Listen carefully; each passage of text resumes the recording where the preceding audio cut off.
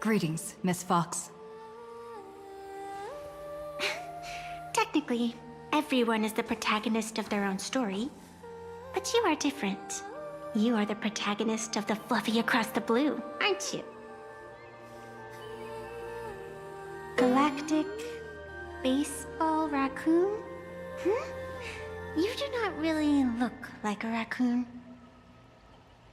I forgot to introduce myself. You can call me Evanescia. Great seeing you.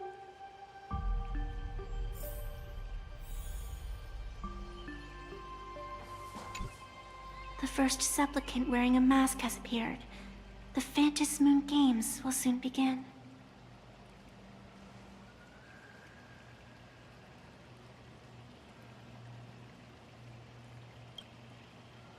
Do not be afraid. Just think of me as part of the audience, like a reader following a comic. A bit of experience. Just like someone who has read enough comics can get superpowered battles and schoolyard romances without any instructions.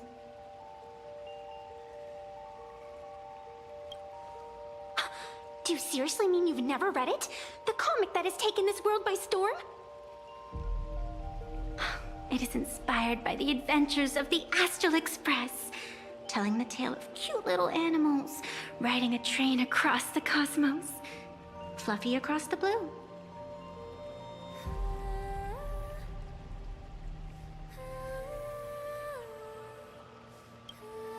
Of course, this is plain Arcadia. Any story can be turned into a comic here.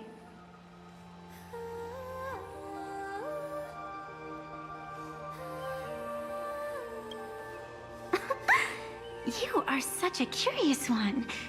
You were fleeing for your life a moment ago, yet now you can talk so casually about such nonsense. Is that really what matters right now? Still, that sense of ease, it is entertaining. Since you managed to amuse me for a moment, I will grant you a little aid. So, what would you like?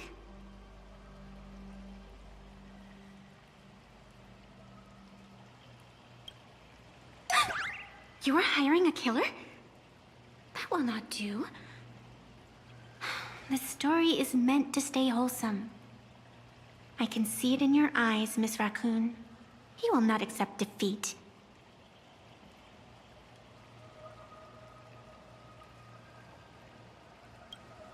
That resolve is interesting. There will always be foolhardy supplicants donning the mask in these ancient Phantasmoon games, laying before the Phantasmoon their madness, fancies, and humor.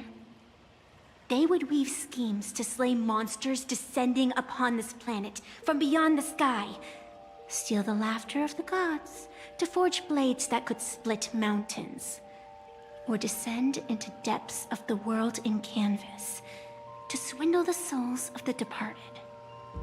Such entertaining individuals have not appeared for ages. Perhaps you have a chance to become one of them? After all, you are the protagonist.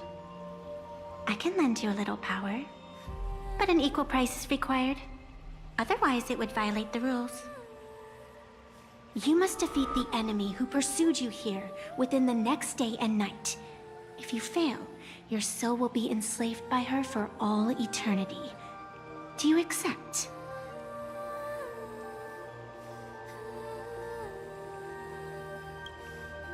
Then it is done.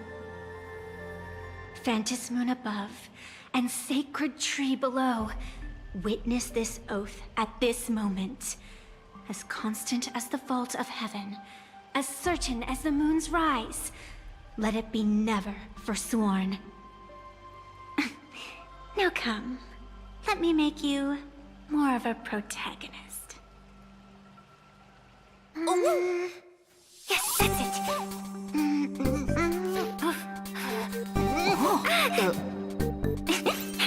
Change!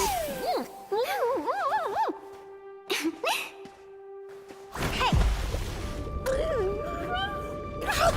Huh? Where's this?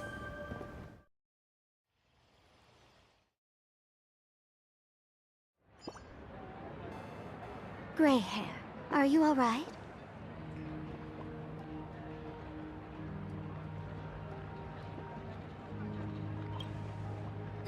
Can't say I am surprised. It sounds exactly like something I would dream of, and something she would carry out the moment she awoke. Still, it ain't too bad compared to the horrors that unfolded in previous Phantasmoon games. At least you still have friends willing to stand by you, right?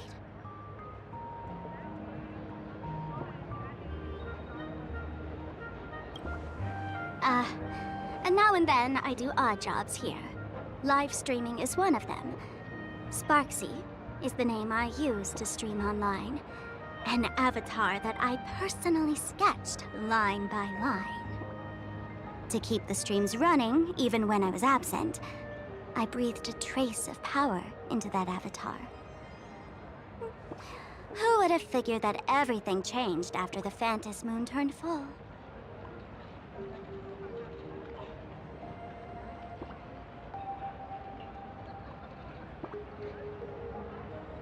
People offload their wishes and desires to her, and in the end, she too got consumed by these emotions. Once a creation gains a will of its own from the attention of the masses, even its creator can no longer restrain it.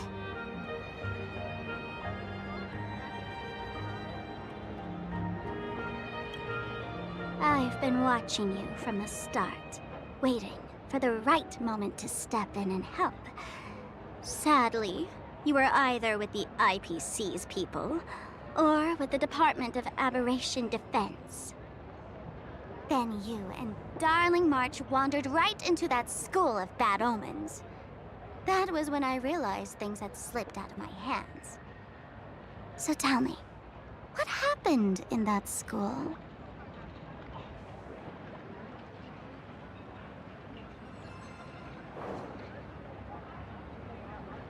Is this a mask of elation? That grants entry into the Phantasmoon Games?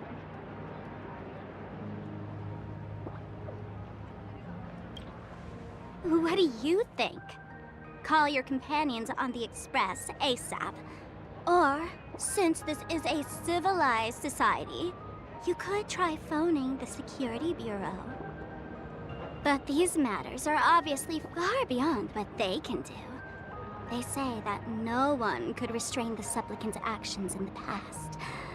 Ah, those were the good old days of freedom.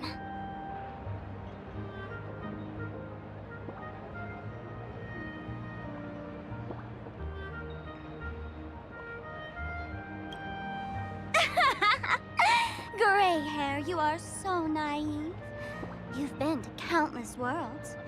When the skies collapse and the end draws near, what can the authorities possibly do? Don't make their jobs too hard. The Phantasmoon Games are nothing less than a ceremony set down by the Master of Elation.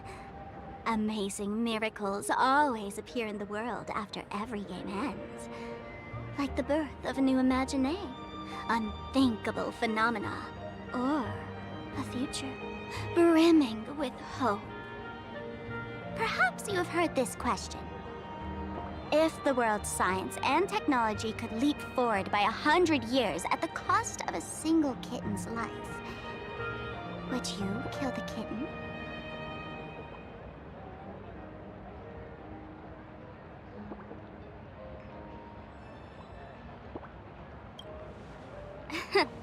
But clearly, plain Arcadia would. Whatever. This is not the time to debate over ethics. Gray hair, are you gonna save Darling March and Mr. Yang or not?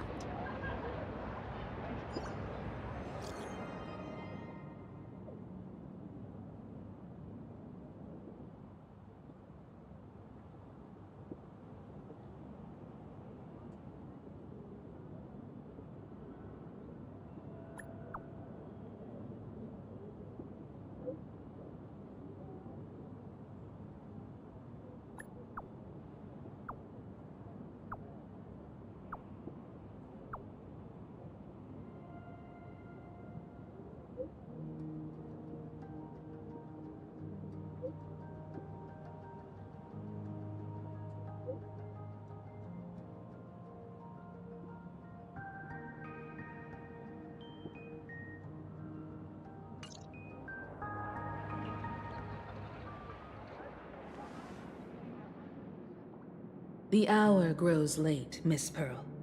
Matters regarding the Express demand our attention. Be it the Alliance or the Phantasmoon Games, if you seek deeper cooperation, my doors remain open. Then, I shall take my leave.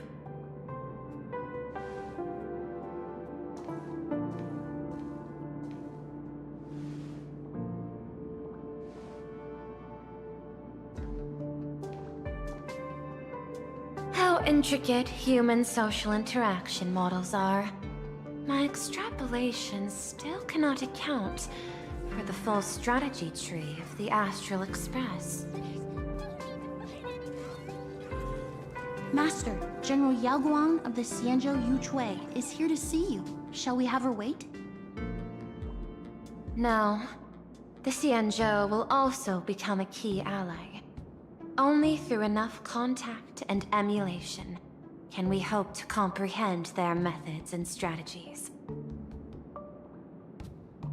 Conclusion. I don't think I'll be able to keep copying the painting for the rest of today. Let General Yao Guang in.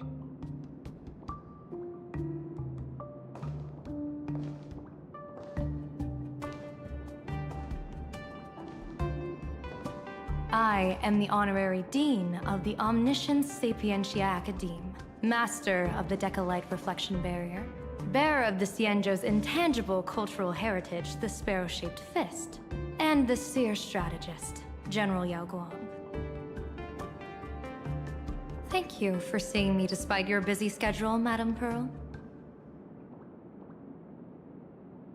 For a moment, I nearly mistook your words as a fault in language processing. I believed you had brought the entire delegation inside. Few Intellitrons in the cosmos have a sense of humor. I have heard that, like that genius, you are one of the many wonders wrought by the celestial differentiator of planet Scrulum. Meeting you in person far outshines your reputation.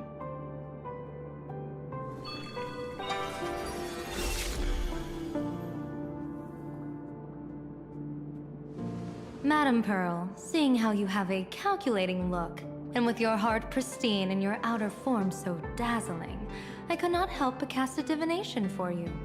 The hexagram lies between fire and heaven, demonstrating a bountiful harvest with your fortunes lying at the zenith or even beyond.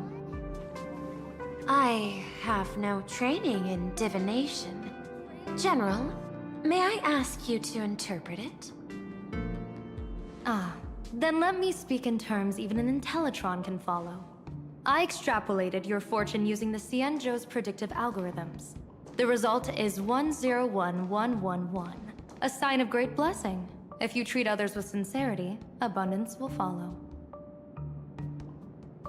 I have long heard of the Arbiter General's legends.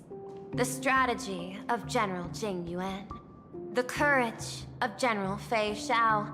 The ingenuity of General Hua Yan. Often, I have wondered, what kind of figures are the Xianzhou generals who remain away from the public eye? Meeting General Yao Guang today, I cannot help but think that, with such beauty, you should step into the light more often. Looks like you've studied the words of the Xianzhou well. You've even learned the art of provocation. You praise the others for their individual and unique talents, yet when it comes to me, the only thing you had to say was beauty. Do not misunderstand me, General. To me, beauty is the rarest of treasures, and the most fragile to preserve. Besides, intel on you is truly scarce. It is quite difficult for me to find ways to compliment you. But what I do know is, the Yuchui is the think tank of the Xianzhou ships, and its general is the master of all diviners. Speaking purely of deciding the course of affairs, no one is better suited than you must cast the Xianzhou Alliance's vote on whether to join the Anti-Destruction Alliance. So, General, what is your decision in this? This topic is far too great for me to decide on a whim. But as a gift and to complement the respective gaps in our knowledge, allow me first to offer you a piece of vital intelligence. And with it, I ask the IPC to show sincerity beyond empty words. I do not follow your logic. With the threat of the destruction looming, what need is there for further reasons to cooperate? Set a mighty foe as a common goal, convince former enemies to turn allies, then devour them in turn. Such feats are hardly rare in the IPC's annals of glory. I understand. The Xianzhou questions the IPC's sincerity. It would be better to say we ask the IPC to demonstrate its sincerity. Courtesy demands reciprocity, and the intel I now offer you is both urgent and weighty. Question. What could be more important at this moment than forming the Anti-Destruction Alliance? Nanook won't erase the universe in the next few days, but someone else might destroy Plain Arcadia within that time. You have heard of Blade, the Stellaron hunter, right?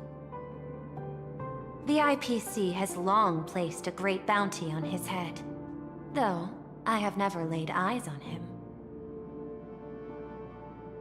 The Yuchue recently intercepted a report. Styling himself as Xianzhou's #1 assassin, this man accepted a contract from the Sinwish Syndicate, a local organized violence group. I do not know his exact aim here, but he is a major criminal of the Xianzhou. He is guilty of the 10 unpardonable sins and is a formidable fighter, with few able to match him. As General of the Yuchue, I will take it upon myself to bring him in before he can cause disaster here. This planet, Ahatopia, is part of the Pan-Cosmic Trade System, and Blade is a wanted criminal of the IPC. Since he has set foot here, he falls under its law. General Yao Guang, by sincerity, do you mean that you wish for us to capture this individual and deliver him to the Xianzhou? I hear the Phantom Moon Games are about to begin, with the entire nation awaiting it with bated breath. I imagine you will also find it hard to extract yourself from the festivities. If this cursed man were to quietly depart on his own at this time, would that not be a perfect outcome for all? This is my understanding. You wish for the right to act freely within Plain Arcadia. Apart from this cooperation, what better proof of sincerity could there be before we join forces against the destruction?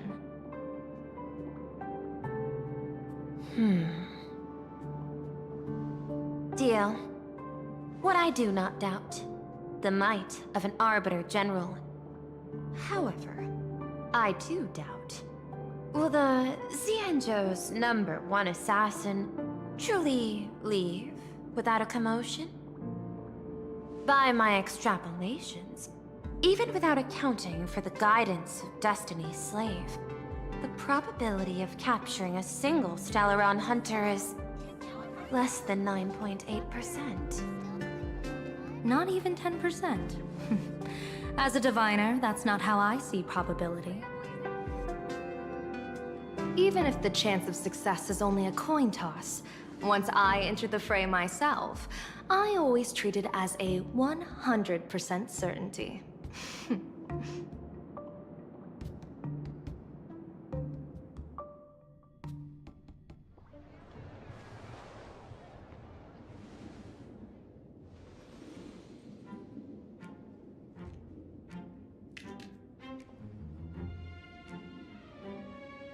Is that even a question? 100%. Of course. In other words, there will be no survivors. Anyone who recognizes my face, I will not let them off even if they hide at the ends of the world. I was willing to make an exception when I was hired by your gang's leader, but I see you folks are not interested in accepting my goodwill. Not that I don't trust you, but you know the rules of the trade. You hire someone to do a job, you gotta see what they're made of first. People say that the Lords of Hell are easy to deal with, but their underlings are the real trouble. If a group's underlings don't know their place, even their masters may not be safe. So, since the mighty Sinwish Syndicate gang actually had the guts to hire the Xianzhou's #1 assassin, I guess you are also ready for destruction.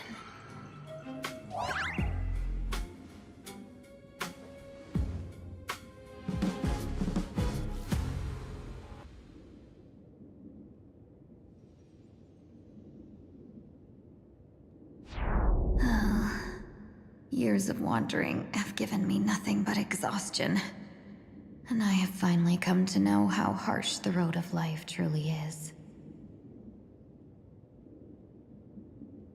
Impersonating the Xianzhou's #1 assassin, Madame Yao, you really stuck me with a wonderful task.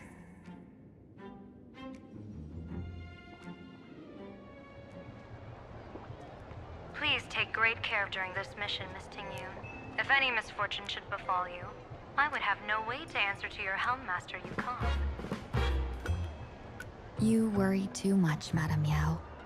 When I pledged my resolve to Madame Yukong and departed for the Yuchui, I had already steeled myself for the worst. But, may I ask, does this task of misfortune really have to fall upon me? I cast a divination today. This task lacks the fire element. Without the Whistling Flames Ambassador's knack for diplomacy, this task cannot succeed. The place you're heading to is crawling with gang members. If they pick a fight, you can try to drop the name Xianzhou's #1 assassin, and they might step aside. Do not worry, General. I have journeyed far and wide with the merchant guilds for years and faced no shortage of danger. A handful of gangsters is hardly difficult to deal with. If you're not afraid of danger, then why have you not set out yet? Shall I read your fortune and give you a little peace of mind? What I fear is that fortune-telling of yours. No, what I really fear is you, Madame Yao. Afraid of me? Am I so notorious on the Xianzhou Lafu? I've heard many tales about you. After the Battle of the Fanghu, you willingly surrendered your command token and became a general in name only, with neither troops nor soldiers. They also say that the seer strategist, for the sake of a tiny chance at victory, stood by as her mentor went to a noble death, treated the countless lives of dead verdant knights as nothing more than numbers consumed in her divinations, and even doomed an arbiter general. Are you afraid that I, the cold-blooded diviner, might send you to your doom here in plain Arcadia? Bold words for a little fox. It's just a bit of my curiosity about you, General. I hoped you could clear up a few of my doubts.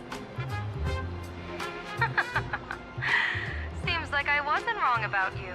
Few can face a Xianzhou general with such composure and dignity. No wonder you can make such a bold statement. The gods use humans as pawns in their cosmic game, sacrificing countless innocent souls. Have you ever thought about making them pay? They say you survived a Lord Ravager's deadly clutches thanks to luck, but I believe it was your unbreakable resilience that carried you through. You flatter me, Madame Yao. One must glean some wisdom to be worthy of enduring such a life and death ordeal. If we surpass the gods only in cruelty and heartlessness, then that would be our complete failure, in my eyes. Excellent. I couldn't agree more. Miss Ting-Yun, you've passed the interview. Ever since I escaped death, I swore never again to be a pawn for heartless chess players.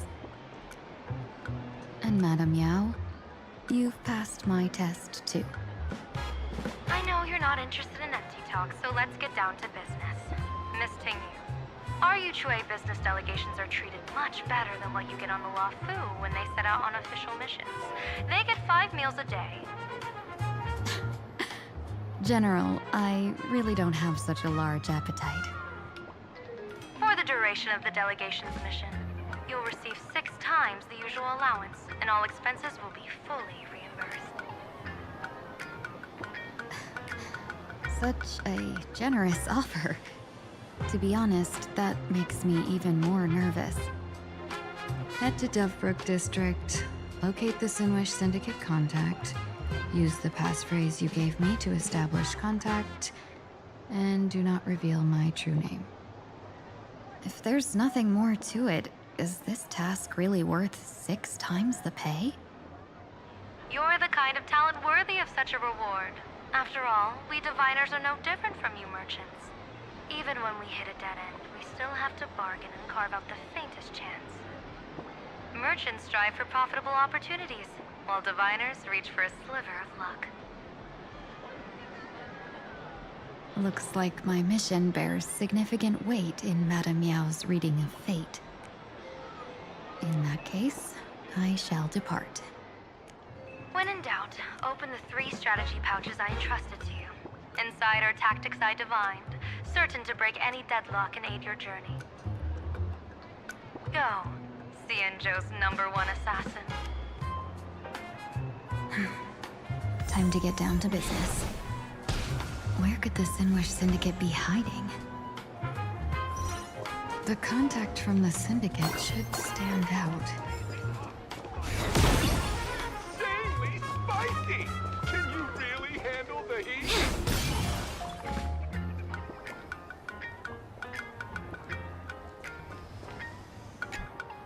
Please, tell the boss I want to return to the Sinwish Syndicate. Ma'am, maybe it's time to rest in peace. Don't you remember dying during that mission a few weeks ago? The you right now is just a lingering obsession left behind after death. According to the provisions of the Fey Kind Protection Act, ghosts are not considered the same as they were while alive. In other words, you are a new Imagine, barely 3 months old. Are you a lawyer or a gangster? I gave my life for the Sinwish Syndicate, and now you mean to shut me out? These two are members of the Sinwish Syndicate? Don't you get it? The old you's dead, and even your criminal record got wiped clean. The leader's trying to say that now you've got a chance to keep to the straight and narrow. You shouldn't come back to the gang. How am I supposed to convince you? Hey, Fox Girl, you eavesdropping over there? I'm just a Xianzhou person here to talk business. Could you tell me which way to the Sinwish Syndicate? I come from the Xianzhou to discuss a deal. A deal that wears me down, yet tears my enemies apart. Business? From the Xianzhou? The Sinwish Syndicate office is just across the river. Have a safe journey. He doesn't seem to have understood the passphrase. But the news that the Xianzhou's #1 assassin is coming has already spread through the organization.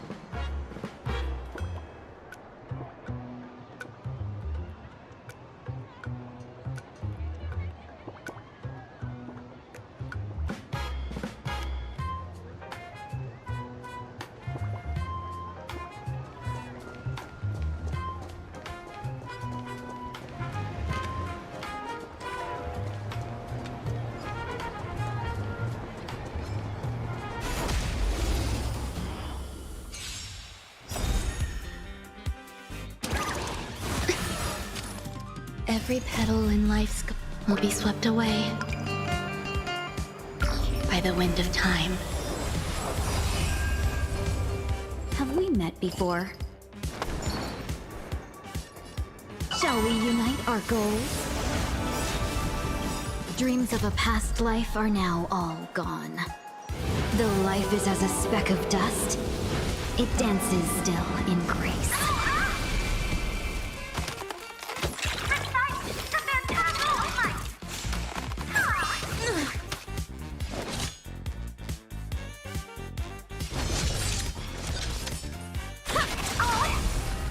Immerse yourself in it as you desire. Both body and mind must be pure. The truth burns clear as a flame. Everything in this world is merely fleeting.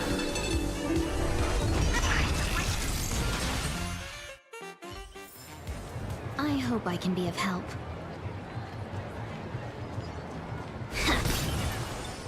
Those people over there. Are they also members of the Sinwish Syndicate? Bro, how much longer do we have to wait? What, are your legs giving out? Idiot. The boss told us to wait here as a show of respect. Now behave yourselves! Could that big guy be the contact from the Sinwish Syndicate? Hey, you fox over there. You've been staring at us long enough. Got something to say? May I ask, is this the Sinwish Syndicate's turf up ahead? Yeah, so what? I should act tough and say less than what I want to say. Since this is the Sinwish Syndicate's turf ahead, not only am I going in, you will invite me in with respect. What did you say? You're here to stir up trouble, aren't you? I come from the Xianzhou to discuss a deal. A deal that wears me down, yet tears my enemies apart. You're the guest our boss invited? Hold on. I nearly fell for that. Looking all delicate. How could you possibly be the Xianzhou's #1 assassin? Spill it! How did you know the passphrase? Why don't you take off your sunglasses and let me see if you still have your eyes? The Xianzhou's #1 assassin is nothing more than a nickname coined by the common folk. I have always considered myself a merchant. A merchant? Isn't a hired killer the oldest trade in the world? By the way, Mr. Imagine, do you know why they call me #1? You never miss a shot? Not quite. I kill in bulk. The way to keep business going is to offer a little extra. If they pay for one person to be silenced, I throw in 2 more. With that hot temper of yours, always picking fights, you've probably given your boss plenty of headaches. I doubt the boss would mind if I took you as a bonus kill. You punk! How dare you disrespect the underboss! Shut up, all of you. The boss's orders come first. My name is Kostine. Sorry about my underling's rudeness earlier. I'll cut a finger off later to make amends. There's no need for that. I only collect heads, not fingers. No worries. It won't be my finger anyway. These brutes should be easy to handle. They've never seen the face of the Xianzhou's #1 assassin, so this'll be much simpler. What should I call you? Yelling assassin, assassin every time just won't cut it. Just call me the Tarrying Fugue. Terror in fog. That name oozes menace. Completely overwhelming. Now then, can you lead the way?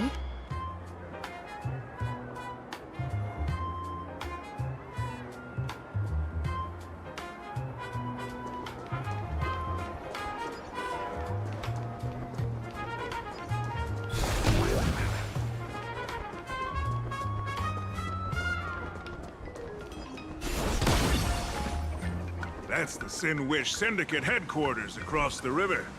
Quite impressive, don't you think? Please, follow me. Is this the passage in the painting? Of course. The Sin Wish Syndicate has it under our command for now.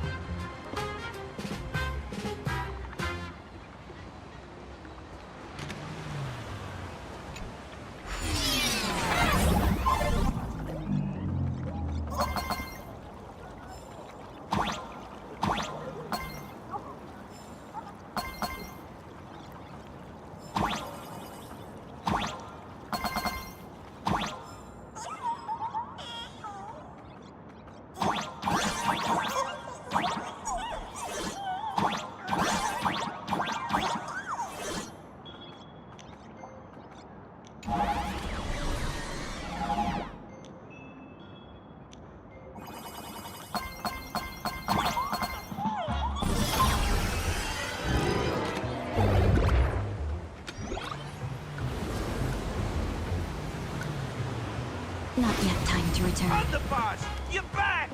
Thanks for your hard work. Who's this fox?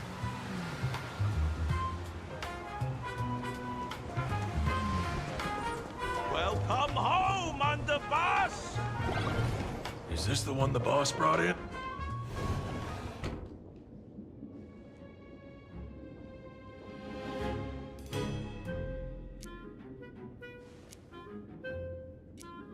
Underboss, I mean no disrespect, but is this frail woman really the one the boss invited? That's right. Her name is the Terror in Fog. Spread the word that the Sin Wish Syndicate has secured the Xianzhou's #1 assassin. Underboss, beat me if you want, but I gotta say, are you serious? Are we really counting on this delicate woman for the Phantasmoon Games? The Phantasmoon Games. Is that why they hired a Stellaron hunter to do their bidding? These Phantasmoon Games are a once-in-a-lifetime chance for the Sin Wish Syndicate to rise. This woman doesn't look like she has what it takes, and we're trusting her. If she blows it, how are we supposed to save face? Underboss, we haven't been duped, have we? If word gets out, the other gangs will laugh us out of town. All of you, shut up! Useless. Lady Terran Fog would wipe the floor with you even if you all came at once. Since you doubt her, why not let Lady Terran Fog show you a few moves? Lady Terran Fog, what do you say? I can find you a few sparring partners. No need to hold back. I thought you were naive, but looks like you're just playing good cop, bad cop to test me. Nah, I'm neither good nor bad. Just opportunistic. Still playing dumb, huh? Boss of the Sin Wish Syndicate. Your people wouldn't be doing this on their own. I know you can hear me. I came for business. Making friends would be a fine bonus. But if not, that's fine with me. If you still want this deal, cut the tricks. A real expert is something else. You speak with such overwhelming presence, though we barely understand a word. Come on, show us a move. We fight and bleed every day, and that's the only way we'll be convinced. Oh no. These brutes are not interested in a win-win situation at all. When in doubt, open the 3 strategy pouches I entrusted to you. Inside are tactics I divined, certain to break any deadlock and aid your journey. Looks like it's time. Huh? Just keep alive and open the 2nd strategy pouch once you're done. What kind of strategy is this? There's barely anything helpful in here. Looks like Lady Terran Fog isn't impressed with your skills. Out of my way! When I was young, I dreamed of becoming a musician. But fate had other plans, and I was dragged into a world of violence. But even then, I never let go of my love for music and rhythm. Even in battle, I kept honing my singing and instrumental skills. And that's how I forged my one-of-a-kind fighting style. They call me the Roaring Costide! Oh, Prince! The underboss is getting serious! Lady Terran Fog, I humbly challenge you. Show the Sinwish Syndicate the assassination skills you're so proud of.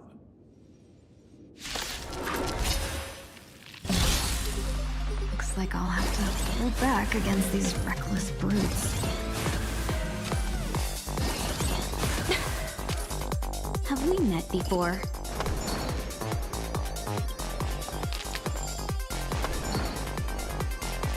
Shall we unite our goals? Myriad Talent Burst!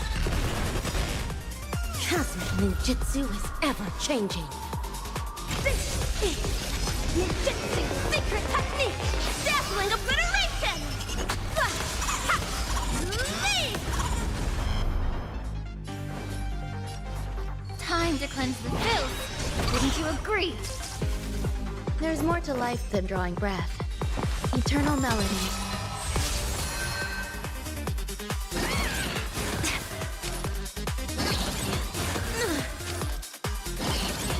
Get it together. The truth burns clear as a flame. Everything in this world is merely fleeting.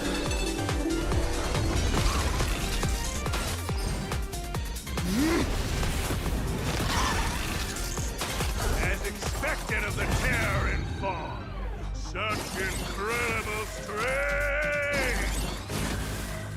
That power of destruction within me. It's still hard to control. Oh yeah, I've done everything in my power to keep them alive, as you said.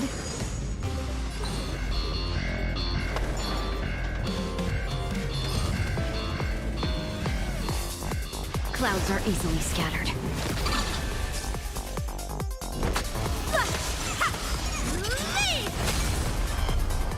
Please, allow me to put the root of this both body and mind.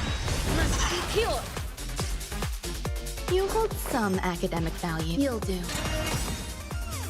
Every petal in life's garden will be swept away by the wind of time.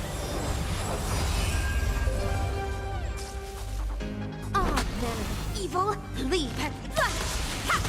Leave!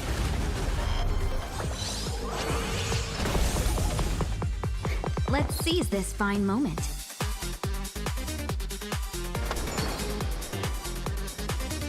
There's no harm in sharing good fortunes. Dreams of a past life are now all gone. Though life is as a speck of dust, it dances still in grace.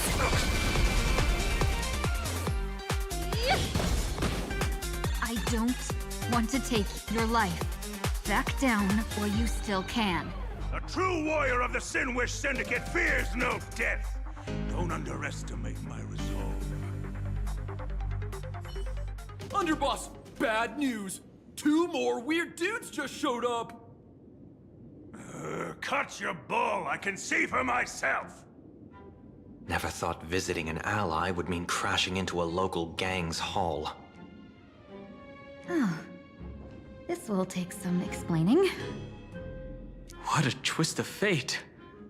But for us to reunite with an old friend here? So be it. You two, stand down. Listen well. This will be an honorable duel. A duel? You dare duel a Xianzhou? Xianzhou's #1 assassin? And you still dare to act so brazen? Huh? Wait, What do you mean, Xianzhou's #1 assassin? Who exactly are you? Even a cunning hare keeps 3 burrows. Who ever told you there was only one Xianzhou's #1 assassin? So, there are 3 of you? No, it's 300. Times have changed. The title Xianzhou's #1 assassin is already a brand.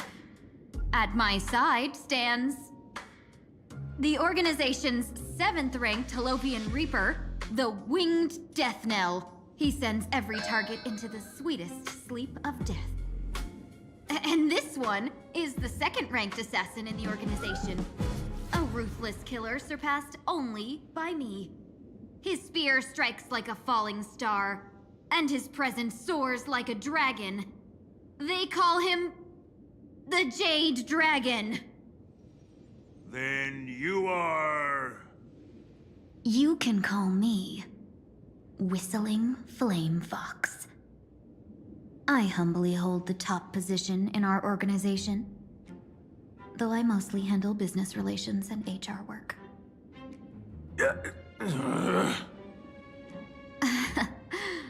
Hard to believe, isn't it? Come on, madam. It's pointless to say anything now. If you want this gentleman to know you speak the truth, let our brother show off a bit of his spear work.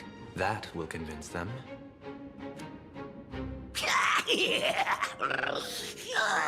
I say, there's no need for that. Toast-tied? You insisted on testing them and got nothing out of it, did you? If you had let them meet me sooner, none of this would have happened. Boss! I cannot hand your grand enterprise over to people we know nothing about. You are the one who hired us? The boss of the Sinwish Syndicate? That's me. I am Polwave, current leader of the Sinwish Syndicate. My apologies. Our gang is full of roughnecks. I will make sure they are disciplined. As for that business, we'll discuss it upstairs. Everyone else, clear out!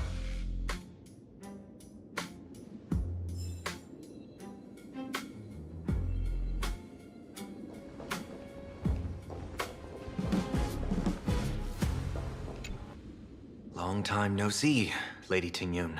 It's been a while since we last met in Penacony.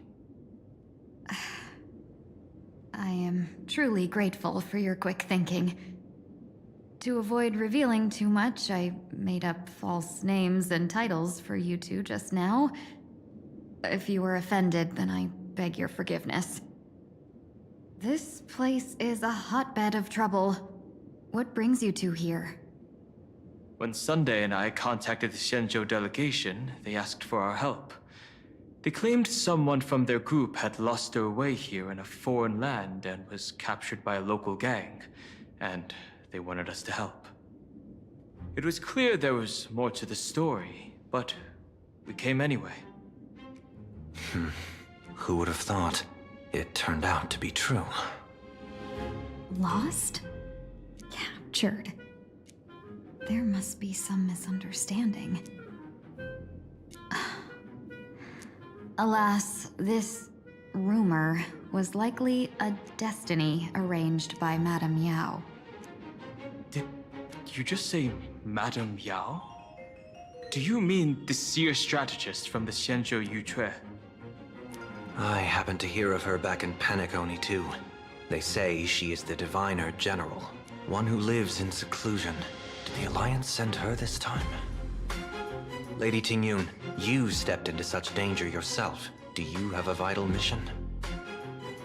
You two are no strangers, so I will speak plainly. She's the one who sent me here on this mission. The Sinwish Syndicate invited the notorious Xianzhou's #1 assassin with the intention of hiring this person to participate in the Phantasmoon Games. But the delegation's intelligence revealed that the person was none other than the Stellaron hunter, Blade. Him? I assumed the title to come here, to uncover why the Stellaron hunters are involved, and how he will enter the game. So, how's it going so far? By sheer twists of fate, everything has gone smoothly so far. But as for what comes next, I still don't know anything either. Still, Madame Yao entrusted me with 3 pouches before I departed. Each said to hold a stratagem.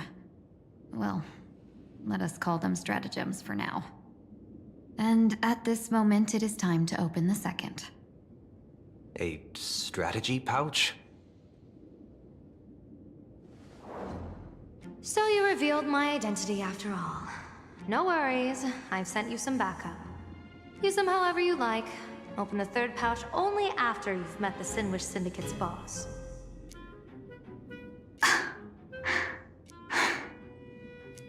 No wonder they also call Madame Yao the Crosstalk General.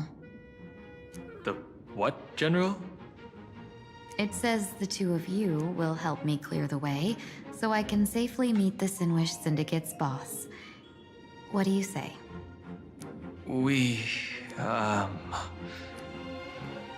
This place is perilous.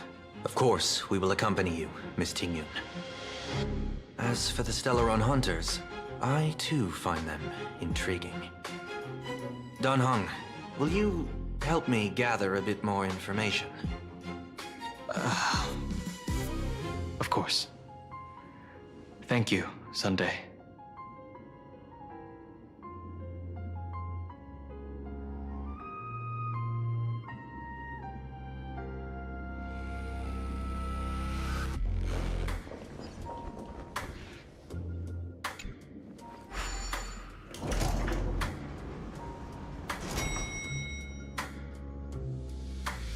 I gotta say, this place is decorated with a touch of style.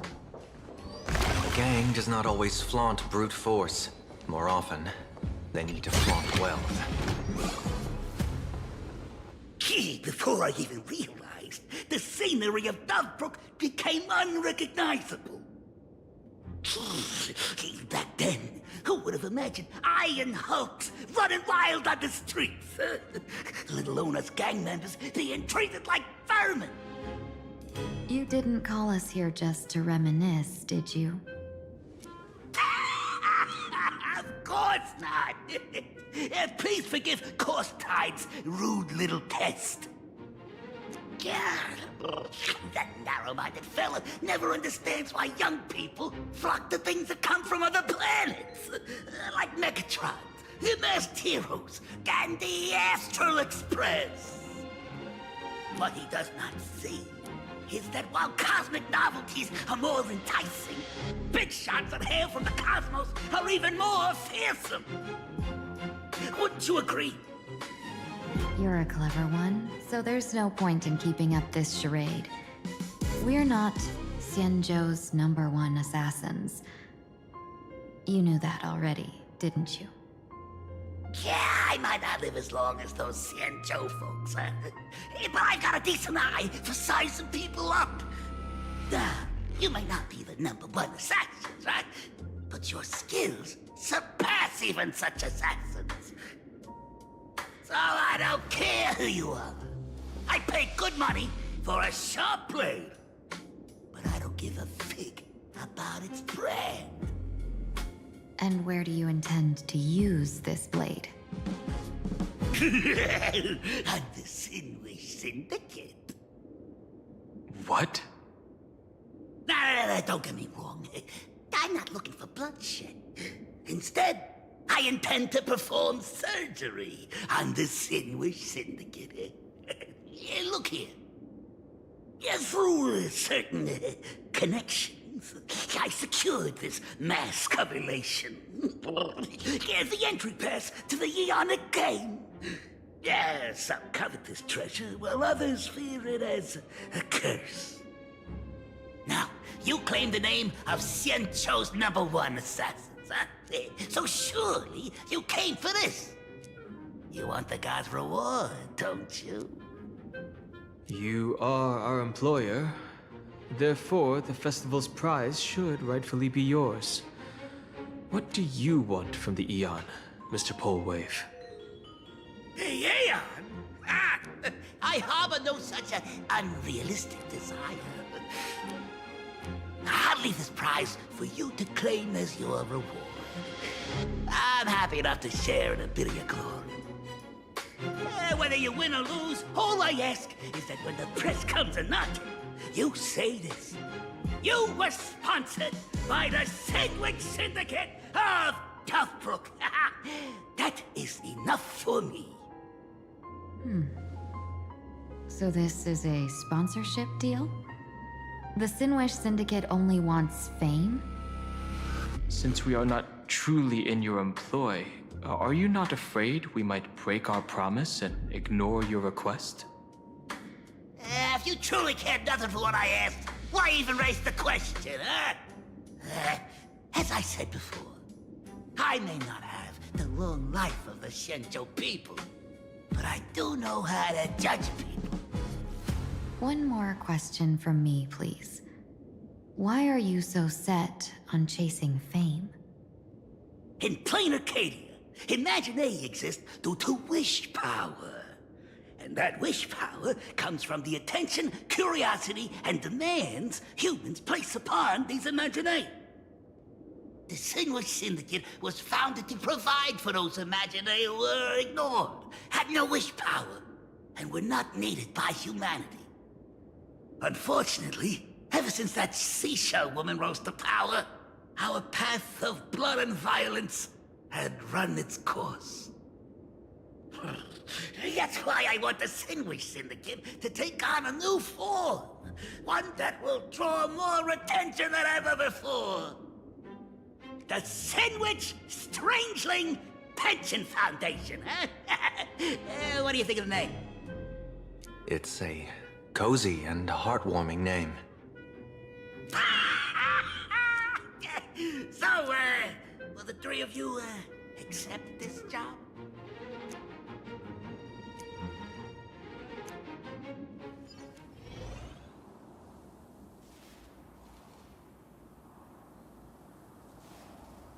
Mr. Polewave's goal is surprisingly grounded. A gang leader won't survive this long by relying on bodyguards. It's about having a sharp instinct for survival. He wants to launder his gang clean, but that will not be easy. In my view, the underboss may not see eye to eye with his boss. My thanks to you both. With your protection, I managed to leave without harm. Yet, we carried off the mask meant for the so-called Xianzhou's #1 assassin. When I think of it that way, this mask feels thorny in my hands. That man. He seeks to enter the Phantom Moon Games? What does he plan to do? Whatever his purpose, this matter is grave. I'm afraid I must take my leave for now and report to General Yao Guang before making any decisions. No need for that. I've been waiting here for you all for some time. Madam Yao, you came in person? Well, you see, I must admit I passed false information to the two behind you, sending them on a wild goose chase. I should personally ask for their forgiveness. As for why I am here, Miss Tingyun, you still have not opened the third pouch, have you? That's true. Whatever they give you, just take it all and bring them to me. What kind of after-the-fact strategy is this? General, had you spoken plainly, Sunday and I would never have refused you. Why did you lie to us and claim that someone was lost and captured? I didn't lie. If not for the appearance of the former Vidyadhara High Elder and the runaway Master of Penacony, Miss Tingyun would still be trapped in those brutes' endless probing. Her being lost and captured was exactly the future I divined. I also foresaw bloodshed awaiting the Sinwish Syndicate. Had it come true, it would have been because Miss Tingyun failed to restrain her strength during the clash. Yet, with you two here, the gangsters' lives were spared. You even foresaw the anomaly with my body. Sometimes even when fate is foreseen, it cannot be changed. Fortunately, things did not come to the worst. As for Mr. Sunday, I've heard so much about you.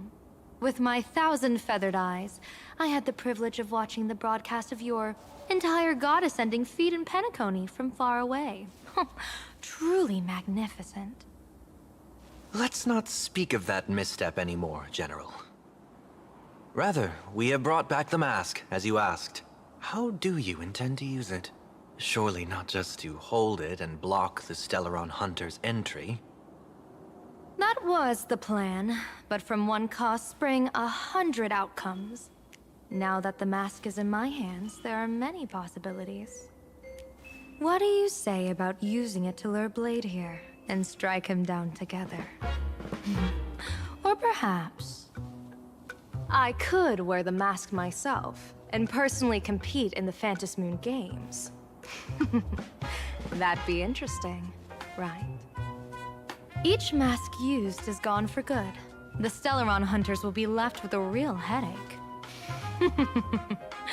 That'd be truly killing 2 birds with 1 stone. Madam Yao, this is deadly business. It's no laughing matter. Deadly? Miss Tingyun, that is exactly why I am here. Not to put Blade in his grave, that is. His ties to the Xianzhou have long since frayed. There was no need for me to snatch someone else's assignment and come here only for his sake. Snatch someone else's assignment? So the Xianzhou envoy was supposed to be someone else? To be frank, this journey to Plain Arcadia was meant for Jingyuan, the Divine Foresight. The Luofu Cloud Knights recently returned from the great battle against Iron Tomb, and the honor should have been his. Yet, before his departure, I cast several divinations on all parties involved and received this result.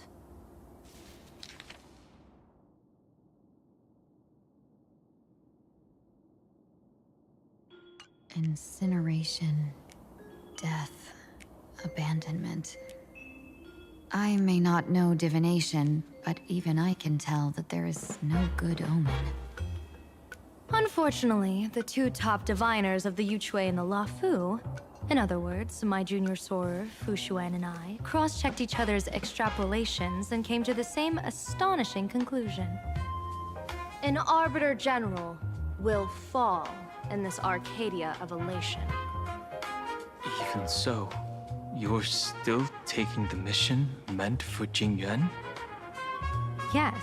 I contacted the Marshal and took over the task. I've simply never seen such a bizarre fate and wanted to witness it. Even if it means your death? It's only death. If I can die in these Phantasmoon Games to achieve a moment of godhood, then my death won't have sullied the Xianzhou's honor. Miss Tingyun, hand me the mask.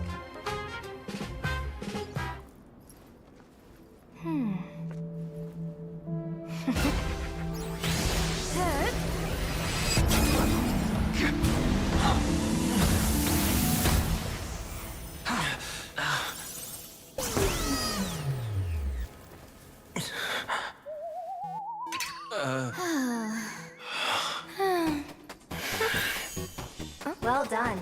You have hit your fitness goal. Another active and fulfilling day. Sorry, Sunday. My body instinctively sensed danger.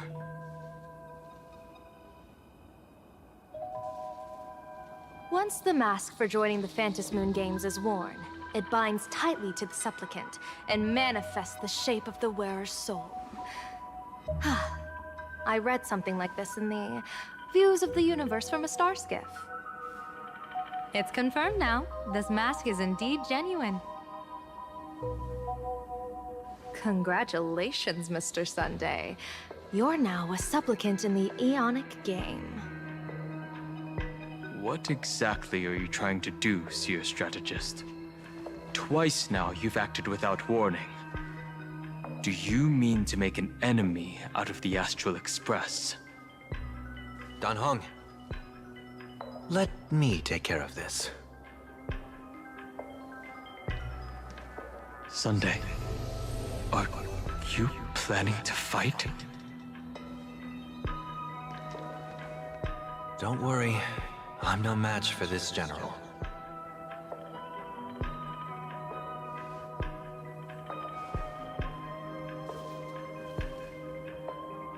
General Yao Guang, how do you pierce my thoughts?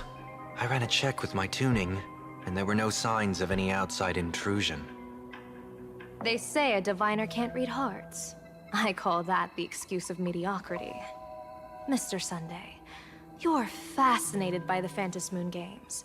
You even wondered, what if I wore this mask, didn't you? You can even divine thoughts like that? No, I'm simply good at seeing using my eyes. Though Mr. Sunday never asked to examine the mask, he's glanced at it at least 3 times since we started the conversation. Given the character and manners of someone as noble as him, I can't think of any motive for this action but genuine interest. Sunday? Yes, I did think of it. For a moment, I even considered putting it on. So, I merely gave you what you desired. This is no trap. It's just an unexpected gift. During the Phantom Moon Games, I'll give every ounce of aid I can to help you seize your chance to have an audience with the Aeon. General Yao Guang, as far as I know, throwing out heavy profits first is usually a lure to make others lose. We've only just met. I don't understand why you'd go this far. Why belittle yourself? Every move I've made is to carve a sliver of possibility from the impossible. With my eye of Ishvara, I see you're the only one in this land who doesn't need to do a thing for me. Simply acting on your own will can bring change. Your own will? Indeed. Dan Heng, I do want to learn more about this world. Because this world of elation fascinates me. Is Plain Arcadia truly a paradise? An Arcadia that its name claims? I once pursued a mistaken vision of paradise with stubborn resolve. Even now, I can't say for sure what a true paradise should look like. That's why I want to see with my own eyes whether this Arcadia lives up to its name. So then, as long as Mr. Sunday acts, that omen of death Madame Yao foresaw. Of course it would still come to pass. Did you think just a lavish gift could let you stroll out of Destiny shackles alive? Pardon me for butting in, but does the Xianzhou know about this? This is such serious business. I'd never make this decision on my own. I've talked it over with the 6 charioteers of the Yuchue. If something happens to me, I'll line up a solid successor. She headed to the Yuchue on the day I left on this mission, just in case anything went wrong.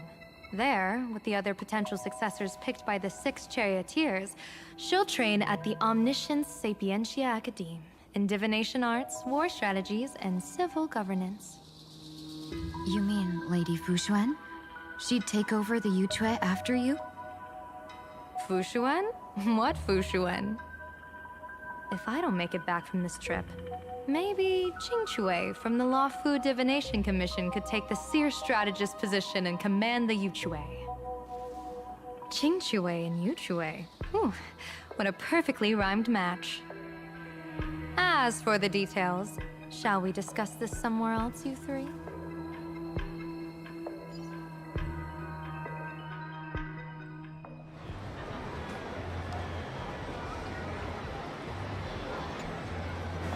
Map says the Ashen Detective Agency should be right here. But why is there just a magazine publisher's office? Holy for bully! Her big drama hit Graphia Academy! A Furbo? Taking photos? You really can find anything in the land blessed by Aha. Let's go ask for directions.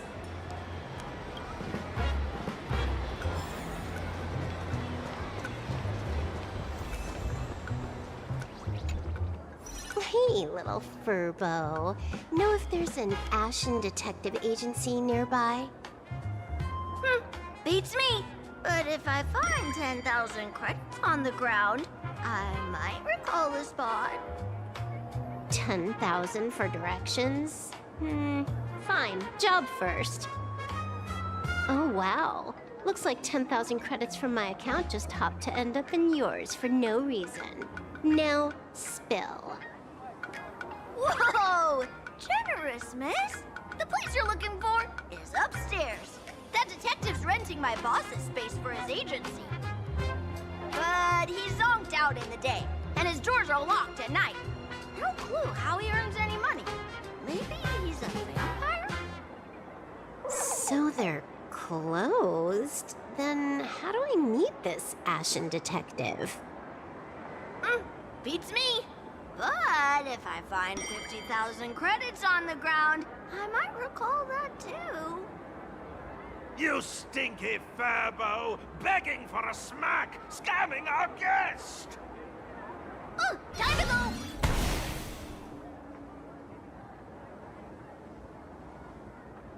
Hi, I'm Narrator, receptionist at the Ashen Detective Agency. I'm the assistant of that Mr. Detective. Narrator? What sane person gives their pet that name? That would be the dude upstairs. By the way, that mangy Furbo didn't fleece you, right? It did. A full 10,000. Do you want me to catch that sneaky Furbo for you and get your money back? Nah, save your breath. Got it fixed. Money's back in my account, plus the last 26.5 credits from that guy's account balance.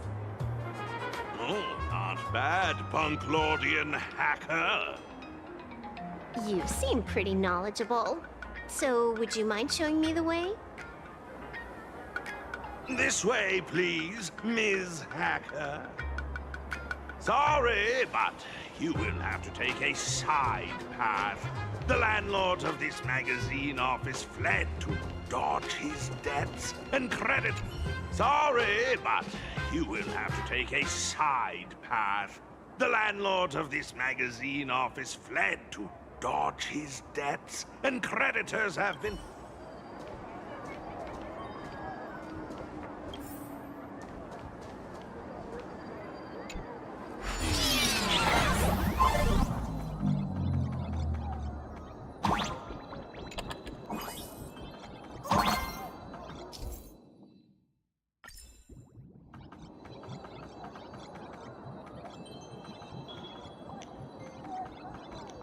So, there's even a shooting button. That's interesting.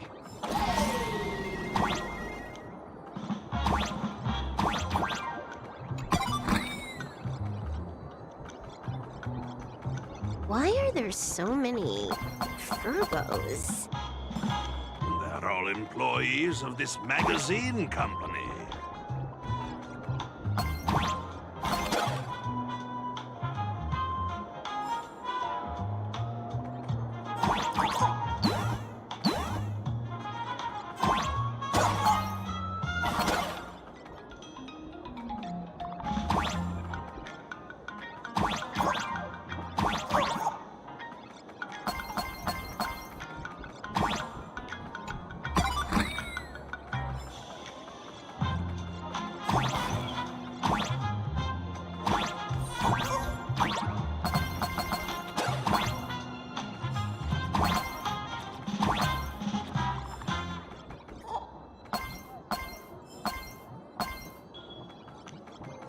Why does this scene feel like a punishment round from a game?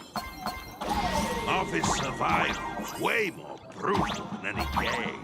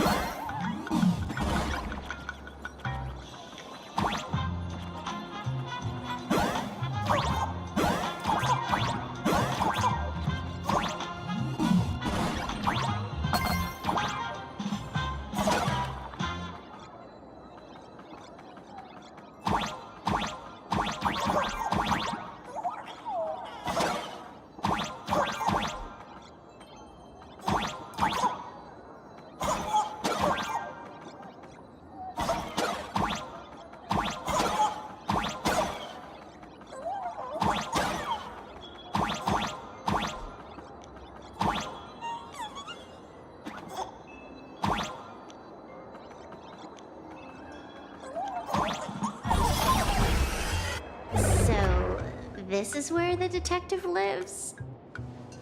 Yes, his office and living quarters are one and the same.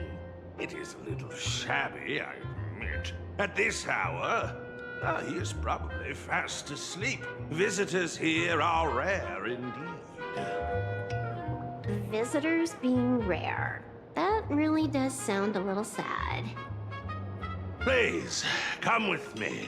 I will wake him at once.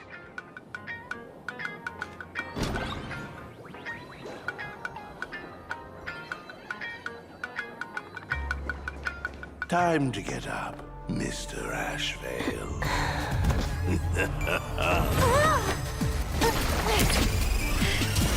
How many times do I have to say it?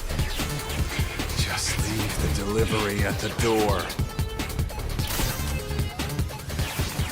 To disturb my sleep? Mr. Ashvale, this lady is not here for food delivery. Oh, then she must be here to kill me. Sadly, not that either. What do you mean, sadly? Not here to deliver food and not here to kill me. How strange. Oh, then you must be a client. You are here to hire me for a case. Your order of guesses is a little heartbreaking. Yes, I am here to commission you. Something has been stolen. Oh, What did you lose? A person, along with an ancient mask that should have been mine. Huh. Interesting. Are you here to join the Phantasmoon Games? At that moment, a cloud of suspicion rises in the detective's mind. Who exactly is this girl? Mr. N, stop the voiceover when we're talking business. Oh, stop! You pay me 900 credits an hour plus 2 bananas just for this, don't you? Yes, but at least throw me a few clues while you work. Between the detective and their assistant, at least one of them should know a thing or two about deduction, right? A name flashed through the otherwise empty mind of the detective. This unremarkable-looking girl was, in fact, one of the top 10 most wanted terrorists on the IPC's bounty list, a Stellaron hunter. Kafka! It's Silverwolf! She's Silverwolf! Mr. Ashvale, did you get your head caught in the fridge door or something? I feel like I need to wipe my personal data again. One of the Interastral Peace Corporation's most wanted fugitives with the highest bounties comes to commission a broke detective. Ooh. I have seen plenty of stories like this. So, the next thing would be me getting dragged into a massive conspiracy and forced to run for my life, right? Drop the paranoia. I came to you because I hacked into the Security Bureau's criminal record system. What I found was shocking.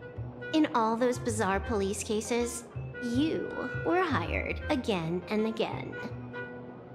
The curious case of the Harmony Sect Communion, the mystery of the Ghost Bullet Worm Express, the serial ghost resurrection incident, the super non-serial locked room murders at Kooky House, you helped solve them all. You may not be the most famous, but you're probably the most capable detective around here, right? Is nothing private anymore. Whatever, tell me, how did you lose your mask? Today was supposed to be our meeting with the Sinwish Syndicate. All right, now let's talk about the commission fee. Excuse me, I haven't even finished my sentence yet. A true great detective can know a case without ever leaving the room. While he sleeps, I gather the intel.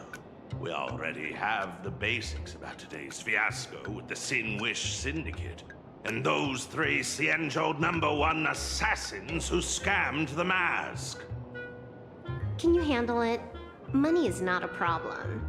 Do you take dirty money? Sorry, no dirty money. And please do not withdraw your payment plus the account balance after paying. Oh, then how about this? This is the IPC's turf, right? Turn me in for the bounty. You take the reward, and I bolt afterward. We Stellaron hunters sometimes use that trick to raise funds. Or maybe we could discuss the possibility of taking dirty money? 30 million credits? Pay us after the work's done. Deal. I'll try to get that money over the next few days. Here's my contact info. Update me the moment you have any news.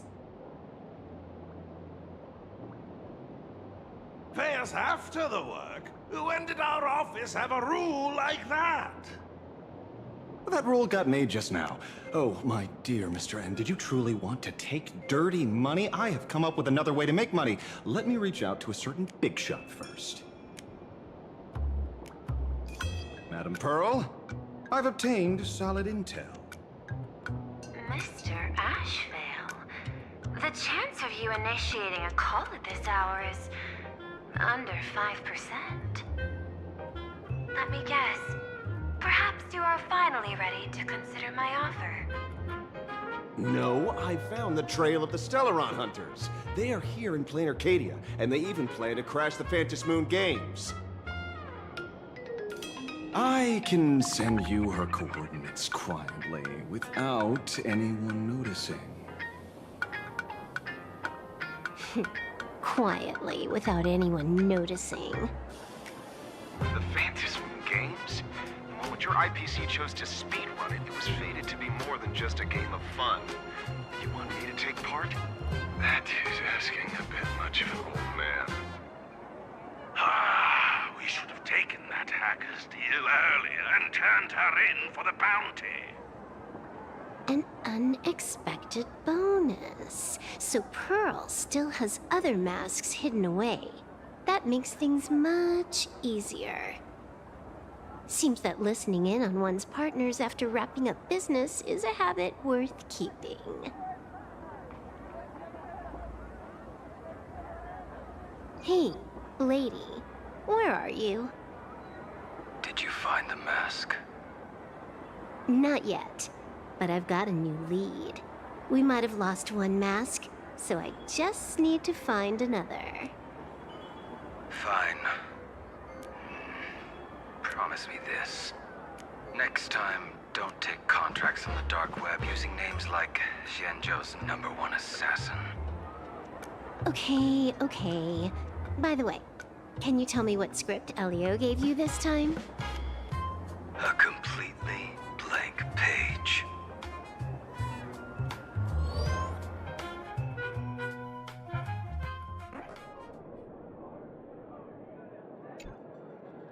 So, what you're saying is that this Miss Sparksy, who was originally just a virtual avatar, has now crossed into reality and taken entire school staff and students hostage. I get it. So it's just a typical case of the idiogenerative imagine phenomenon.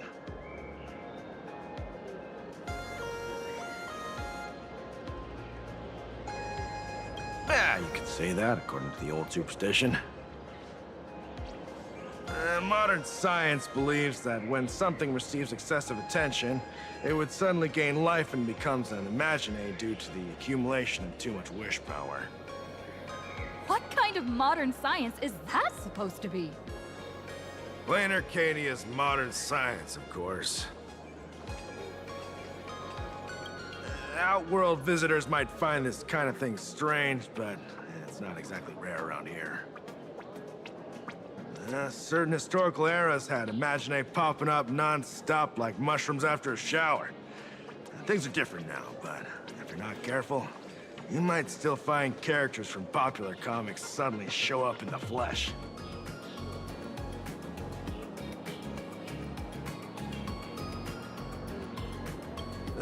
Sorry, used a bit of jargon there.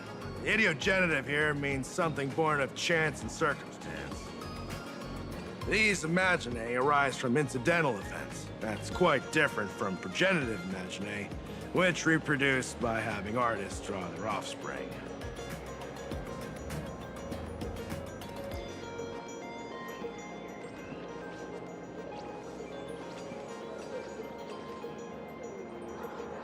Heading out? Where to? Oh, you mean going to Graphia Academy to arrest this illegal imaginae? We can't. I just received notice from the Department of Aberration Defense.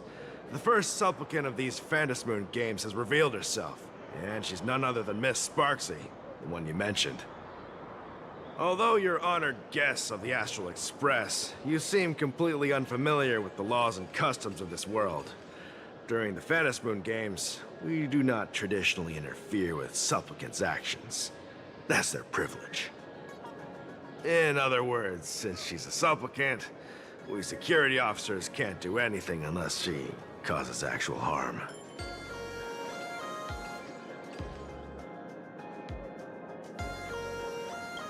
You say she took a school hostage, but the intel I have says otherwise. Oh, right. The news broadcast is about to start. Here to watch? Hello, everyone. Welcome to Full Wish TV's special news segment, Arcadian Morning Report. I'm your host, Poofy. Hi, everyone. I'm your host, Snowy. We've entered year 1999 of the Arcadian calendar. What an exciting time. Just one more year until the new millennium. Over 500 years ago, a famous prophet made a prediction. In year 1999, a terrifying devil will descend from the sky. Will this prophecy come true? Can Plain Arcadia safely make it through this crucial year? You idiot! Are you cursing our viewers? They didn't tune in to hear your fear-mongering nonsense. Just read the news and stick to it. Yes! Incredibly, after just 15 years, the Phantasmoon is full again, and the time for the Phantasmoon Games is upon us once more. Surely a blessing from the master relation upon us, Arcadia! Which supplicants will appear in these Phantasmoon games? And what mind-blowing miracles will they bring to everyone? With permission from the Department of Aberration Defense, we'll be following and reporting on the Phantasmoon games from start to finish. Just now, the first masked supplicant has appeared. How intriguing! Who are they, and where did they come from? Let's take a look. Wow! Internet-famous streamer Miss Sparksy announced 2 hours ago that she's donning a mask to become a supplicant! The Department of Aberration Defense has confirmed the news is authentic! As an ideogenitive imaginae, Miss Sparksy's birth wasn't approved by the Department of Aberration Defense. But that hardly matters at this point. What sort of miracle does this live streamer plan to produce during the Phantasmoon games? Let's switch over to her stream and see.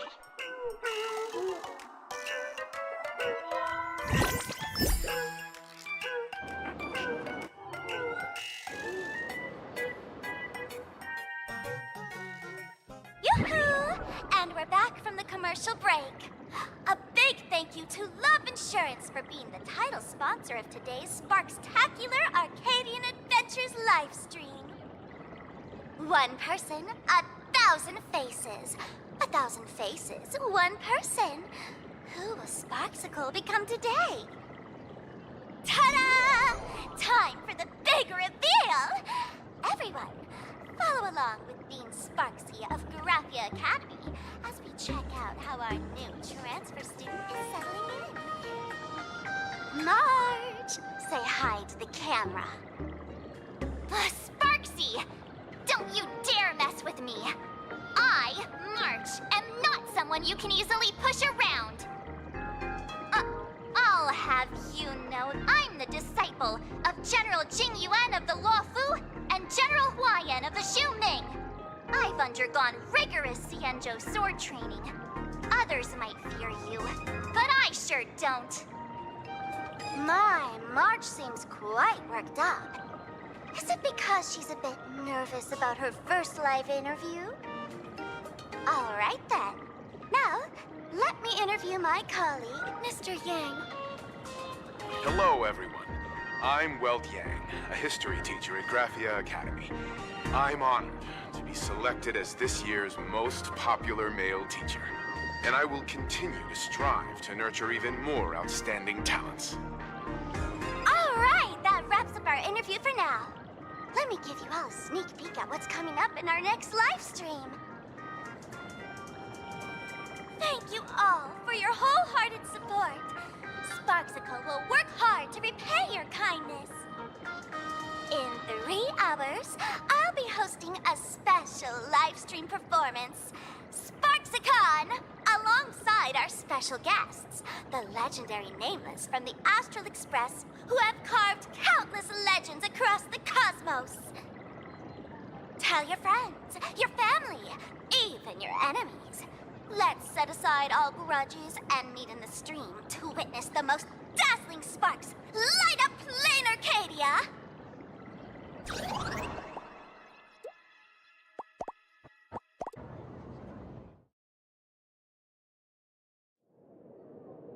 Now, see, Miss Sparksy was just doing a program with your friend. It's fine, really.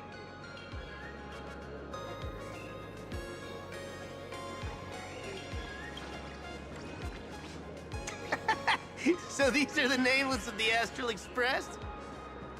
That's hilarious! I heard they're supposed to be great heroes who saved other worlds. Look at them now! Switching to comedy in a heartbeat.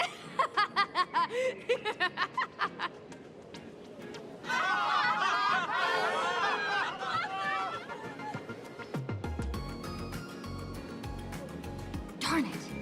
Soon the whole of Plain Arcadia will be saying Sparksy caught the Astral Express crew in one go and made us the butt of jokes.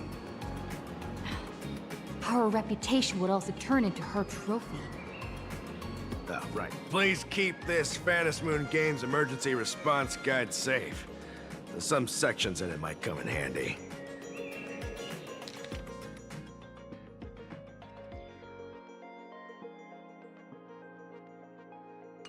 If there's nothing else, I'll be going now.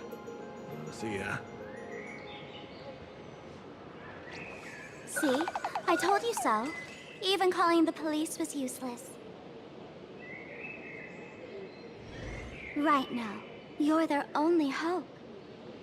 And that red boss lady of yours, she's here too. Are you all right? Did you get hurt when you ran away?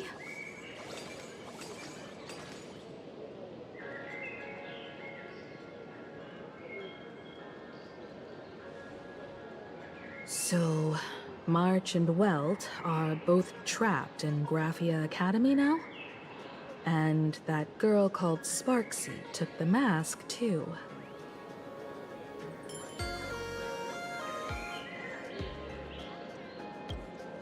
No, it's not your fault. I underestimated the complexity of the situation behind these games. Coming back to my homeland was meant to be a relaxing vacation for everyone. And I also wanted you and March to experience the atmosphere of elation in this world. Throughout the history of the Phantasmoon Games, there have been many instances of cooperation between supplicants. But this time, forces from across the cosmos have turned this into their own high-stakes poker table. Rather than honoring the elation, these players are far more eager to savor victory for themselves, itching to knock everyone else out of the game. Sparksy is one such troublemaker.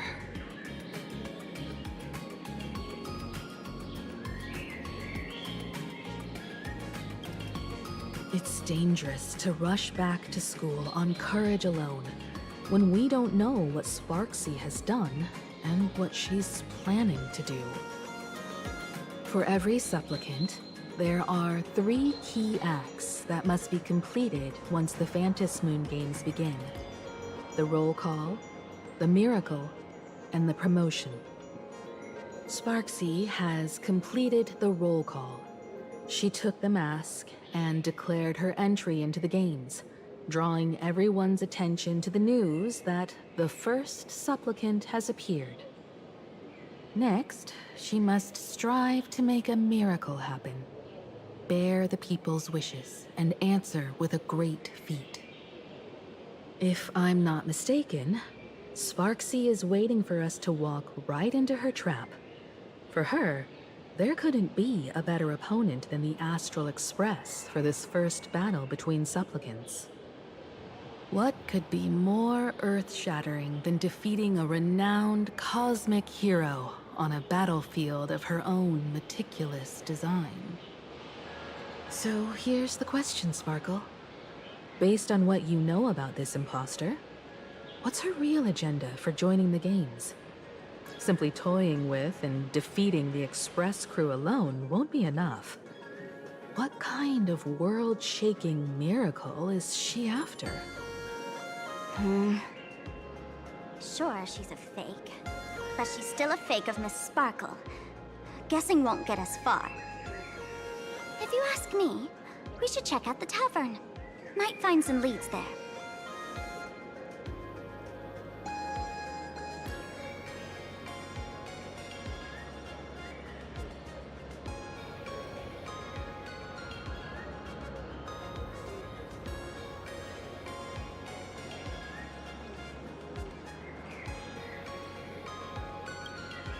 The Masked Fool's headquarters.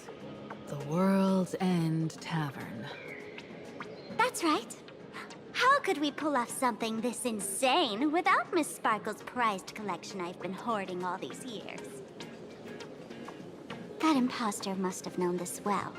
Before this operation, she definitely went to the tavern, using my name. Most fools can't tell the difference between me and that imposter. Or maybe they just don't care. But if we can find out who I talked to and which treasures I stole from my collection of items, we'll naturally figure out what that imposter is up to. That's a good plan, but I can't let you act alone. Can you take both of us into the tavern? Take this business card. The address of the tavern is printed on it. However, you'll have to find your own way to the tavern. That's been the rule since it was established, and there's nothing I can do about it. Since there's still time, I'll head out first. You two can come over when you're ready.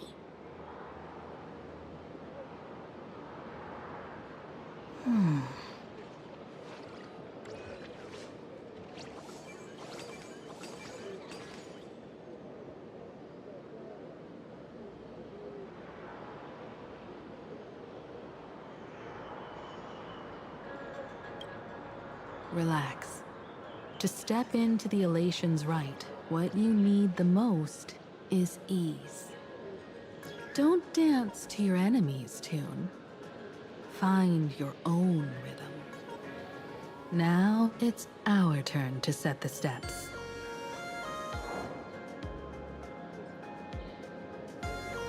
Dovebrook District. It's been a while since I've been home. Perfect timing. Dan Heng and Sunday have made some new discoveries. I asked them to meet up with us later.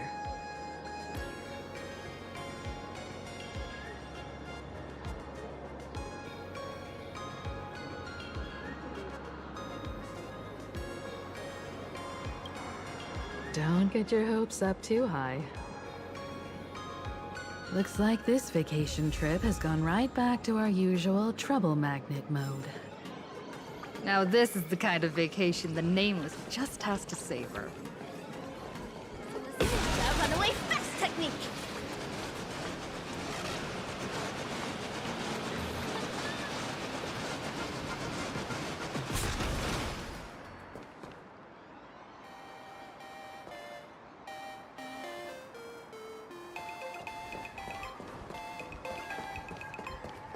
Ninja runaway fast technique!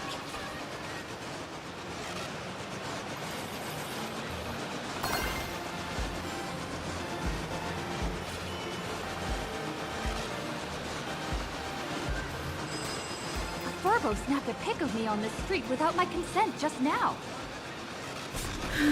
Fame isn't exact. We're almost at Dovebrook District.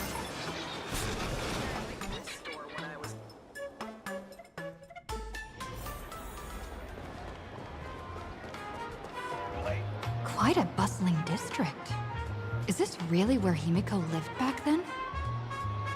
It's been 15 years since I've been back.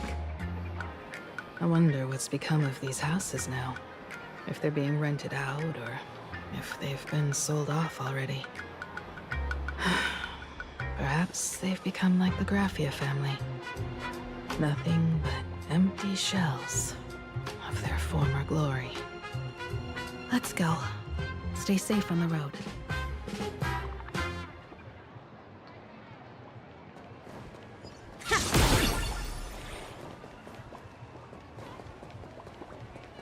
Ninja runaway fast technique. This place seems to have... Rest assured, I haven't forgotten a single thing about the compensation. This Furbo was actually waiting outside the magazine's office just to make amends? Furbo absurdo. And you are?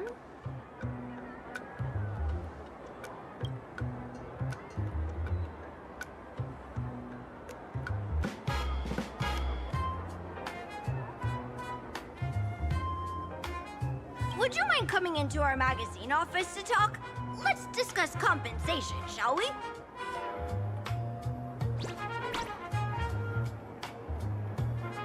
It looks like the magazine publisher has taken over this entire building.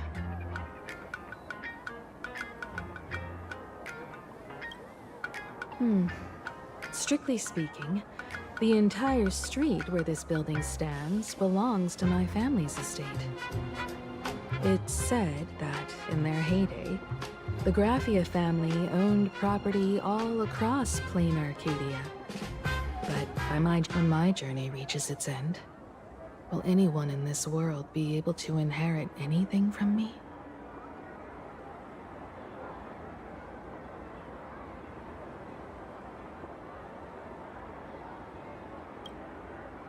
Sorry. I made things a bit too heavy there.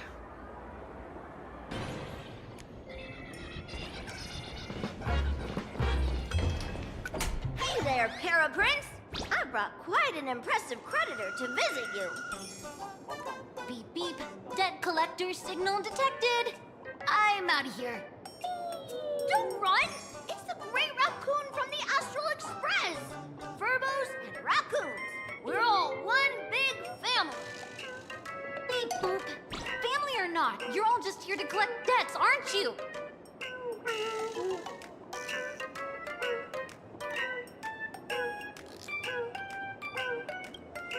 Grey Raccoon, that jerk of a company president ditched everyone to dodge the debts. We brothers haven't gotten paid in months. As you can see from our sorry state, even if you sold us all for Furbo Hot Pot, you wouldn't get much money back. But I've got a plan. We can work together for some mutual Raccoon Furbo benefits. After all, Furbobo Weekly does have quite a readership. Right now, the hottest news in all of Plain Arcadia is the arrival of the Astral Express. Once you become the company president, Great Raccoon, Furbobo Weekly can go full throttle for you, becoming the Express's exclusive media outlet, churning out a string of hot scoops. In no time, Furbobo Weekly will be the #1 gossip magazine. We won't have to worry about our salaries, and Great Raccoon won't have to worry about compensation.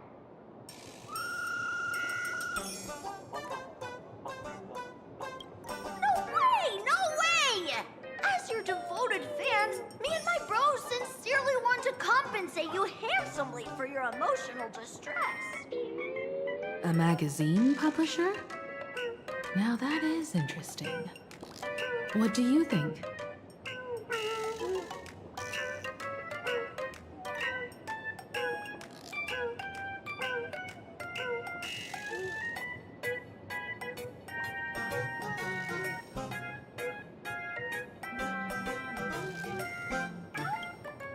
These Furbos may be crafty and full of tricks, but they can definitely help us out. A media outlet working for you and a network of informants who can run around everywhere? Having a logistics team like that during the Phantasmoon Games would come with many perks. And best of all, they're free.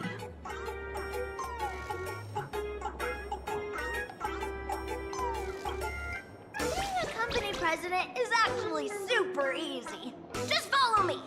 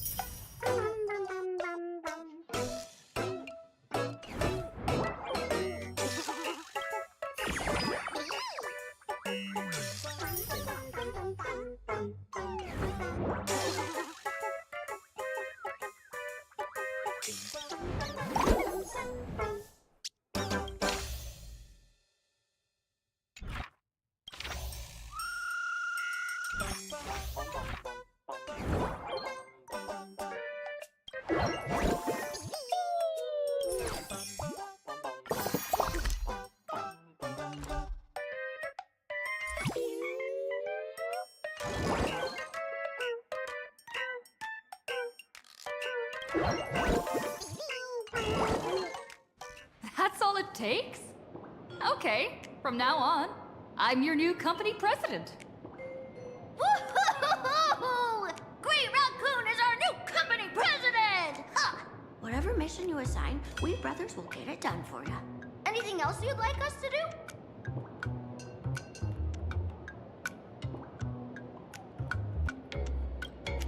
In return, make sure you create some big news stories. Oh, and that journalist Furbo who wrote that slander about you? HR will fire him. We don't need an employee around here who's got beef with the company president.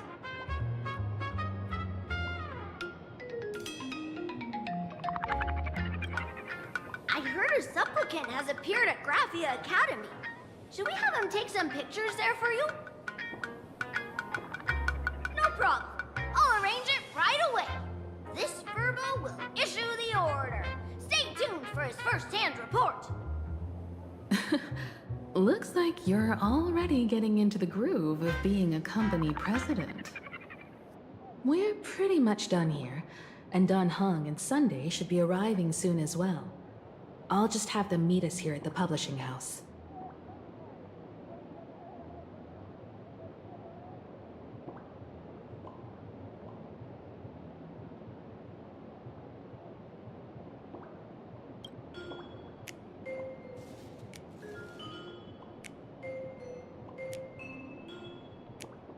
Miss Himiko, we're here. Slower than expected, huh? Looks like you had quite a harvest. That's, difficult to say. Ah, Miss Himiko. And Benefactor is here too. It's been a while. I've missed you all dearly. Miss Tingyun, are you representing the Xianzhou on this diplomatic mission to Plain Arcadia? This is a matter of great importance. A humble girl like me doesn't have that kind of standing. I'm just tagging along with General Yao Guang of the Yuchui to help out with odd jobs. I happened to run into these two on the way. The seer strategist. What happened on this journey? Sorry, there was a bit of a hiccup. I accidentally put on a mask of elation. Now I'm a supplicant in the Phantasmoon Games. Well, that's quite unexpected.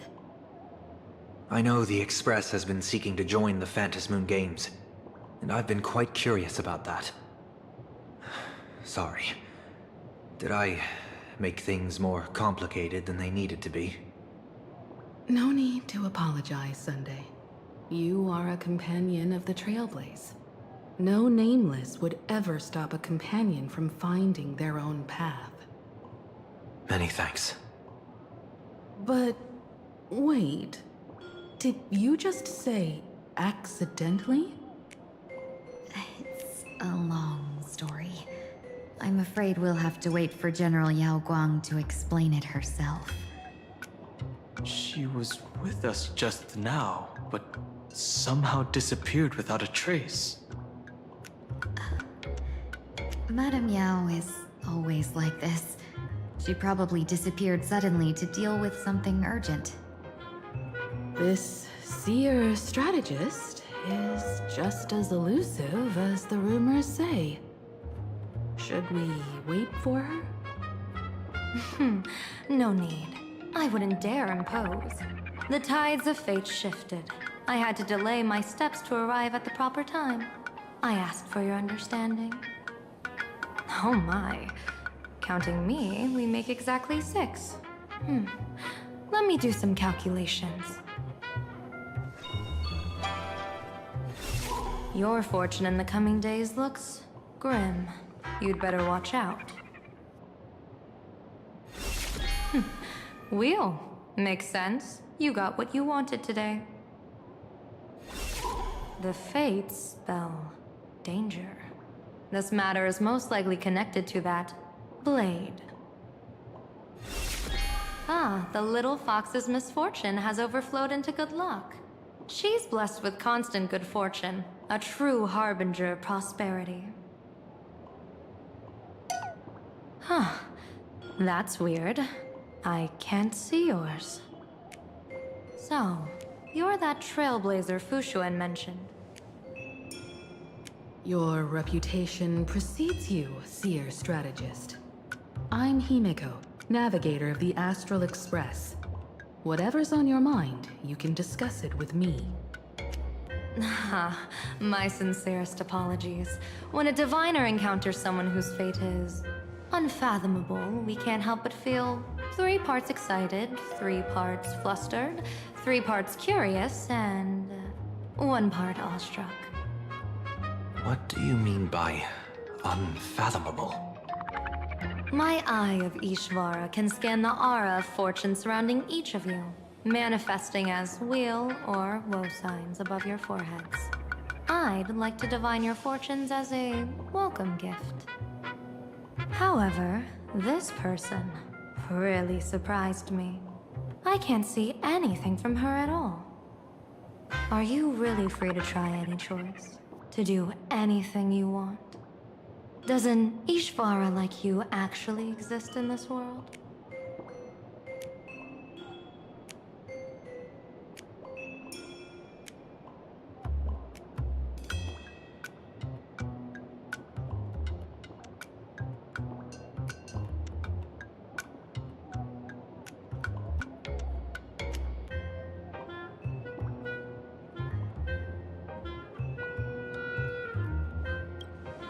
Everyone has options in life. But some options, they can't help you escape your fate. What do you think this means, General? As an Ishvara, their mere presence in the playfield creates a variable in the game. It's both a blessing and a curse. As I said before, the weal and woe of us 6 align with the 6 lines of divination. If she represents woe, then the hexagram falls to water, where dangers lurk above and below, spelling doom. If she brings weal, then the hexagram shifts between wind and water, presenting a great opportunity to strike. Auspicious. So, the fate of our journey in Plain Arcadia rests on her decision.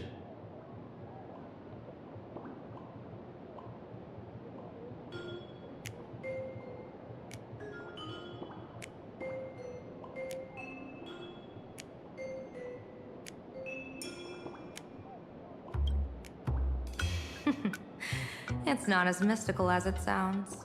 While an Ishvara has far greater freedom of choice than ordinary people, they're still caught in the currents of fate. I just want to remind you to choose wisely.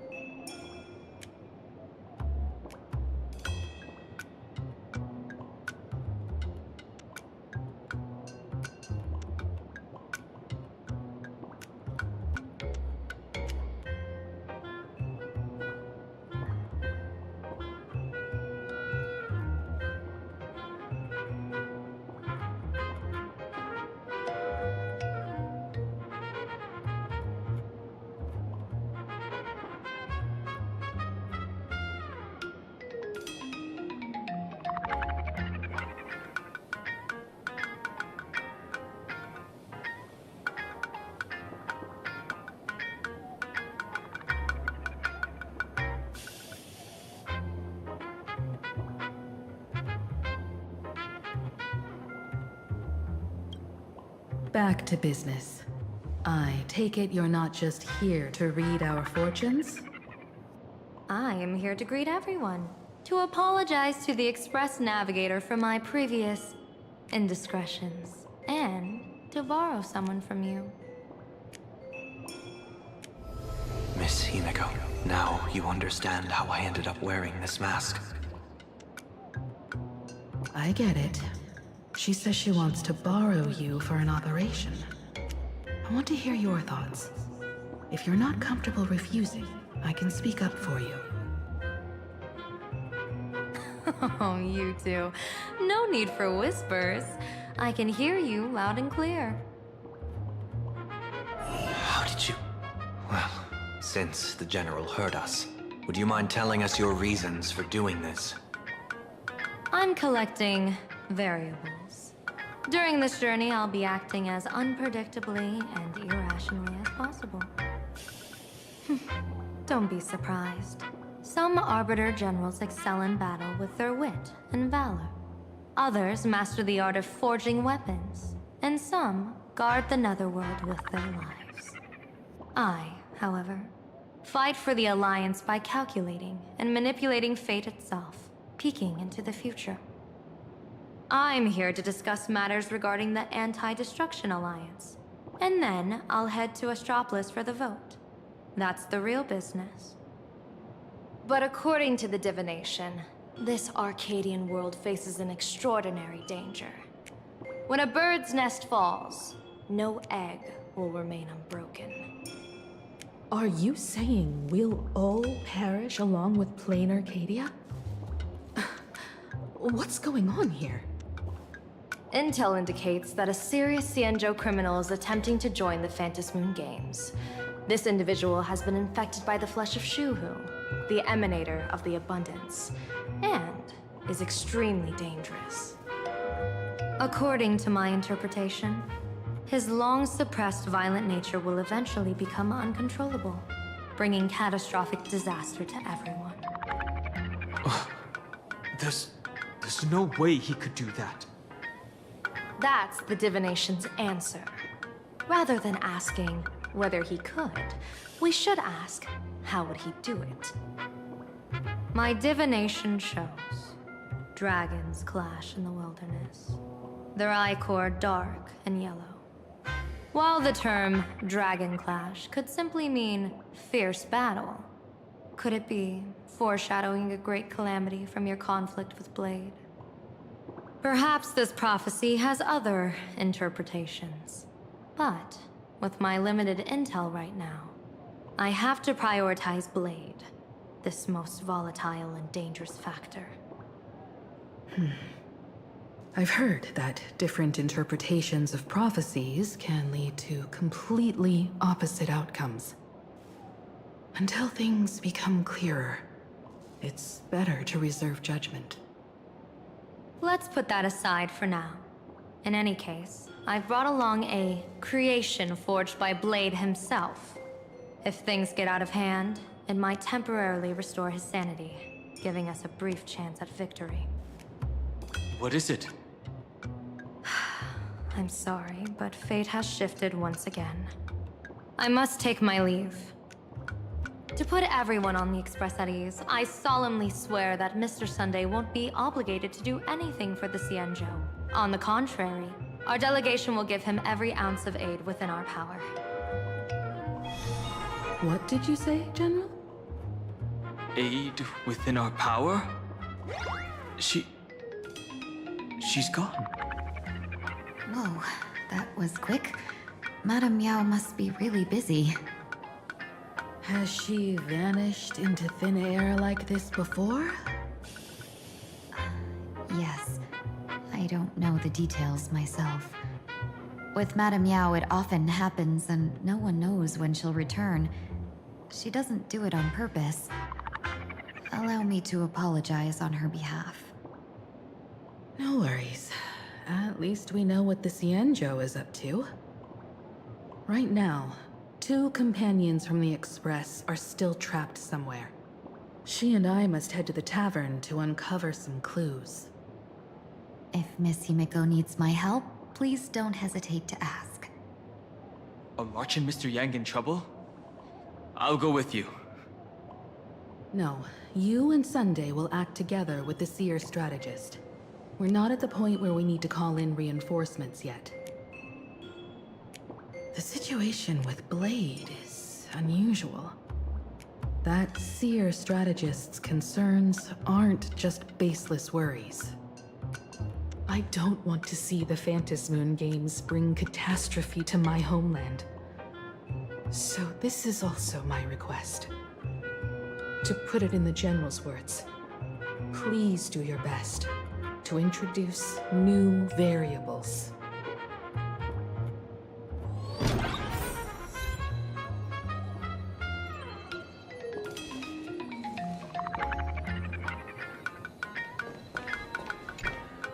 I understand Miss Himiko's intentions.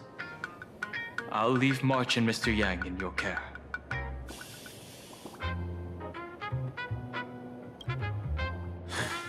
Blade's appearance means the Stellaron hunters are also on the move in this world. From everything we've seen, this mission to play in Arcadia is of the utmost importance. I will accompany General Yao Guang to uncover the Stellaron hunters' schemes. Whatever happens this time, I hope it won't put any of you in danger. I'll do my best to make sure of that.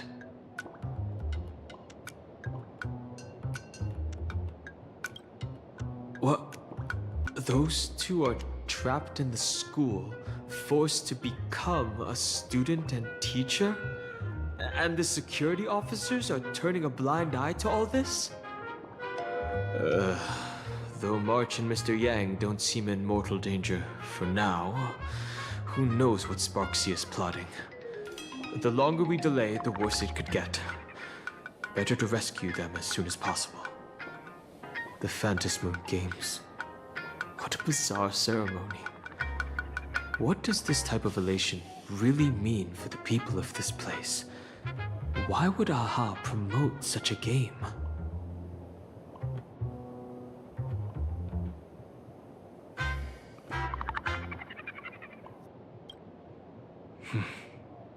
Whatever happens, keep me posted on how things go.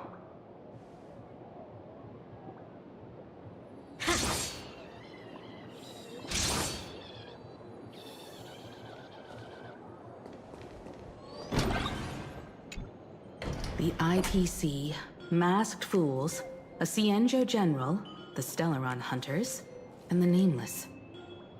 Some came for the Alliance. Some for the Eon's game. Whatever their reasons, a storm is brewing in the skies over this world. But at least we got some good news. Sunday has joined the Phantasmoon Games.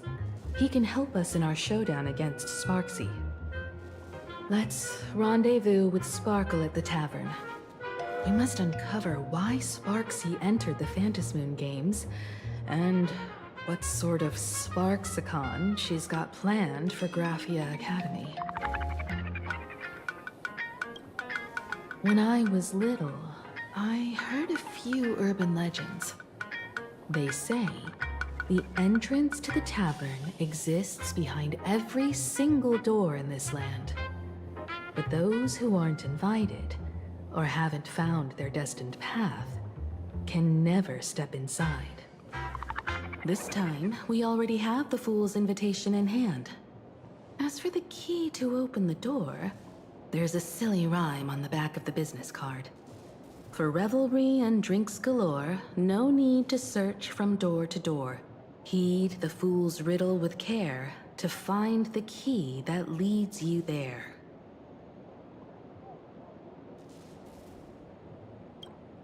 So, about the Fool's riddle, got any leads?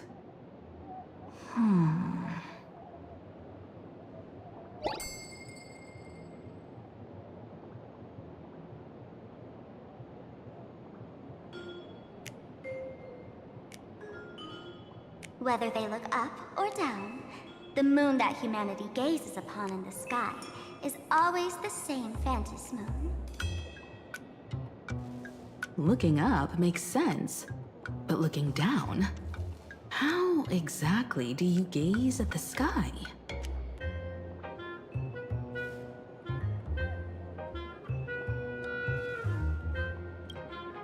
Oh, it seems fate ties you to the tavern. I get it now. The answer is Dovebrook.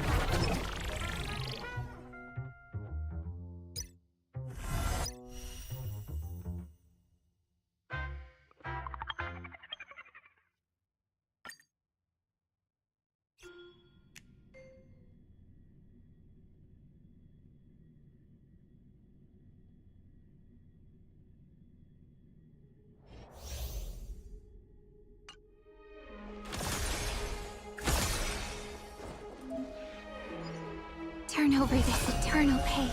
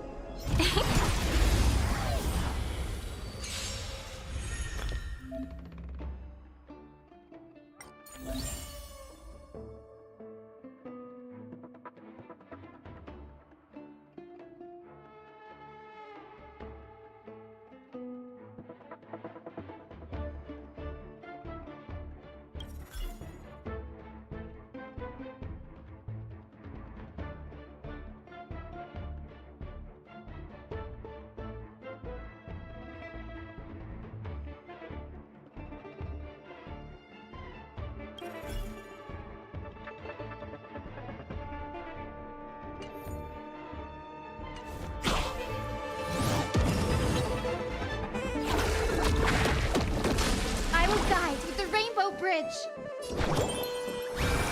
I do need some sunshine.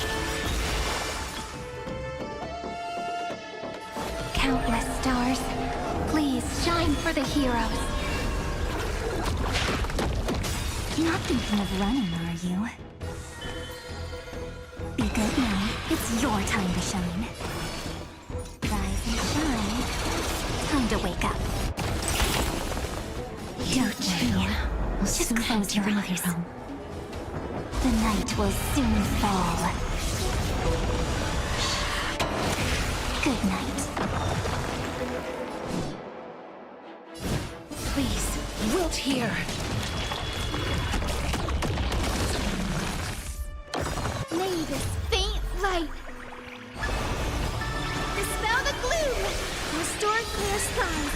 Once more. Next time it rains, I'll be there, umbrella in hand.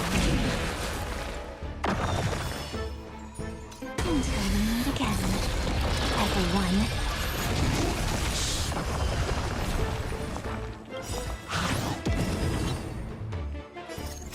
Embrace new life, Pollux.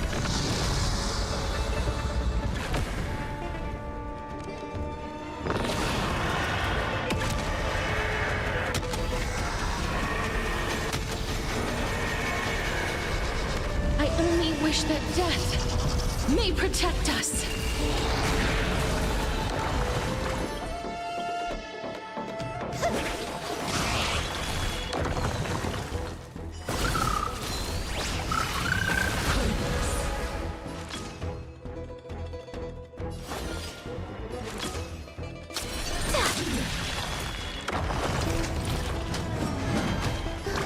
They completely lost themselves.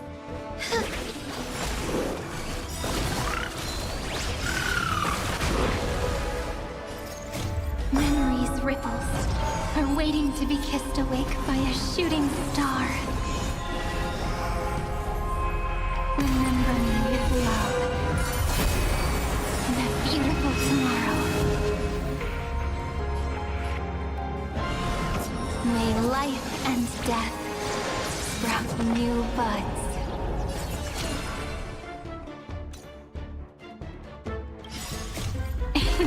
Don't blink, there's a surprise. May time watch over the Evernight. Cleanse hatred with love.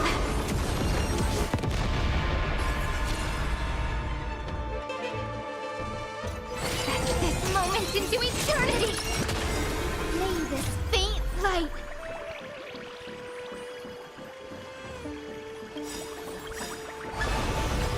Dispel the gloom! Restore clear skies. Once more! I shall remember this one. Don't worry. Just close your eyes. The night will soon fall. Good night. Embrace new life, Pollux.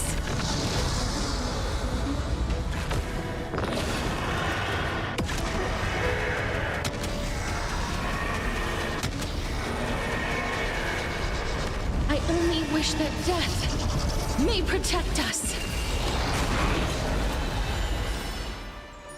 Rise and shine. Time to wake up.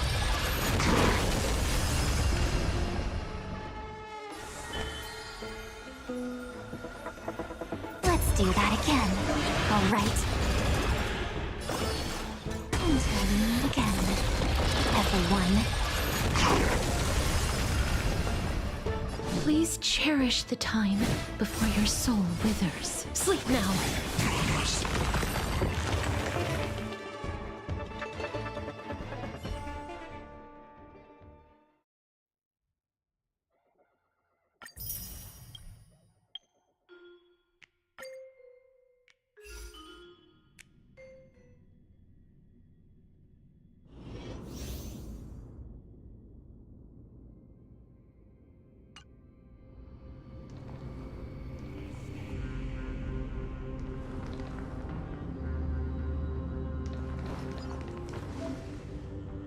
Light up the dawn.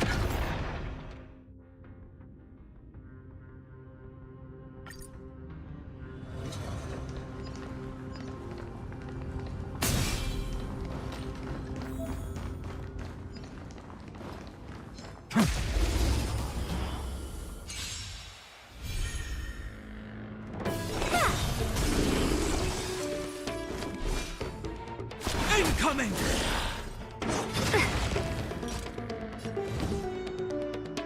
For the next tomorrow! I will overcome the thorns. If the world was all black or white, it would lose its charm. Come now, step onto the board. It's of no consequence in this mortal form. I will walk with you, watch over you, and guide you on your path. My purpose has always been to protect. Earth shatters, heaven trembles. My existence is of little consequence.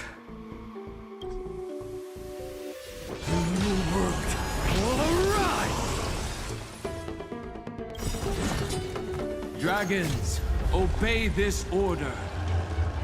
Calamity undone, soaring above the lands. This is permanence! There's no other choice but to move forward.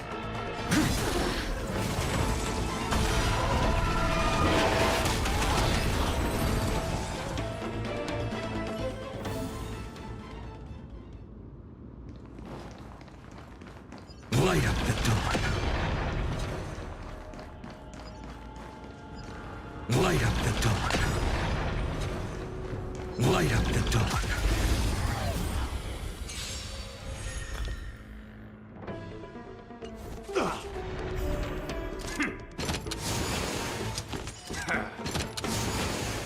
Without risk, how does one expect to win? Come now, step onto the board. My strength is not what it was.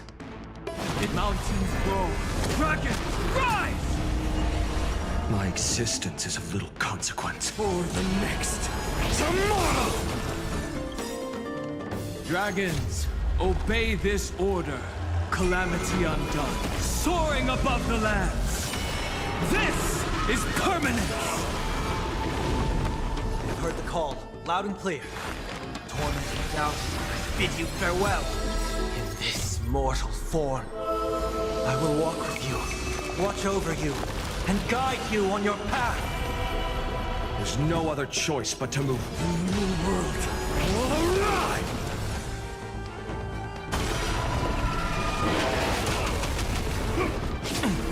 I'll endure. I'm fine.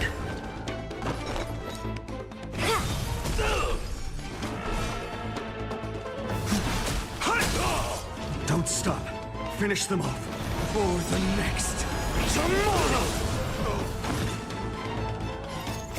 The fury of flames consume me. The scorching hatred. Feel it now. This new sun. Tear open the sky!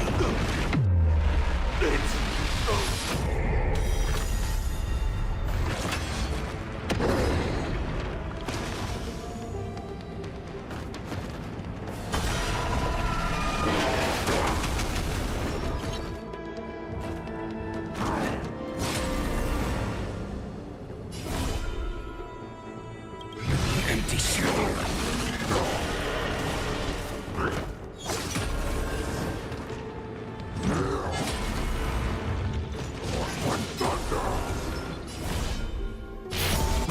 Sun's embers. Hail the new world's dawn!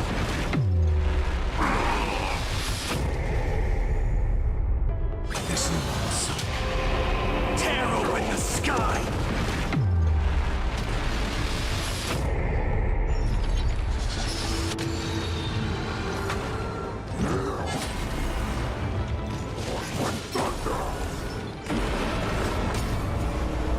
The flames in this body are not strong enough. Quench the flames with blood.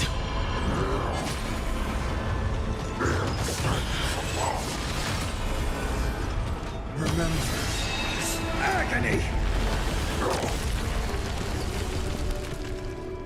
Sweet substance.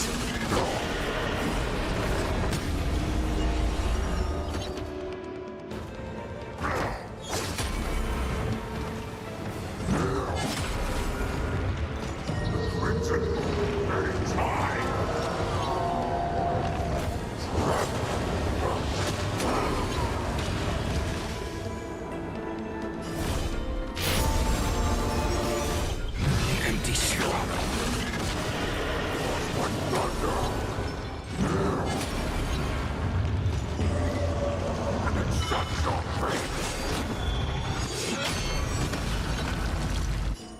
The old sun's embers. Hail the new world's dawn!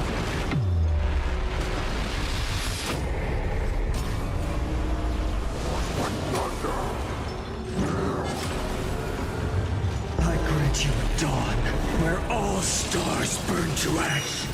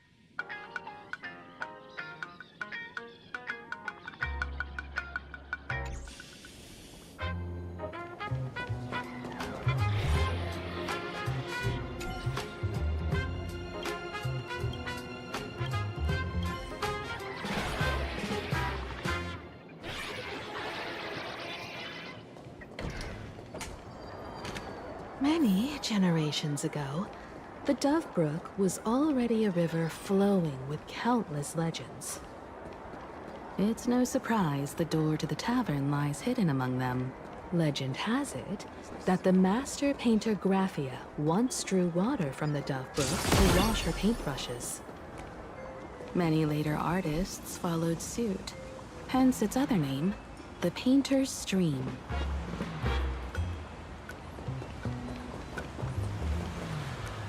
Looking at Dove Brook's scenery,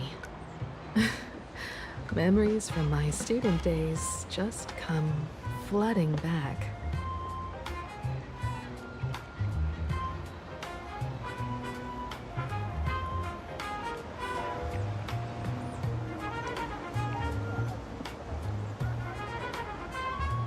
They're not exactly interesting memories. Back then, Dove Brook District was teeming with gangs. There were hooligans running around everywhere, and some really loved messing with the students. I was taller than my peers, and happened to be training in martial arts.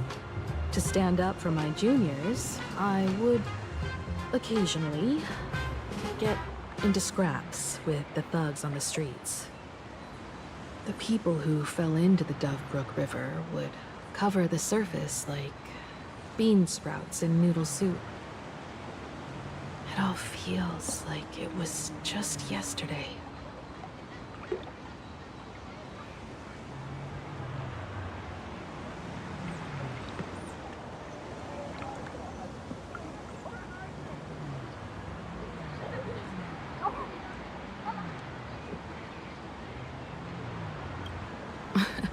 Sometimes the thugs fell in. Other times, I took the plunge myself. Back then, I was a bundle of restless energy. The teachers always said I was like a wind-up toy that never stopped banging its drums and cymbals, stirring up a commotion wherever I went. In the blink of an eye, 15 years have passed.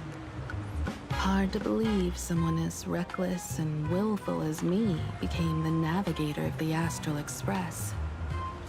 Now's not the time to wax sentimental.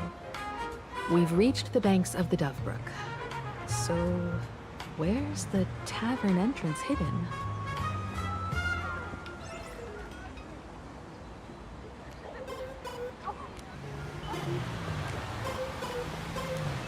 Supplies on the streets recently. Watch yourself out there.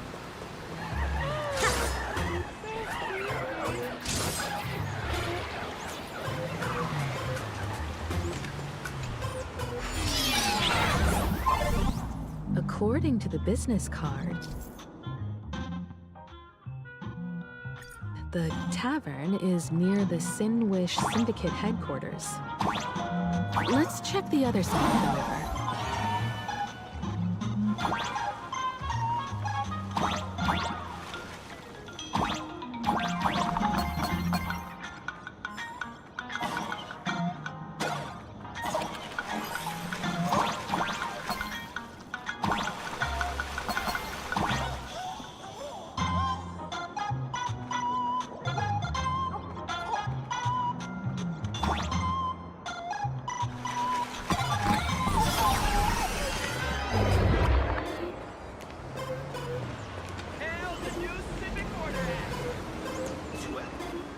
Hey, folks! Have y'all heard the joke about the Dove Brook? Yeah, one day, a criminal escaped from prison. He ran for his life, but just when freedom seemed within reach, the Dove Brook blocked his path. With his pursuers closing in, the man prayed to the river. I am hammered by the law, stained with filth. Oh, pure flowing waters, please do not swallow me. The voice from the Dove Brook replied, there's a pedestal of light upon the water. Step on it and you can cross. The criminal wept. What pedestal of light? It's only the moon mirrored on the water, an image that shatters at a touch. If I step on it, I'll fall in and drown. Guess how the Dove Brook answered him. The Dove Brook said, "You're not hammered at all. Otherwise, how could you still tell the moon from a pedestal?"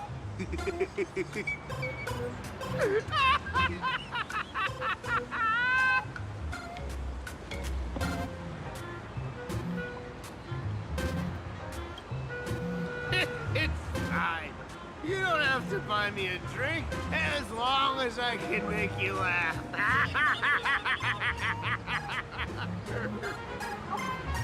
That joke sounds like a hint. Could he be a fool from the tavern? Maybe if we find the fragile moon he mentioned, we'll find the way into the tavern. The moon's reflection. So fragile it shatters into us.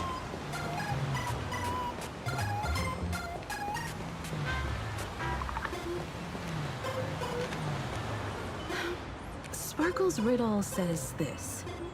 Whether looking up or down, they all see the same Phantis moon when gazing at the sky. We've gazed at the sky already, so next... From this angle, the moon's reflection is right here. It does look strange in the water.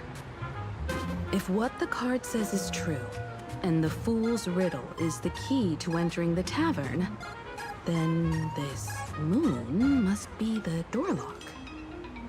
Come on, let's take a closer look at this strange moon.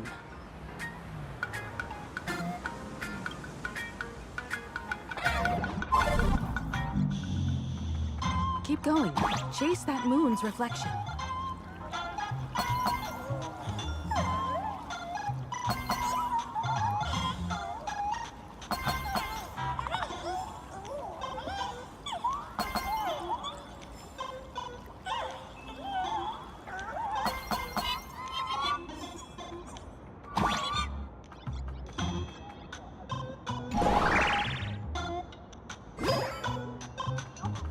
Like the fools are guarding the moon's shatter the moonlock, and we're one step closer to the tavern.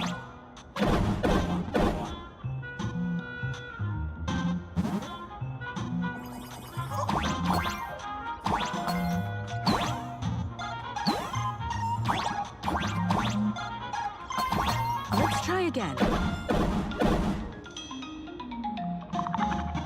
Something's back there. Is that a key?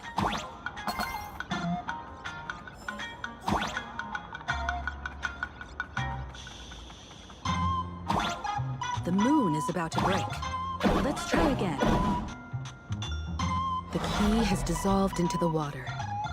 The water's surface is about to change. Look, the tavern's shadow has appeared.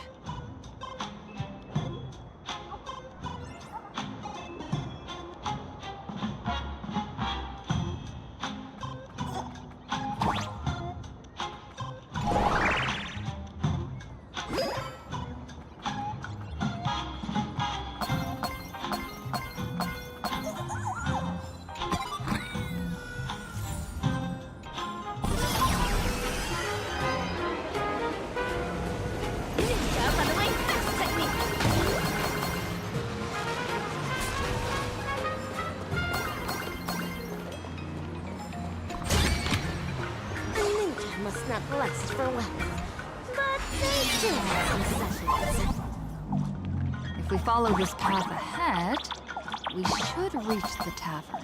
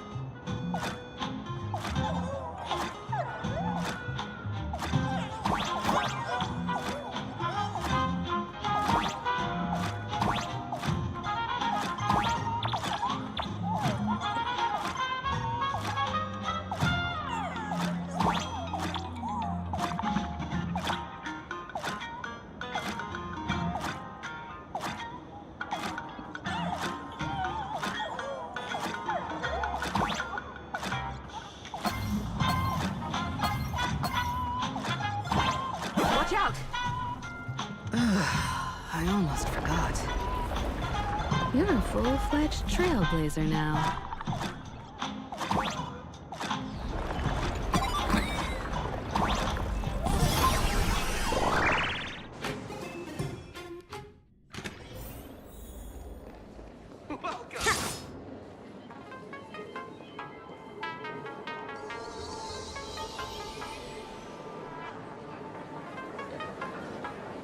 So this is the World's End Tavern.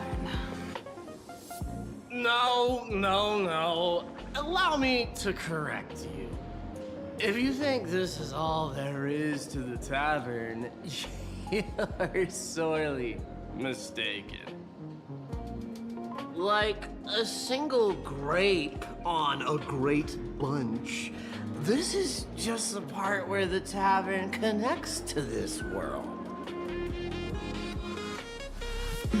Sorry, but this looks like a regular lounge.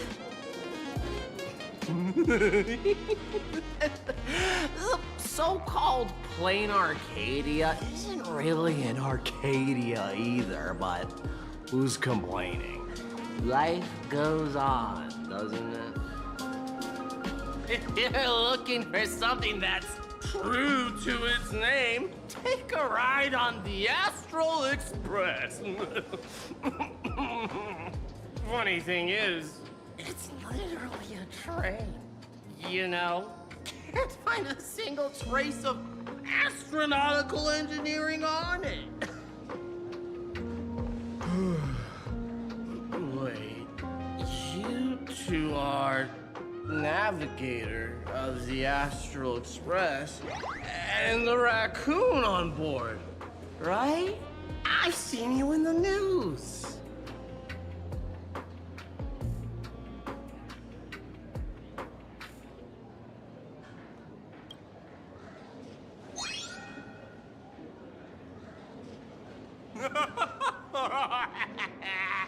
Friends, a big shot is here. A real knee slapper incoming. Really? From the Express? You're not so freaking way enthusiast, are you? Express folks come to the tavern too? Do they even have a sense of humor? Can I get your autograph? Sorry to sole of my foot. I'll never wash it again. Everyone, curb your curiosity. These two are my guests. Even the most mischievous among you should know when to stop and mind your manners. Well, if it isn't Little Sparkle. We've all heard your joke. Take the mask from a masked fool, and what's left but a fool?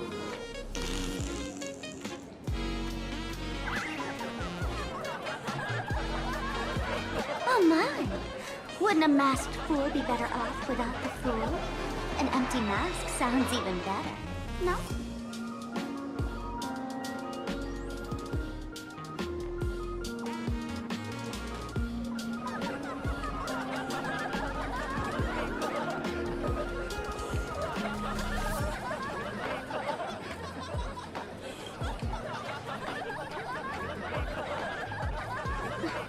Put him on mute for 2 hours.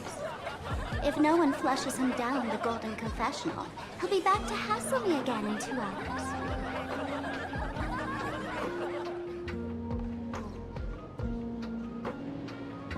All right. Now I can finally entertain my guests without interruptions. You two, this way. Let's talk about the imposter.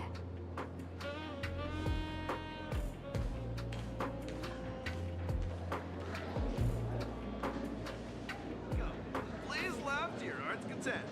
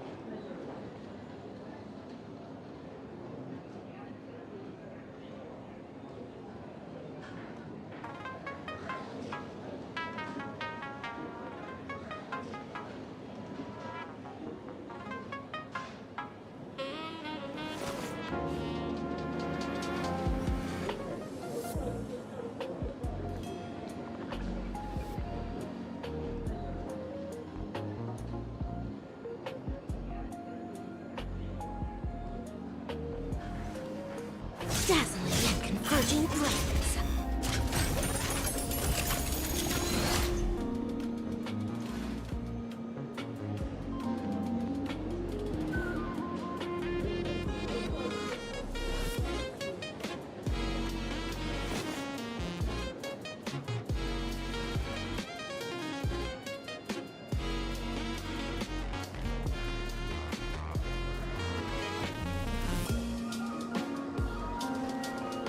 Dazzling and converging flames.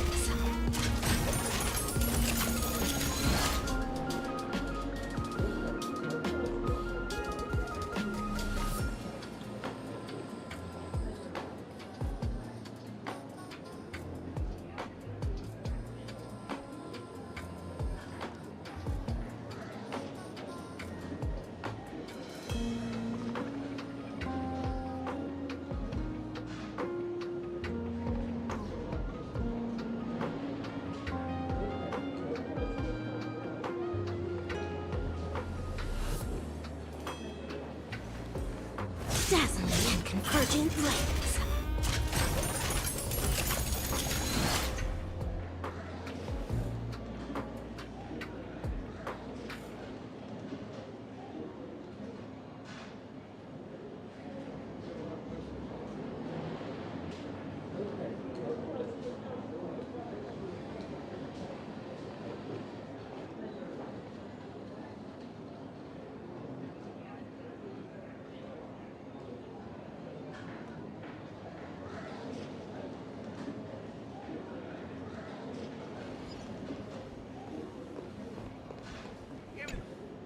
All right, you two.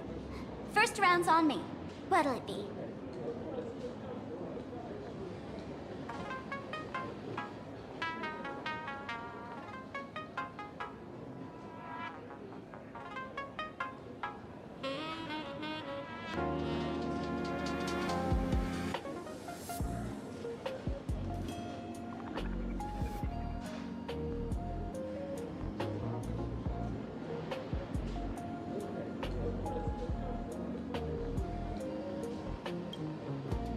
We're not here to drink. Time's ticking. Did you find anything on Sparksy? Don't pull a long face. You'll sour the vintage in the cask. While you were gone, diligent little Sparkle was gathering intel non-stop and didn't waste a single minute. Sparksy. She did come here disguised as me. I called Giovanni. You might not remember him. He's the poor sap who drew the short straw to manage the storage area recently. Old Gio told me that a week ago, I came here and took a few things. Among them was a vial of memetic virus. A memetic virus. No wonder she could take over Graphia Academy and distort March and Weld's cognition, making them believe they're a student and teacher. Close enough. This so-called Sparksicon is a front for spreading a memetic virus. Knowing that isn't enough, what type of memetic virus is she spreading? What are the symptoms? We need more on her plans and actions before we can counter it. Thought of that already. So I visited a few friends and learned where the imposter's been haunting. To dig up details, we'll have to get hands-on. Lead the way, then. Let's move. Stay close.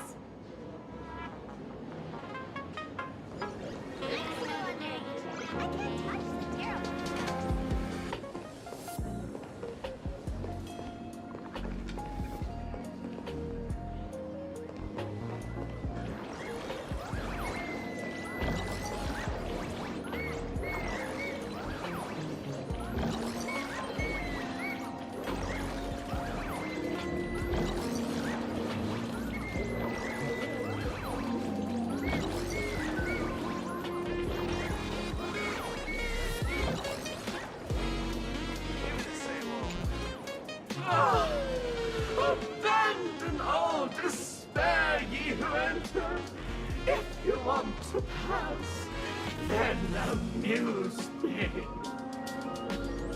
By the way, hate to ask, You're not aha themselves.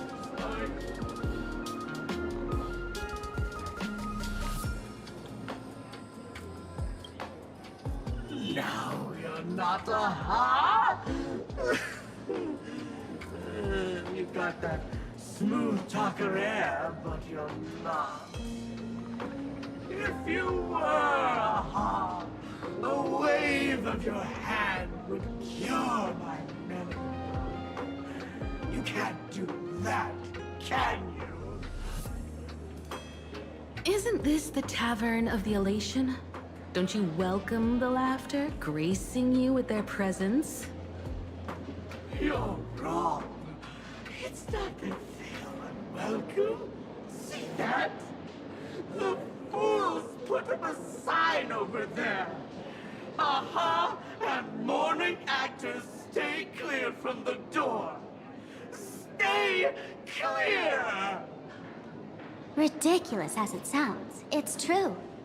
After 666 invitations to AHA went unanswered, the younger fools voted to expel the laughter from the Pact of Elation. Oh, I get it.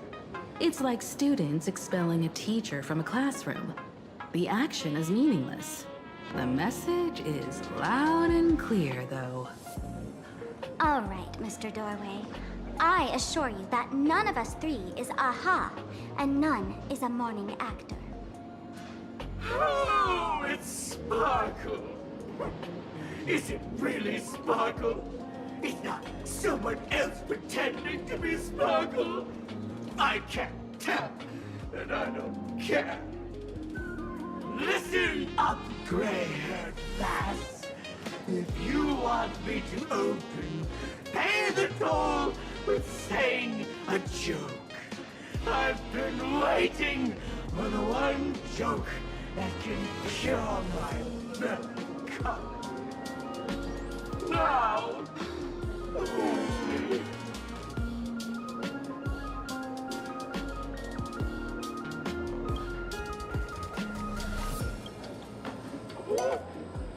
what? Didn't catch it? No joke, Mr. Doorway, or there's no way I'll tell a joke? Interpret it as you like. By Akavili above. I can't believe I've come to explaining jokes to a door.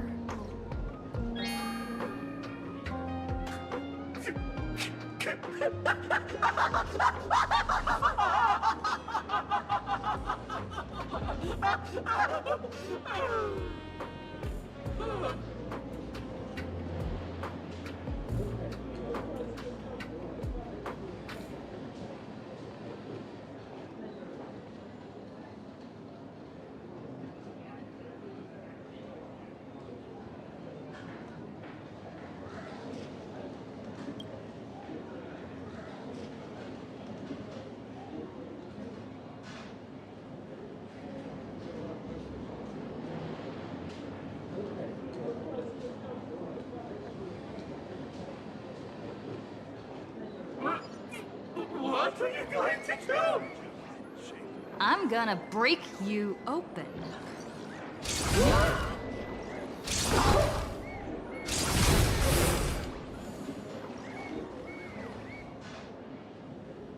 Didn't expect you to have the pull to get me into the tavern. As expected of a detective's assistant. Back when I still had a sense of humor, the fool gave me an invitation. You can thank him for that. You're really going to see the Stellaron Hunter case through? They can only pay you in dirty money, you know. What else can I do? The boys need the money. Credits aren't black or white, they're ones and zeros.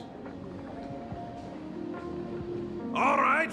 I reached out to Costide. He said that one of the 3 people who stole the mask looked familiar. He might have seen them in the news.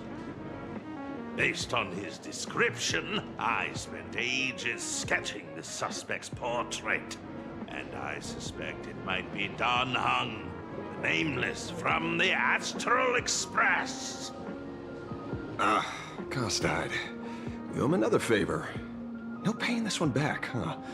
Speaking of which, Don Hong. That's a Xianzhou name, isn't it? Where have I heard that name before? It sounds so familiar.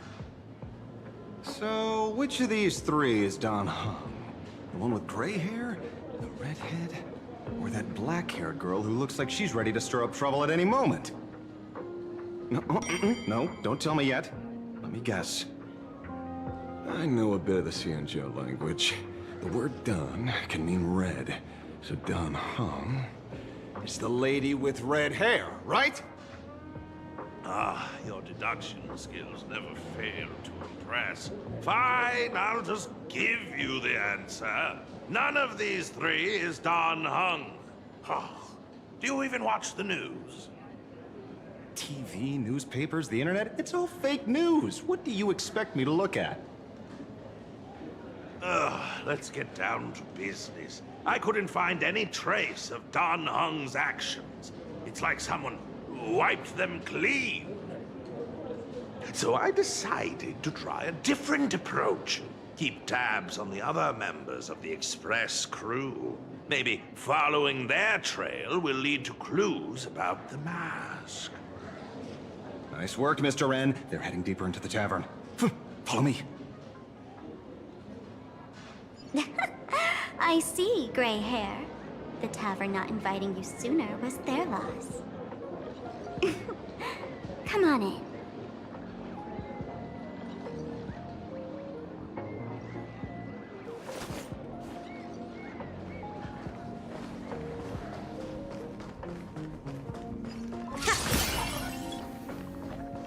Is the drink in these barrels really brewed from jokes? Yep. You know your stuff, man. Just heard some rumors, that's all. Accept this reward bestowed by the Great One. Where's this? Ta-da! Welcome to the dazzling lights of the Bliss Star. The heart of the tavern. Plain Arcadia's dazzling dance floor. There are some tasteless masked fools who consider this place the secret to keeping the laughter going. If life's cruel, don't beg for fairness. Dance! Shake away that sadness until it's all well mixed with the joy in your body.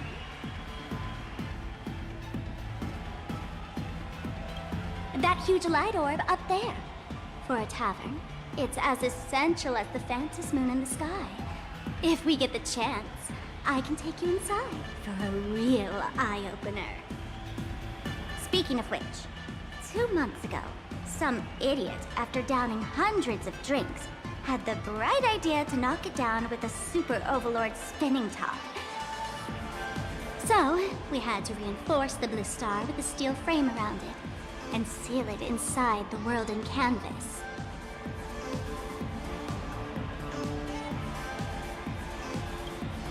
Aha! Take care! Weren't they banned from the tavern? And given the laughter's personality, if they took care of it, they'd just egg someone on to blow the place sky high.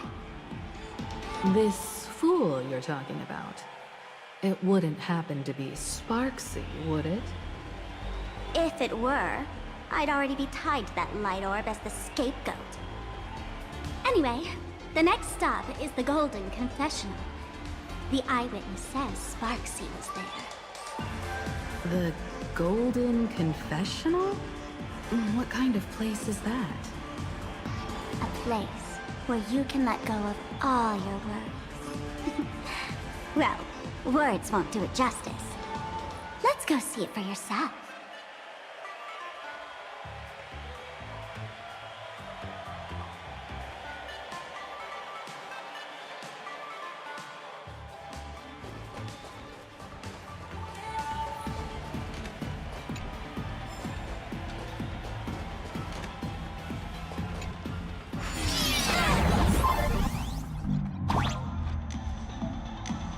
Let me show you how to open a path.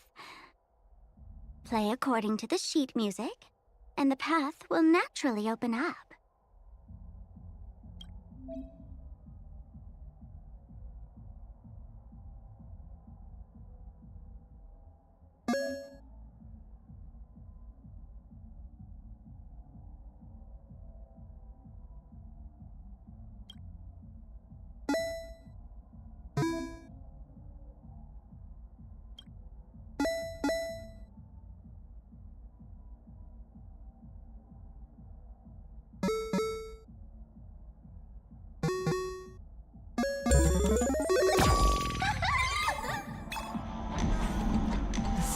frame actually opened.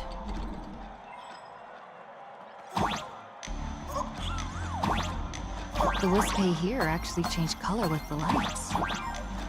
Just another night at the tavern. Fun, right?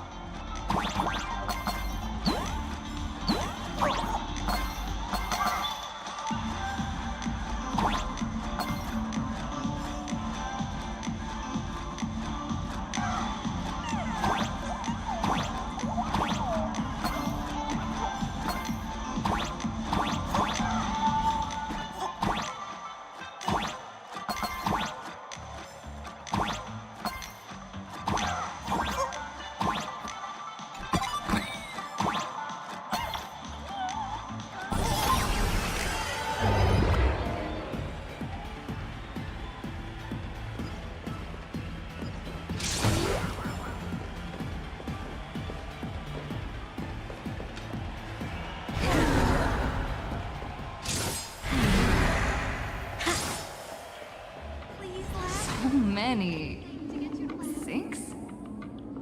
Why bring us here?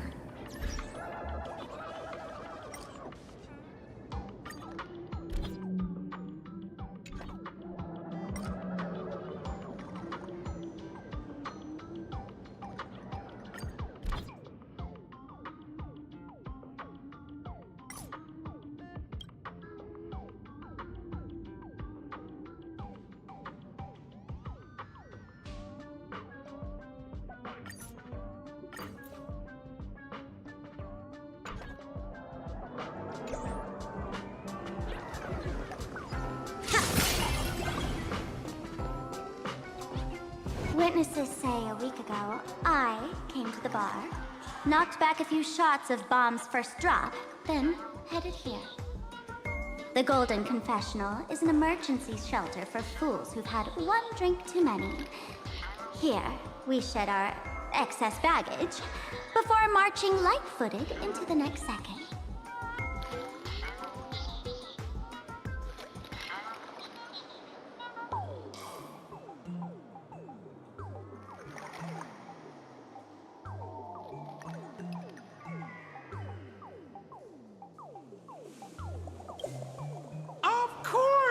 This is just a place where everyone comes to let off some steam. Well, if it isn't my old friend. Sparkle, said you be coming to the tavern. Old Sampo's heart is bursting with joy. And a teensy bit of sorrow. How did Sparkle beat me to inviting my #1 bestie to the tavern for a drink?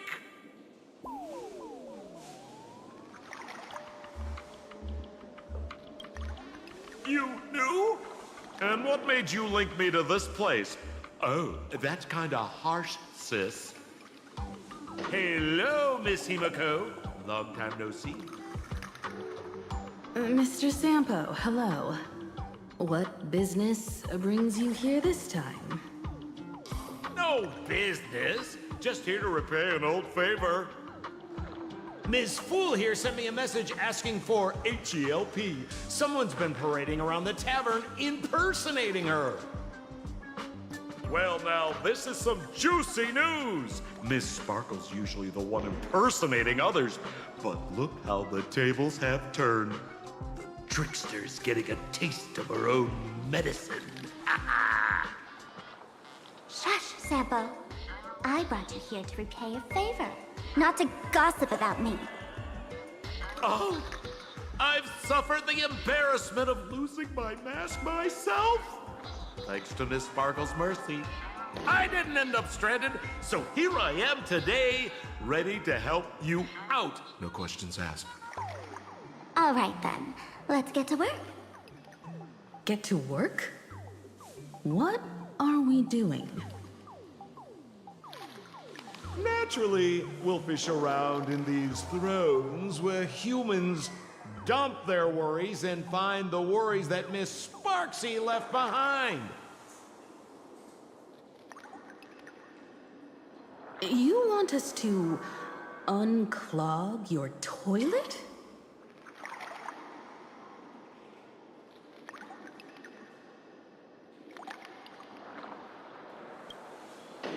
not joking.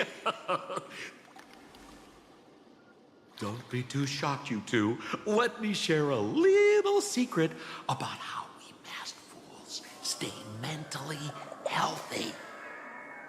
Drink a mood lifter like Bomb's First Drop, and all the harmful memoria in your body, you know, the pain, the worries, gets purged in one go. That's how fools pull pranks and have a blast without a shred of guilt. So, all that memoria has settled under this bathroom. And you want to sift through it to find Sparksy's worries and catch her thoughts before she acts? If luck's on our side, maybe we'll even dig up the secret to beating her. What's wrong, man? You don't look so hot. I've got no objection to the task, but doing this barehanded, I refuse.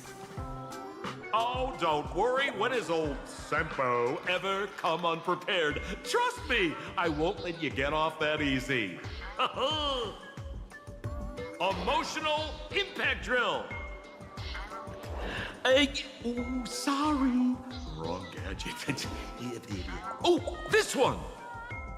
Hey, have you heard of a dowsing rod? Well, forget it. I'll spare you the theory. Oh, I tuned the drill bit to resonate with Sparkle's temperament. It'll drill out memoria fountains with similar emotions. But fair warning, use it carefully. It's been a week since Sparksy was here. Keep your guard up in case something else comes bursting out.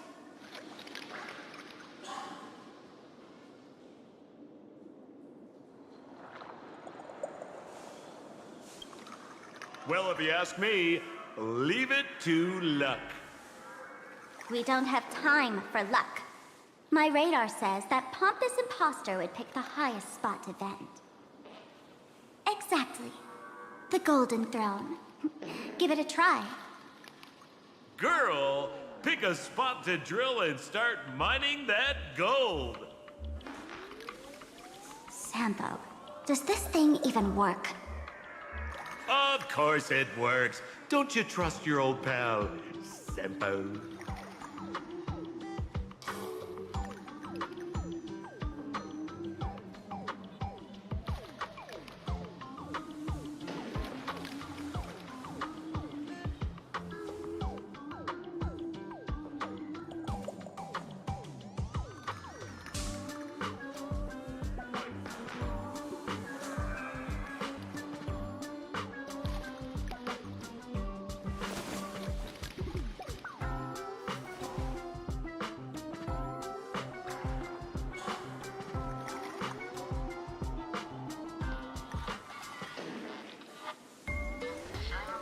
Dazzling and converging flames.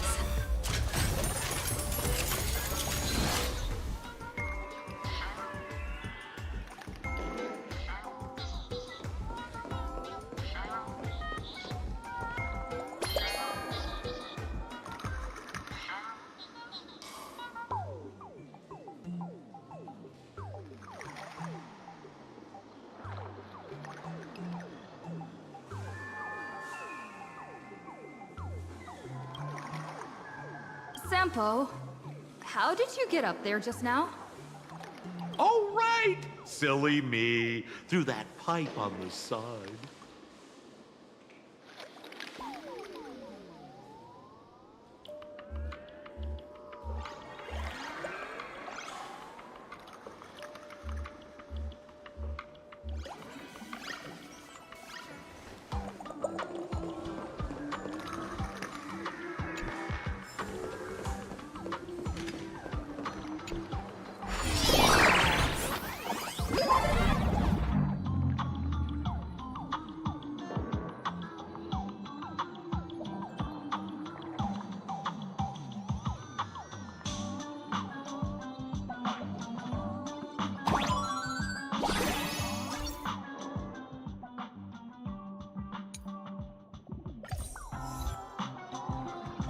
What's this?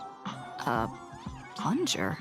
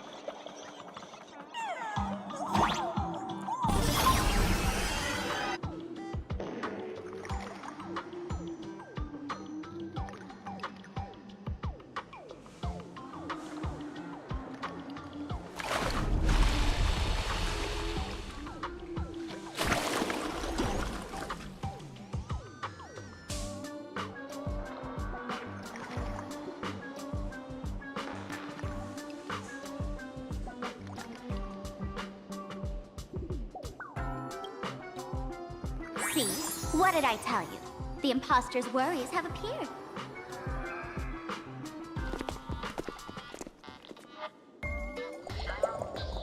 What a rare sight. Sparksicle used to always connect with everyone online. But now, for the first time, she's meeting her fans through the sewer network. Sorry, but we're your haters. Come clean now. What are you planning to do with that mimetic virus you stole? Use Sparksicon as a front to turn everyone into mindless zombies or dancing monkeys?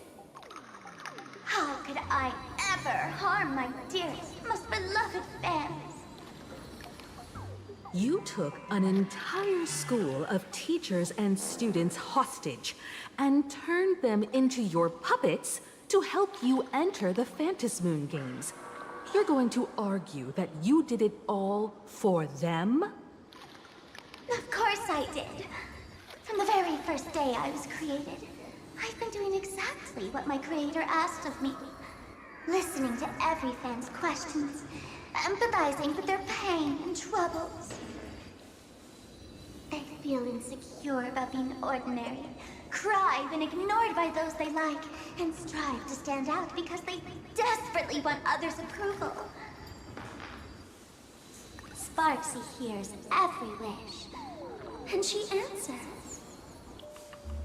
During these Phantasmoon games, I'll grant their wishes through the ceremony of the Master of Elation.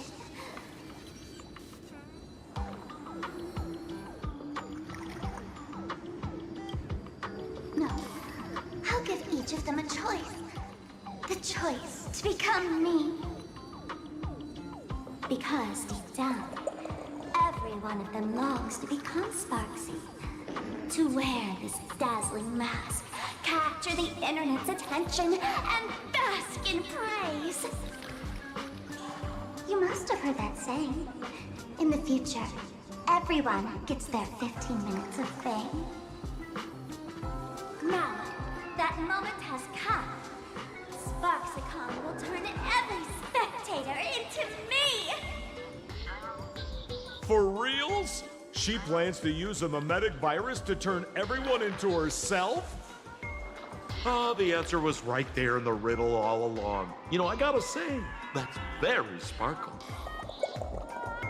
As expected of my imposter, you're absolutely bonkers! Sis, is now the time to be tooting your own horn, just thinking about being turned into a copy of you? I can't even force a smile.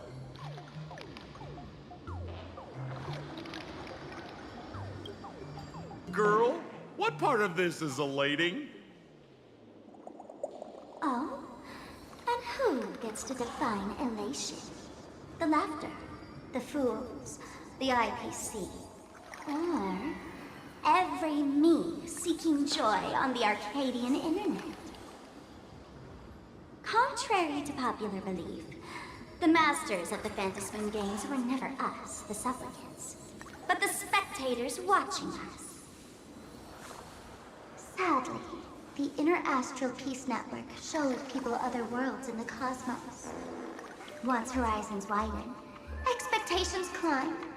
Nothing they hear or see feels fresh, interesting, or thrilling enough. And everyone fears that they're outdated, uninteresting, or unexciting in others' eyes. So the world's like a derailed train, racing toward thrills and madness. Nameless of the Astral Express. Am I wrong?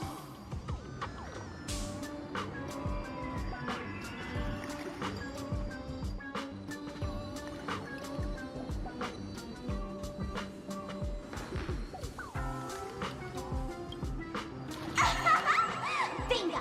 You got it. I'm a part of her. Wherever there's a screen, wherever my audience is, my eyes and ears will be there too.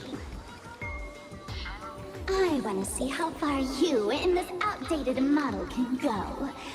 The harder you struggle, the more spectacular it'll be when I live stream the Astral Express cruise derailment at Sparksicon! I'm looking forward to your resistance, Nameless.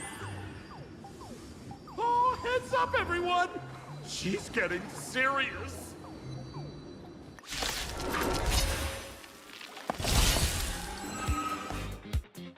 Oh man, the other day I ran into this fan.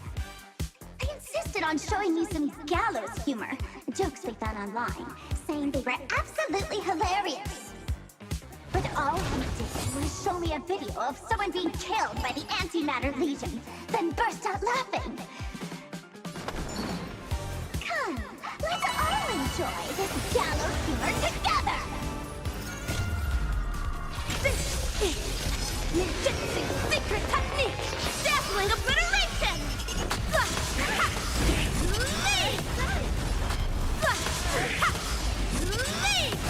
Immerse yourself in it as you desire. Time to cleanse the filth. Wouldn't you agree? A picture of grace and elegance. The truth burns clear as a flame. Everything in this world is merely fleeting.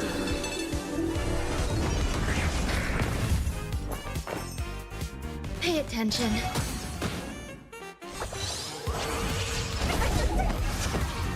All those evil, leave!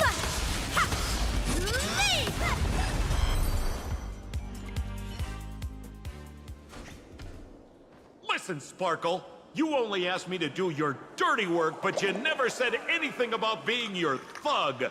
You owe me compensation for emotional damage. Everyone's going to become me soon. Sample, crawl out of your money pit for a moment, will you? To think, plain Arcadia's elation would end up like this. Back when I still lived in this place, the internet was just for sharing information. Live streaming and virtual idols? We'd never even heard of them. Coming back now feels like stepping into a foreign land. Like returning home, only to find home isn't where it used to be.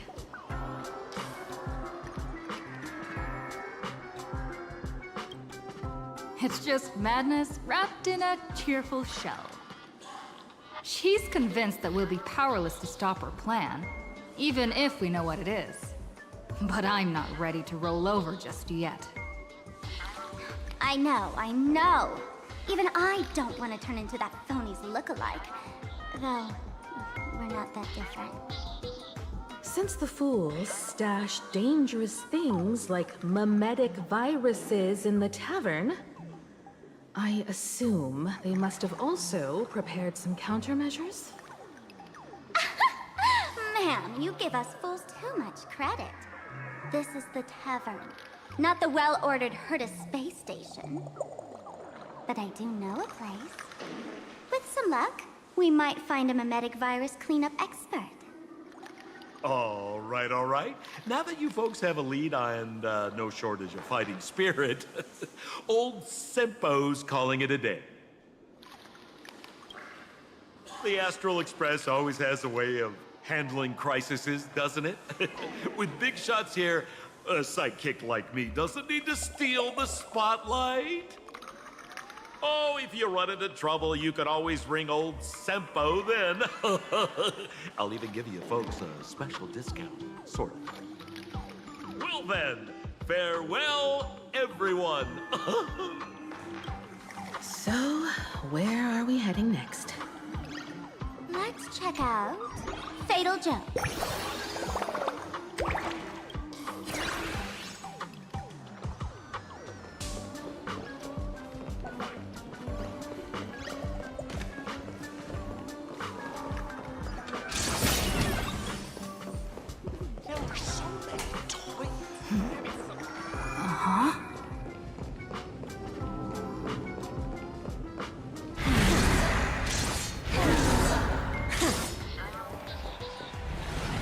This place feels more like a maze than a tavern. Well, it is a space-time maze, after all.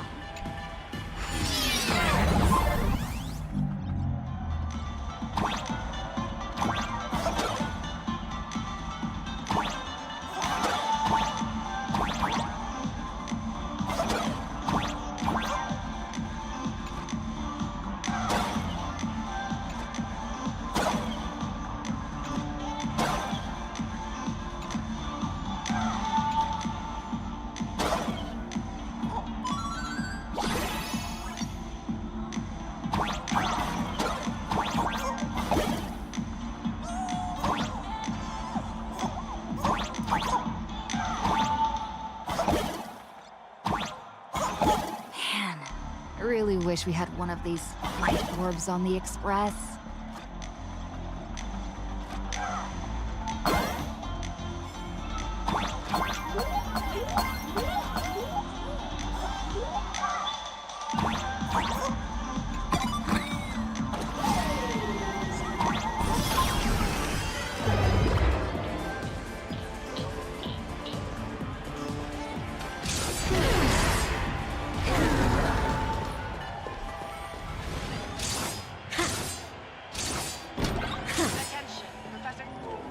Why is there a hospital hidden inside the tavern? Well, because those who can become fools are all a bit sick in the head. Not your regular headaches and fevers, but matters of the heart.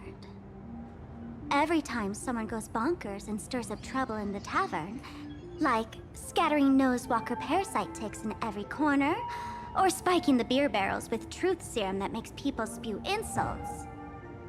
For each time the whole place goes topsy-turvy, there's always some fool who, in the spirit of elation, volunteers to treat them.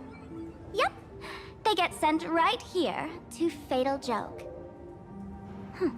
Strange. Why isn't there even a fake doctor around today?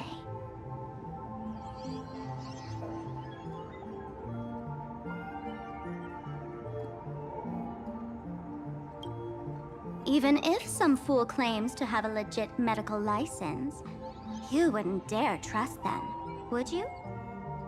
Attention patients. Please refrain from eating beef hot pot in the hallway. If you wish to dine, please invite the hospital director to join you. Thank you.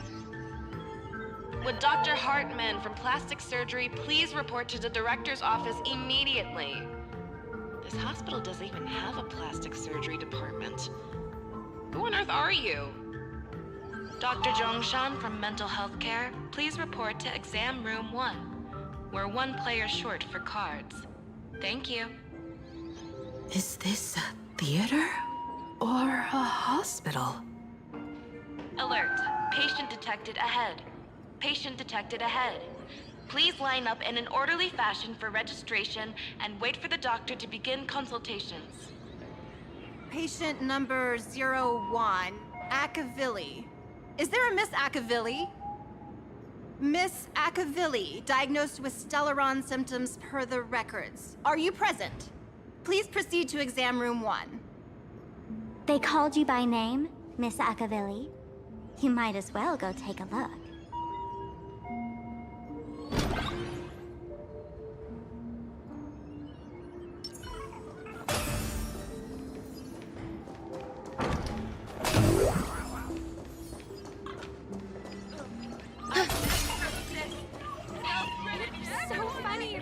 Attention patients. Please refrain. You're finally back, Akavilli. I've reviewed your clinical records. Your Stellaron symptoms are stable. Continued observation will suffice.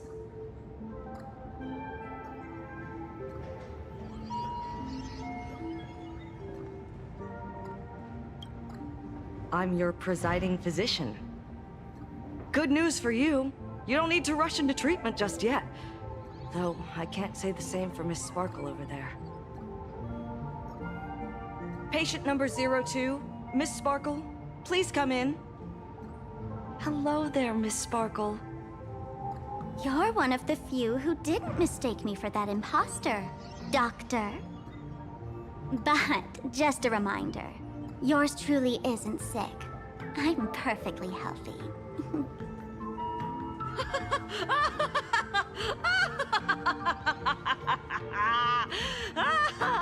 Oh, everyone who comes here says they're perfectly healthy. I've seen so many patients, and you're among the most severe.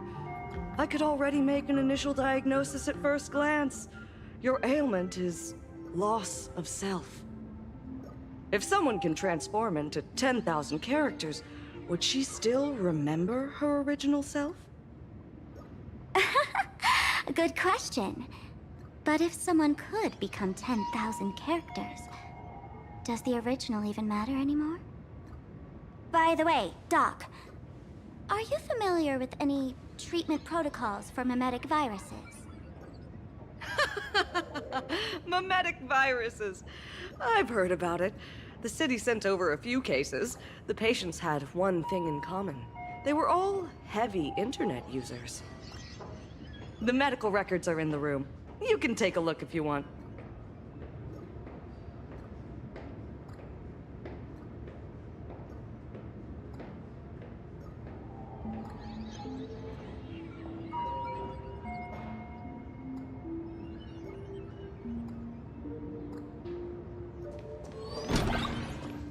Is this Dual Mention City?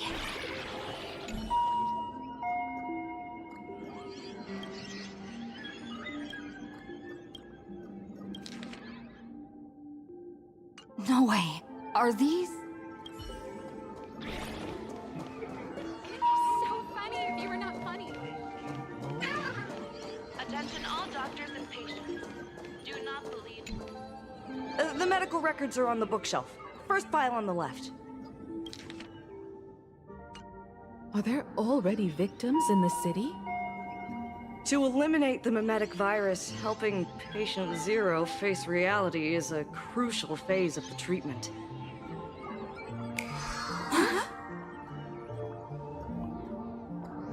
What's happening?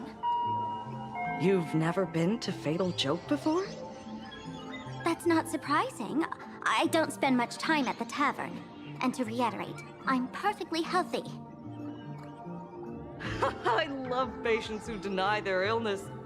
I'll personally shatter their self-confidence. Miss Sparkle, I'm going to write up a detailed diagnosis report for you. In the meantime, why don't you chat with your fellow patients who share your affliction? Gray hair, let's go. I don't want to waste any more time with this quack. Miss Sparkle. Sparkle, you're back! You seem happy. Yeah, I'm keeping my spirits high, just like she asked. Sparkle, Sparkle! You're the one who told me that a smiling mask will never have bad luck, aren't you? This world doesn't want to see too much sadness, cruelty, rage, or pain. You told me that I just need to smile, no matter what. I did everything you asked. But why did you abandon me? Right now, I just want to scream, to cry, to shout. I just want to devour you all. Just how many masks have you thrown away? Don't worry about it. Everyone sheds just as many versions of themselves in a lifetime.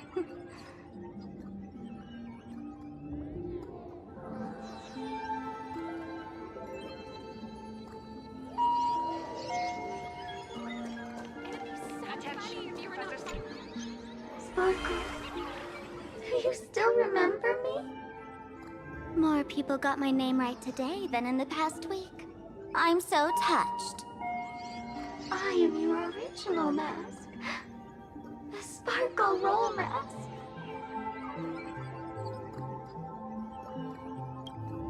The archetype of a bright maiden doomed for a short life. The avenger who perishes with her nemesis. The lover who dies for love. The young artist driven to madness. You used me to win fame, applause, and countless eager gazes.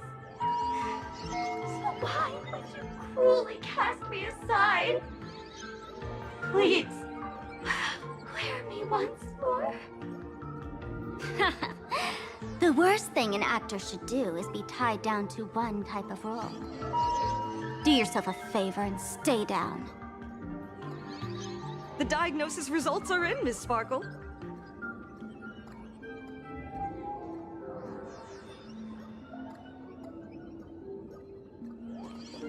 Mr. David Day in Ward 4. Hey there. Are you also troubled by the same illness as me? What illness do you have? I once suffered from a disease called Fool.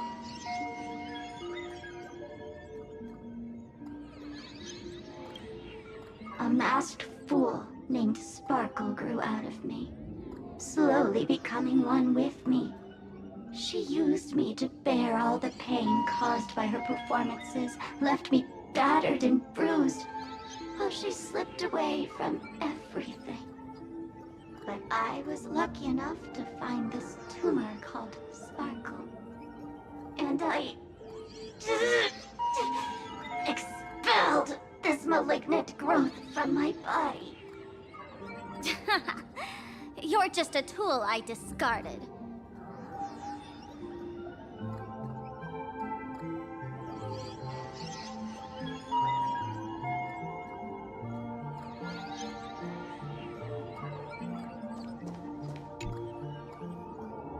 Miss Sparkle, I have your results.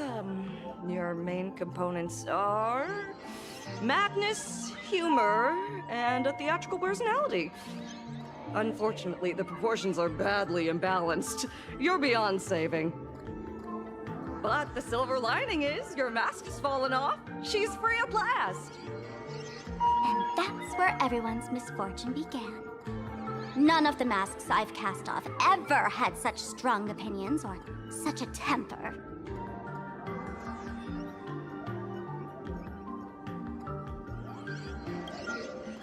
She no longer needs to be corroded by your cancer of rationality. Now she can do anything that you wanted to do but didn't dare to do. Ha! As if there's anything Miss Sparkle wouldn't dare to do.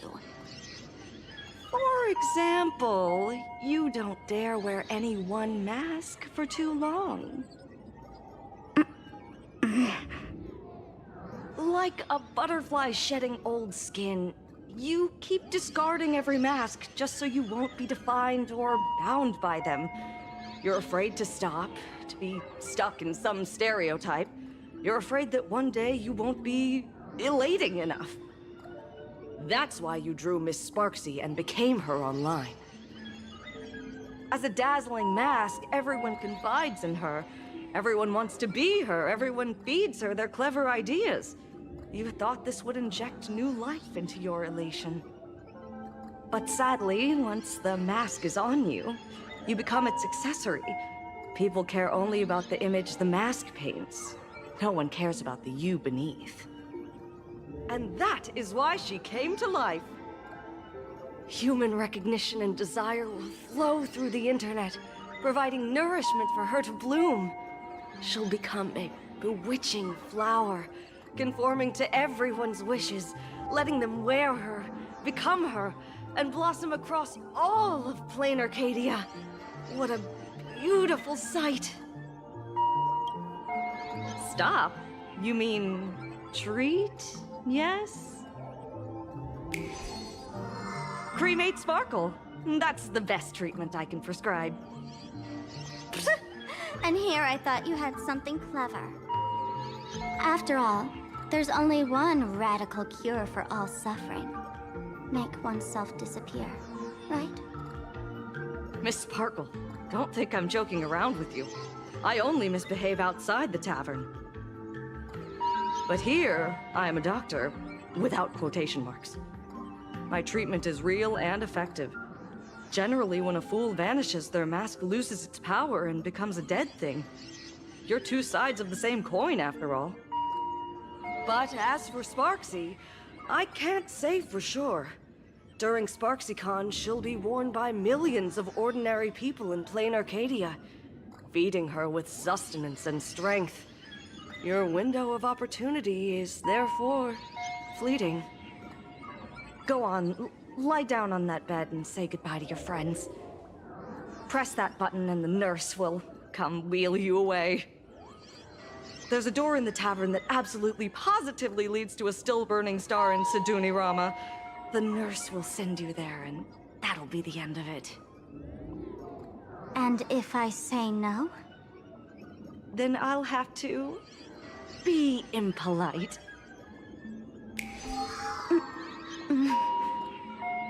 Miss Sparkle, nameless, the choice is yours. As for me, by the laughter above, I've got to catch the next ship out of this dump. Hey! What's going on? Why am I pinned here? Gray hair. Ma'am Navigator. A little help? You need me! I can help you defeat Sparksy! The mask of the masked fool represents what you wish to become. You use it to focus your power, but the mask will gradually bind you as well. That's why you've been avoiding Sparksy all this time. She didn't just steal a vial of mimetic virus. She stole your strength. No wonder the fool at the bar joked, when a masked fool loses their mask, what remains is just a fool. Yes. Every fool has at least one such mask. Not mere decoration, but a part of our destiny crafted by our own hands. It might be a morning actor mask you took a liking to and stole from them. It might be a head accessory you personally sketched in a moment of inspiration. Or it might be something that one day fell from the sky and latched onto your face. To become a fool, one must experience at least one such instance of destiny. The moment of masking one's face. Through the mask's eye holes, we gain a different perspective. Finally seeing how the universe is simply churning with endless jokes, and the absurd nature of our existence as living beings. The mask is who we want to be. And now, this imposter is more me than I am. Do it! Press the button. Call the nurse and cremate Miss Sparkle. At least then, the imposter will lose her power for a little while. You should be able to take her down easily, right? You're not actually going to press it, right? Give us a moment to hesitate, to think. Waiting is torture, you know. You're not doing this on purpose to punish me, are you? Hey, gray hair! Say something!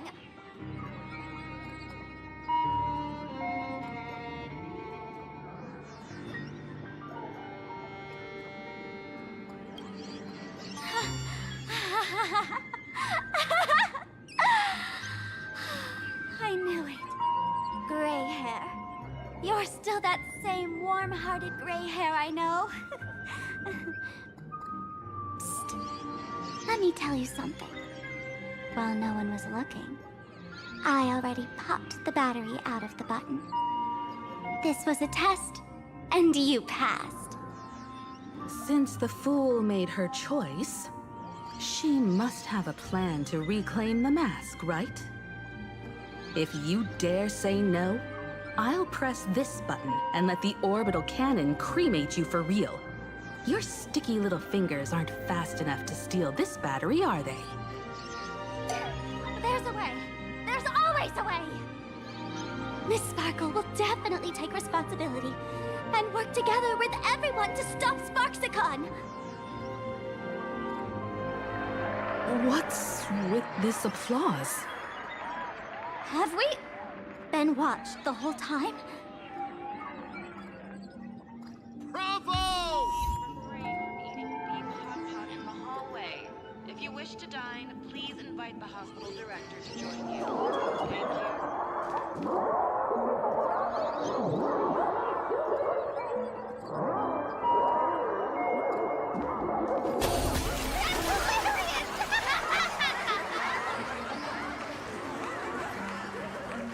So the audience watched our every move in that treatment? Is this a hospital or a theater? That's life for you. While there's life, there's judgment. In every unseen corner, countless judging eyes are watching, diagnosing, and writing their own prescriptions. I must admit, Fatal Joke is a fascinating place. Real shame I didn't come check it out earlier. Ignore the spectators. They're just here for laughs. They won't help and couldn't if they tried. You said you had a way to stop Sparksy. Let's hear it. What's the plan? I've got a few anti-sparkle weapons in my collection.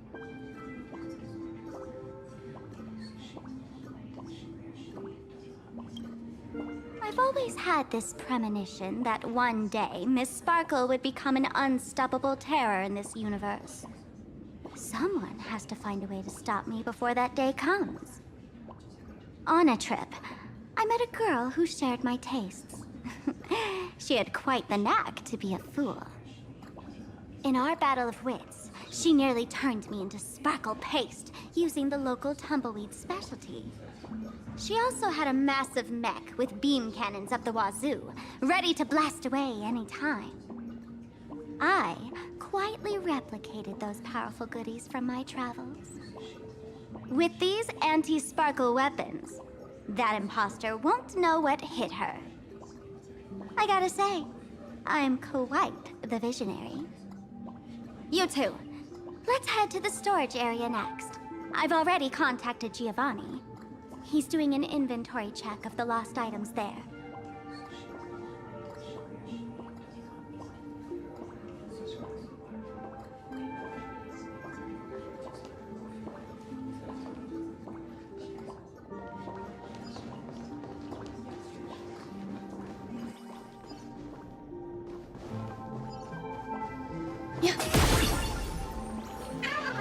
This is too much. Stage where no one can predict the jokes.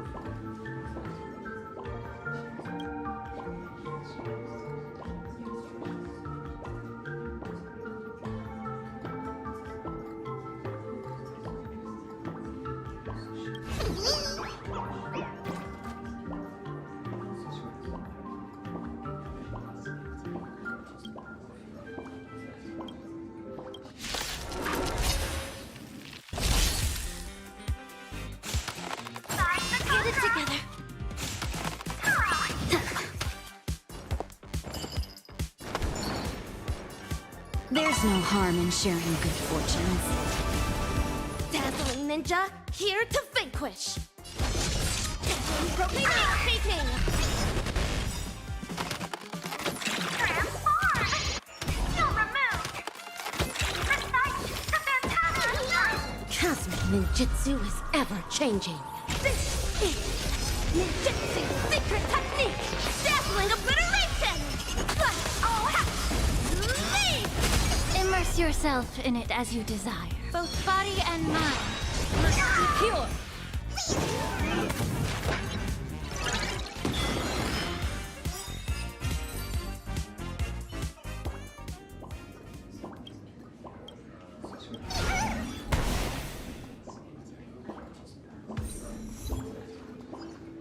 When will I be able to see this and not laugh?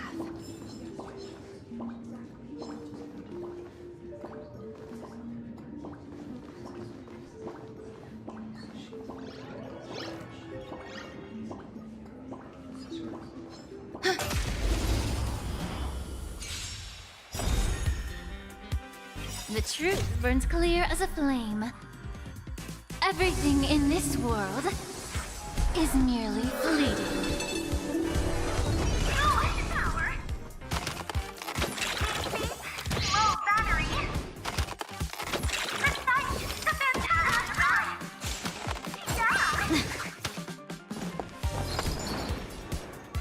Shall we unite our goals? All manner of evil, leave that castle near your burst.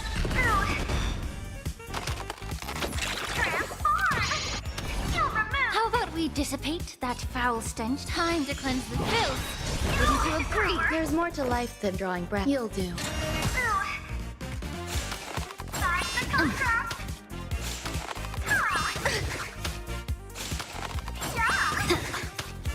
Dreams of a past life are now all gone. Though life is as a speck of dust, it dances still in grace.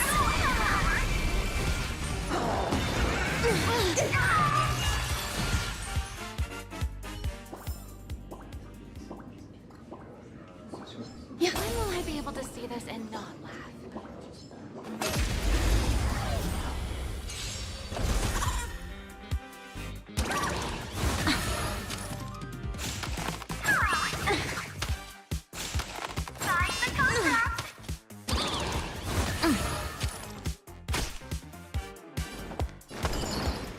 There's no harm in sharing good fortunes.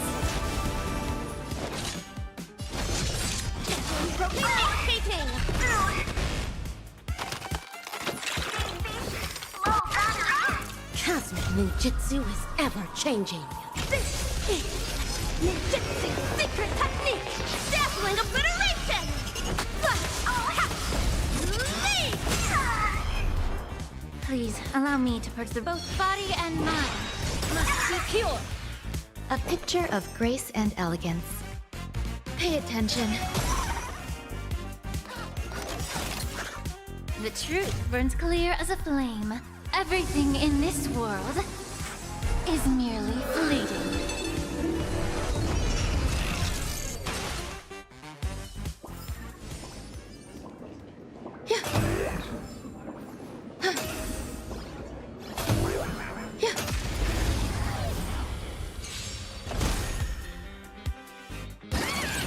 Useless.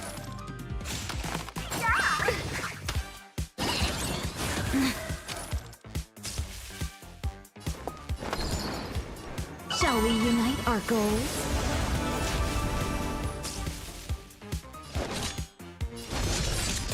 Near your burst.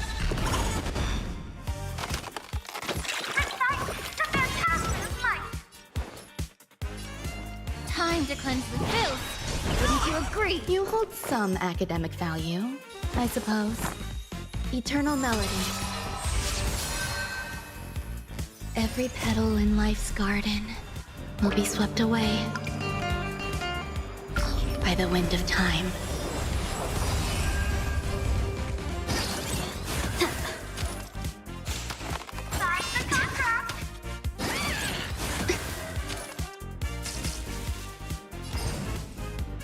Clouds are easily scattered.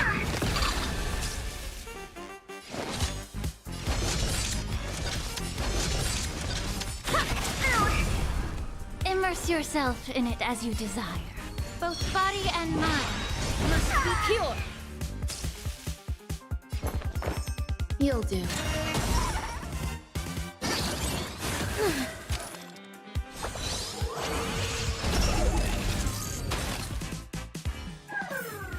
Life. A true marvel. No one can predict the jokes. Your tolerance for jokes is way too low.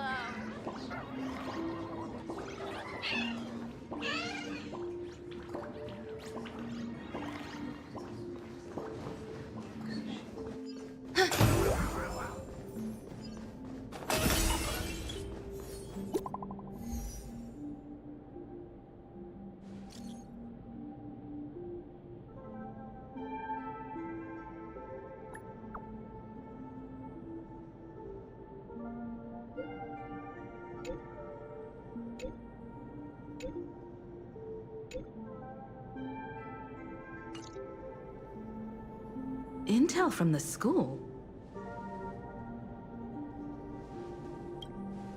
The Furbo journalists couldn't find March or Mr. Yang, but they did spot Sparksy taking down the wave painting in the school courtyard. Oh? That's noteworthy. Looks like Sparksy is busy making preparations too. But why do all this? Never mind her for now. Let's check out the Fool's storage area.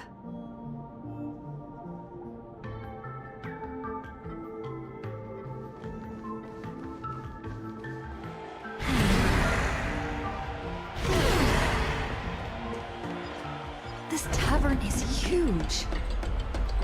Yeah, it's all right. I just wish there were more fun spots around here.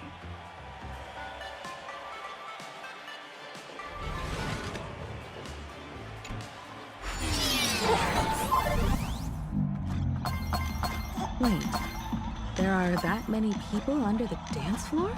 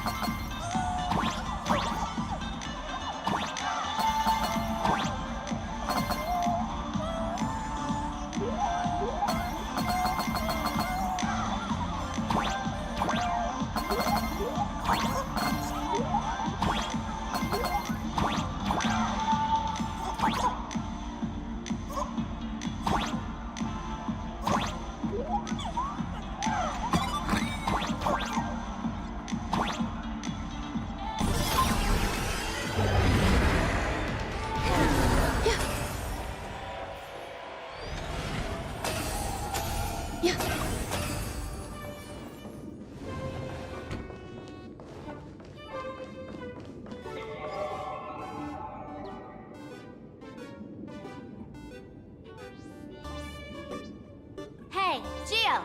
What are you doing up there? Working my tail off for you, tallying the losses. Wait, who'd you bring with you?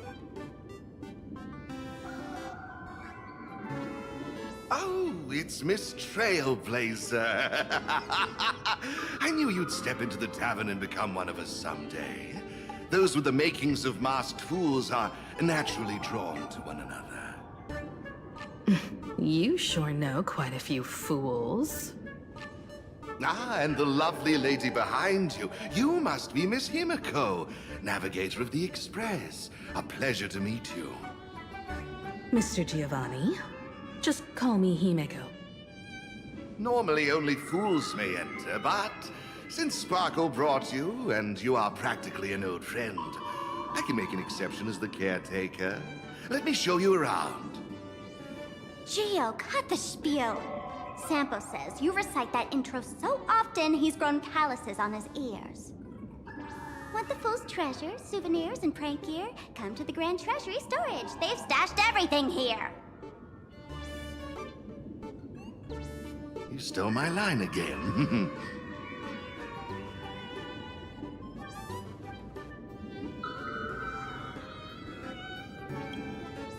picked it up on a trip to another world. You've heard this phrase too, haven't you? I'll admit it's catchy. That's why I used it as a slogan. Storage area visits went up by 26% after that. Business first. Did you see my pickup message I sent?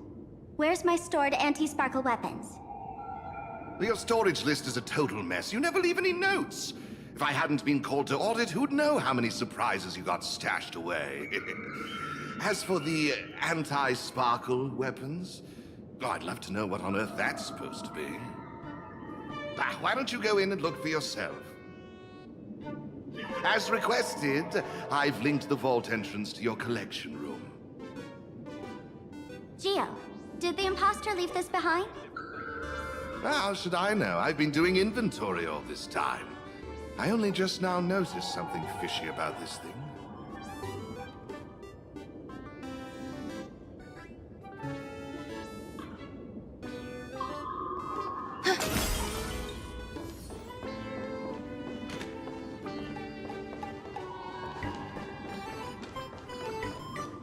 Hey, hey, gray hair. Where are you headed? Huh? What's this? Whoa! That's one massive stellar jade. Let's go in and take a look.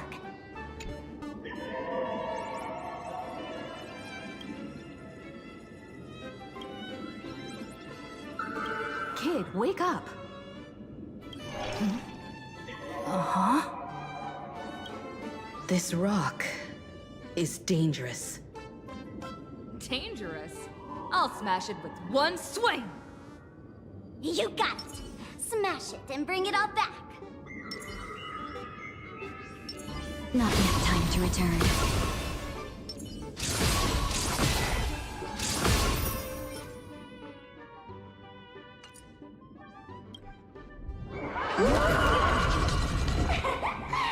Stellar jade is the perfect bait for catching lings. How generous of you. First time I've seen a thief steal something and leave something even more valuable in the vault. Isn't this exactly the type of phantom thief flair we masked fools adore? Remove a carefully curated piece and leave a gift in place to soothe the owner. A jumbo-sized stellar jade is surely worth a jar of mimetic virus and a few anti-sparkle weapons, wouldn't you say? And you stole my other prized pieces too? That worthless junk? Consider it a complimentary vault cleaning. Before Sparks Con begins, I'd like a little warm-up entertainment. Old model and the nameless. You should be able to break out of this room, right? Don't disappoint me now!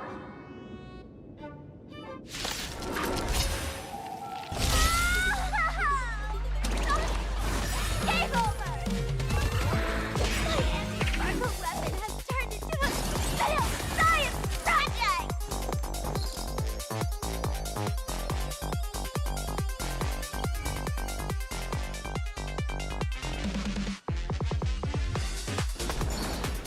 There's no harm in sharing good fortunes. All manner of evil, leave at once! Can't near your colors burst! The truth burns clear as a flame. Everything in this world is merely fleeting.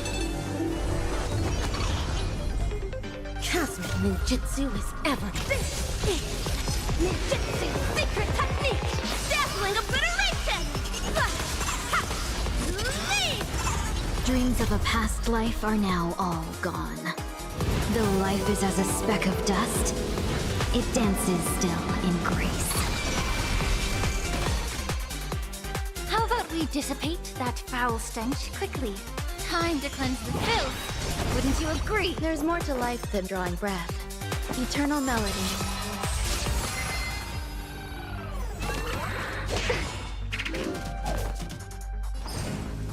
Clouds are easily scattered.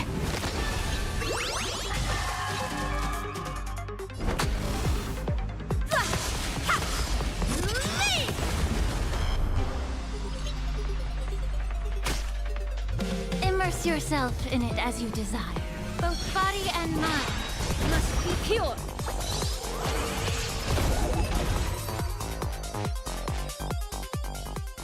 Gio, the security here is an absolute mess. You're in no position to talk. Even the drinksmith here is a temp. Count yourself lucky I'm kind enough to help tally your storage. She didn't just steal my power and my collection. She completely destroyed Miss Sparkle's reputation.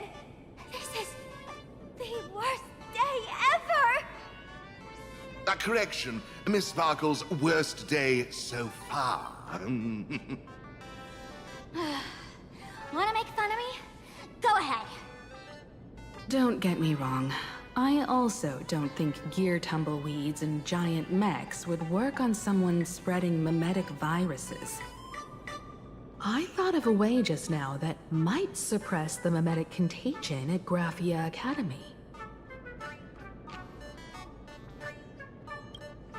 You can fight fire with fire, but a mimetic virus can be scoured away with water. What do you mean? Our informant at the school reports Sparksy is removing the central painting there. The imaginated painting, Worldbreaker Waves, is said to be a work left behind by Graphia herself. Legend says the wave comes from the Dovebrook river water she used to wash off her painting mistakes. The artists say it is blessed. That's why they kept it in the school. I couldn't understand why Sparksy went to such lengths to tear it down. Now I do.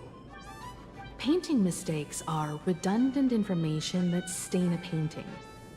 A mimetic virus is redundant information that stains the mind. If someone knew how to harness this Dovebrook wave to wash over the school, they could cleanse the infection she spread. That's why Sparksy wanted to hide the painting.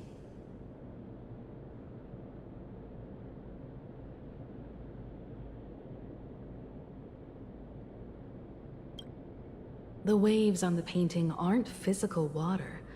Only those versed in the art of imagenesis can control them.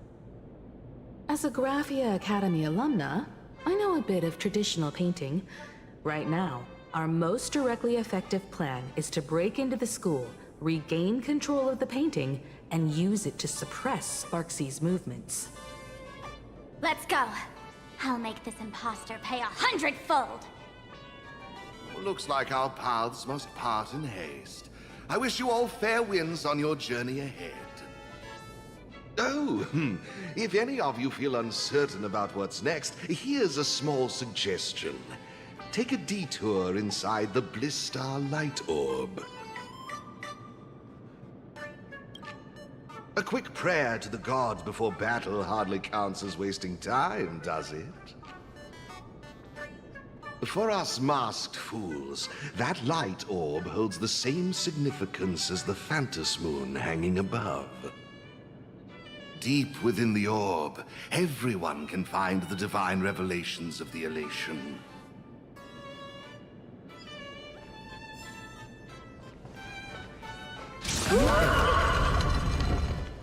This doesn't look like where we came in.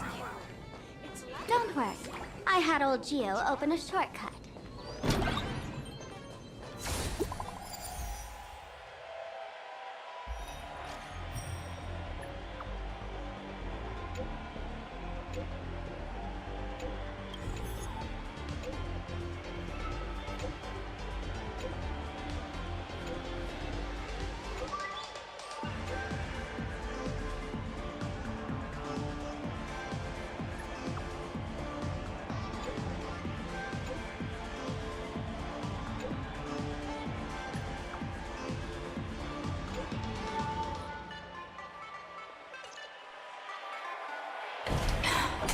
They found something else at the school? We need to pick up the pace.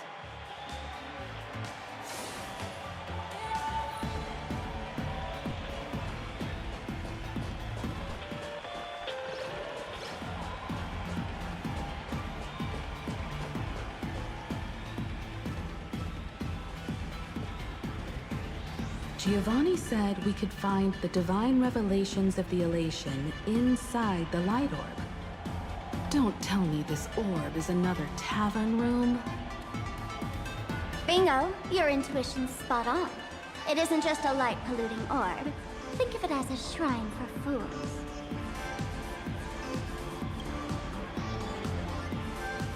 The youngsters only revoked the Laughter's right to enter the tavern.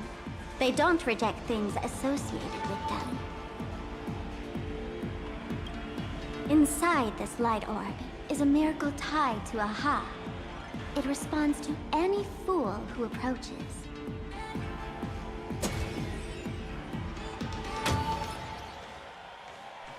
Let me show you something mind-blowing. Here we go. Open sesame!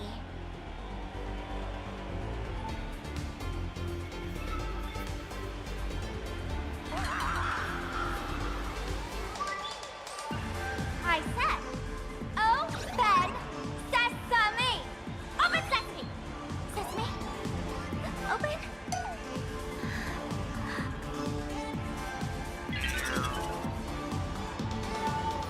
Hooray! So in their eyes, I don't even count as a masked fool anymore? What a wonderful surprise! The imposter stole my identity too!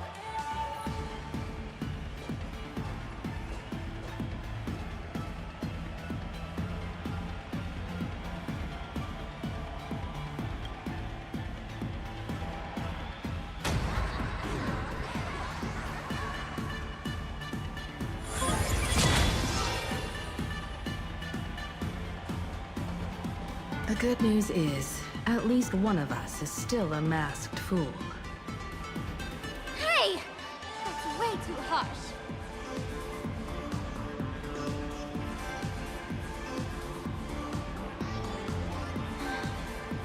I hate to admit it, but gray hair, it's opened for you. The light orb has acknowledged you.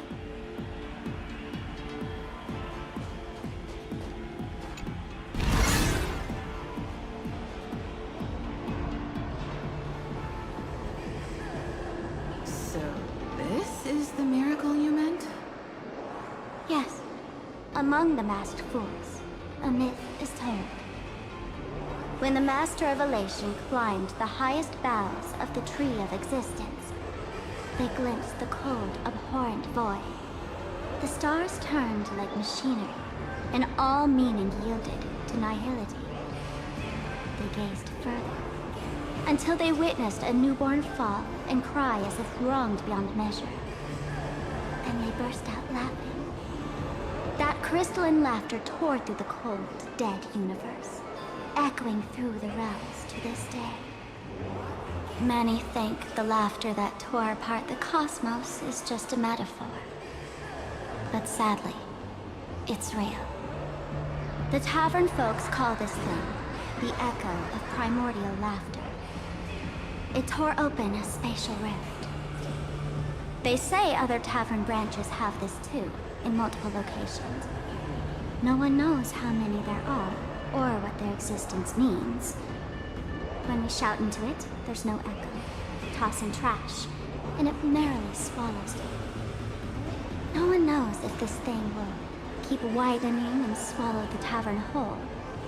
Either way, it just sits there, right over there, motionless, grinning at us forever. Just stick your hand in there. It's said, at a turning point of destiny, a fool need only reach into the rift and grasp something. The tavern folks call it the Laughter's Gift. No one knows what this thing will bring to those who seek it, fortune or otherwise. But one thing's for sure. Your destiny's bound to get much more chaotic. Hey, gray hair. Wanna give it a try?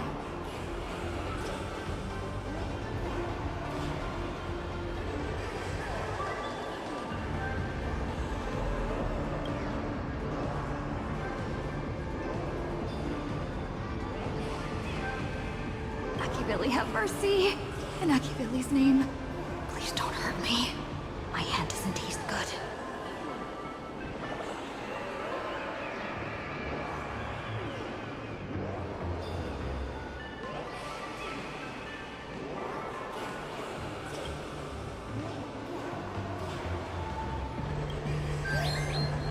Is this? Huh? What's this?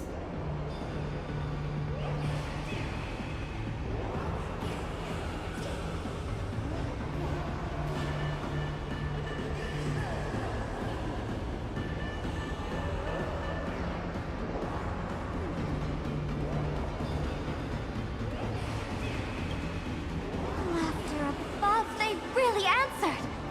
But what's their deal giving you another mimetic virus?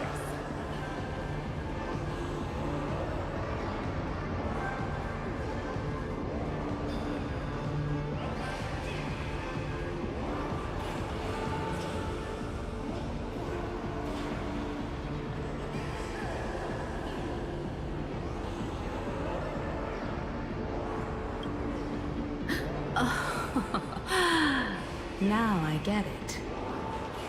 Audiences infected with the Sparksy virus naturally won't be able to resist Sparksy. We'd end up like that soon after breaking into the school. But if we're already infected with another mimetic virus, well, that changes things. And this banana serves exactly that purpose. To buy us some time to resist. The elation really has a twisted sense of humor, huh? All right, let's move.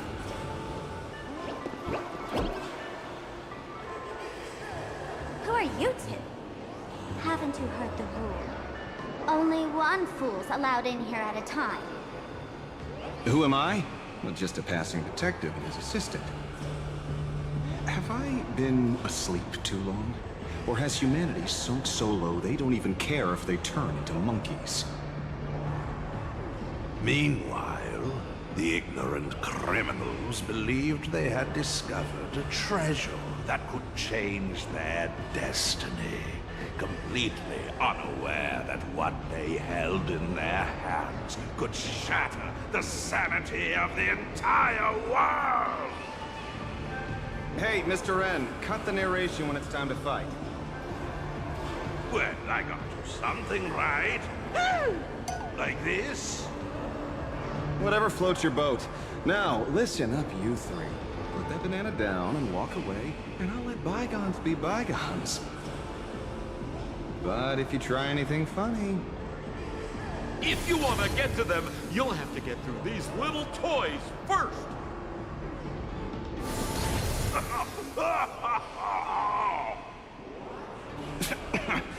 Are these folks really the Nameless?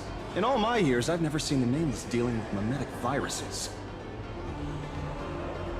The real deal. Just some Nameless passing through. Mr. N, I've got to go after them. You won't be able to keep up with me. Just head home and wait for the news. I swear, I won't let the tragedy that happened to you repeat itself in this world.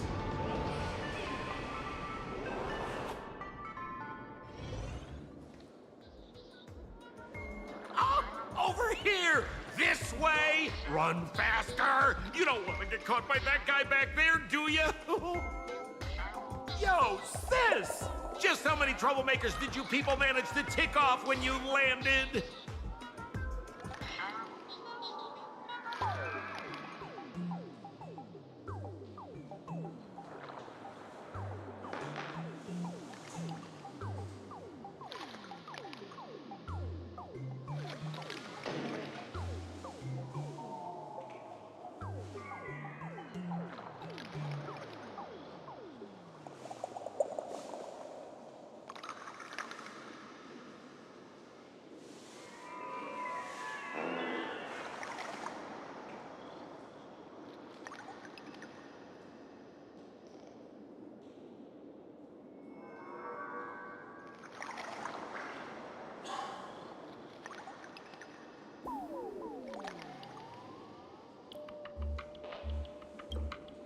Good old Sempo came through with top-notch service. saving your lives in the nick of time. Thank you, Mr. Sampo. Now that we're all set, it's time to head to Graffy Academy for the rescue mission. Mr. Sampo, do you know which door in the tavern can get us back to the city the quickest? You don't even need to ask. When it comes to knowing all the secret passages and shortcuts in this tavern, you won't find anyone who can match old Sampo. Then lead the way.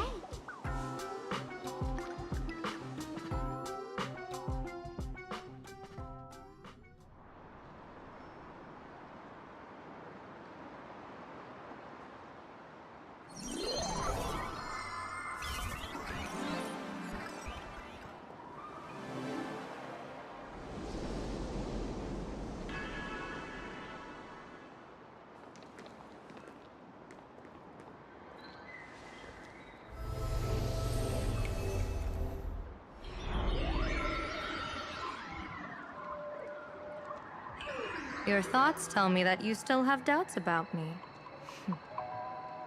Did you ask to meet here so I could clear up some of your doubts? Greetings, Lady Yao Guang. Being able to hear others' thoughts anytime. This tuning ability sure comes in handy. Compared to the seer strategist's ability to come and go as she pleases, this is nothing but a parlor trick. I've heard that Xianzhou folks are big on etiquette, yet here I am, and you're still playing hide and seek, General. Isn't that a bit discourteous? Sorry. I have this old problem of suddenly disappearing. It's really something beyond my control. As for the reason, I'm afraid I can't disclose it. Please forgive my rudeness. Or, if you're truly that curious, why not use your tuning and find out? You know I won't do that. Besides, I couldn't even if I wanted to right now. Couldn't?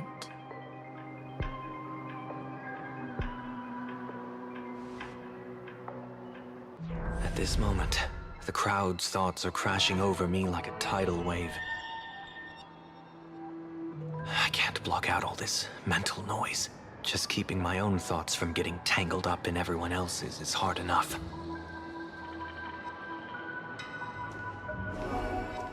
I see. So that's why. When you were speaking with Miss Himiko earlier, I accidentally intruded on your private conversation. My tuning is spiraling out of control. This mask is distorting my abilities. I see it differently. The loss of control is temporary. That mask is amplifying your power. How is this possible? This tuning power is bestowed by the Harmony. How could the Elation meddle with their authority? Perhaps the Elation simply poured more fuel into this divine authority? In my humble opinion, this mask binds the supplicant to all beings of plain Arcadia, drawing strength from those who share the same path here for your use. That's why you're hearing others' thoughts surge toward you like a tide. Your tuning is steadily expanding, and you've become the center of this melody.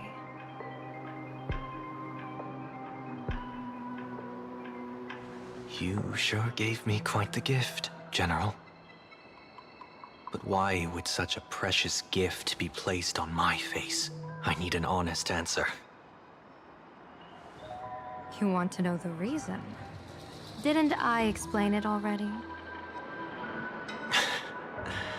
Your reasons about me make sense, but what I really want is your answer about yourself. General of the Yuchue, who sees into the future. Why not wear the mask yourself and personally step into the fray with its power?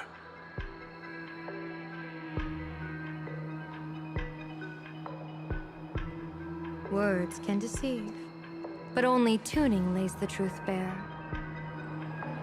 Mr. Sunday, why not use your enhanced tuning to feel the weight of that answer for yourself? Well then, pardon my intrusion, Lady Yao Guang.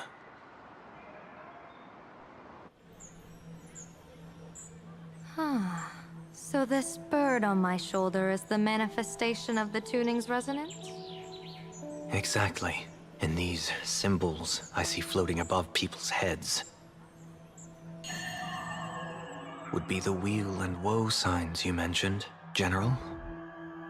That's right. To become an Arbiter General, one must undergo 3 ceremonies. The Rainbow Ordainment, the Rainbow's Gaze, and the Bestowal of Spiritus. Only then can one truly take up the mantle and live up to the title. When I was appointed as the Yuchue's General, I was bestowed with the Rainbow Spiritus called Kalachakra Sky Plume, which represents the vision of the hunt among the 7 aspects of the rainbow. A symbol of foresight, verdict, and self-discipline. Thanks to that, I gained the Eye of Ishvara, which allows me to read the flow of destiny. Since the day I arrived on this world, every person I've seen bore a crimson woe sign above their head, without exception. Within days at most, a catastrophic disaster will befall this place. So, that red glow rising from the edge of the city is... The blazing light, formed by the convergence of all those woe signs in plain Arcadia. In that case, General, it's all the more reason for you to wear the mask. Once your sight into the future is strengthened, you won't need to fear the deathly omen in your readings. Mr. Sunday, have you heard the Diviner's iron law? Never divine the same matter twice. In Penacony, diviners also warn clients beforehand. You can't ask for another spread just because you dislike the result. There's a reason for that, isn't there? Divining the future is, in essence, a form of observation and calculation. It's an interference with the future. Each reading drives the murky future towards a definite outcome. A collapsed quantum state, even if that outcome isn't to one's liking. To be honest, when I set out for Plain Arcadia, I had fully intended to personally participate in the Phantasmoon Games. But the moment I laid hands on the mask, I understood the consequences of wearing it. Once this miraculous item is donned, the Eye of Ishvara would transcend mere sight and permeate throughout this realm. The Kalachakra Sky Plume would predict the future of all beings at tens of billions of instances per second. You're saying that simply by your observation, our future would become fixed. Indeed, just like how the Wisdom Walker expounded the way of destiny, anchoring the fated moments. If I wore the mask, I would become the noose of Plain Arcadia, and I would personally anchor a destiny that drives us all into a bottomless darkness. We will become locked in a dead end, with not a shred of hope for salvation. Close one. I passed the trial. There's still a sliver of hope in this round. Now that makes me even more curious. Pardon my bluntness, but the fate of billions in Plain Arcadia never had much to do with you, General. Your encounter with the Express and the IPC was merely a chance meeting. You are a messenger of the Xianzhou. Since you foresaw the omen, that an Arbiter General will fall here, you could have boarded your ship and left at any time. Why choose to stay and help us? To help this world break free of this death trap? Because I am guided by great compassion. Every life is precious beyond measure. Such diplomatic pleasantries won't fool the former master of Penacony like yourself, would they? Then, how about this reason? The Astral Express has distinguished itself time and again against the destruction, and bears an irreplaceable duty for the future. I can't just sit idly and watch you face annihilation. Give me a break. I really am terrible at all this diplomatic talk. Mr. Sunday, what makes you think that everything I've done is just to save Plan Arcadia? What? Weal is where woe lurks. Woe is where weal leads. The good fortune of some often births the ill fate of others, and a dead end for someone may hide an opportunity for another. This treacherous land where life and death turn again and again, where fortune flips to misfortune, is, in my eyes, the perfect board for a game of wits. A game with whom?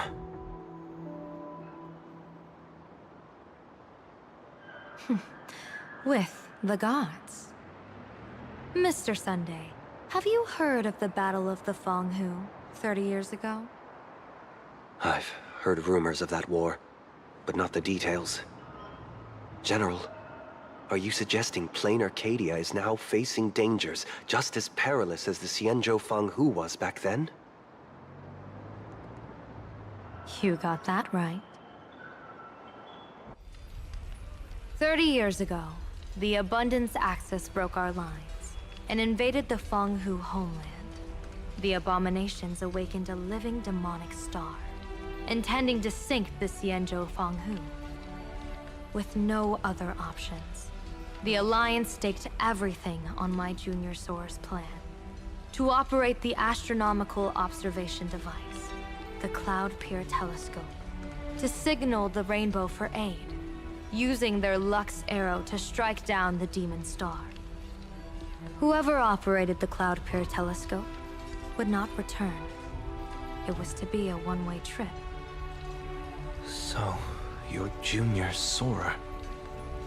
You guessed wrong. The one who offered his life was my master, who taught me divination. It was Master Jing Tian, then the Yuchui's Master Diviner, and the only high official authorized to operate that device.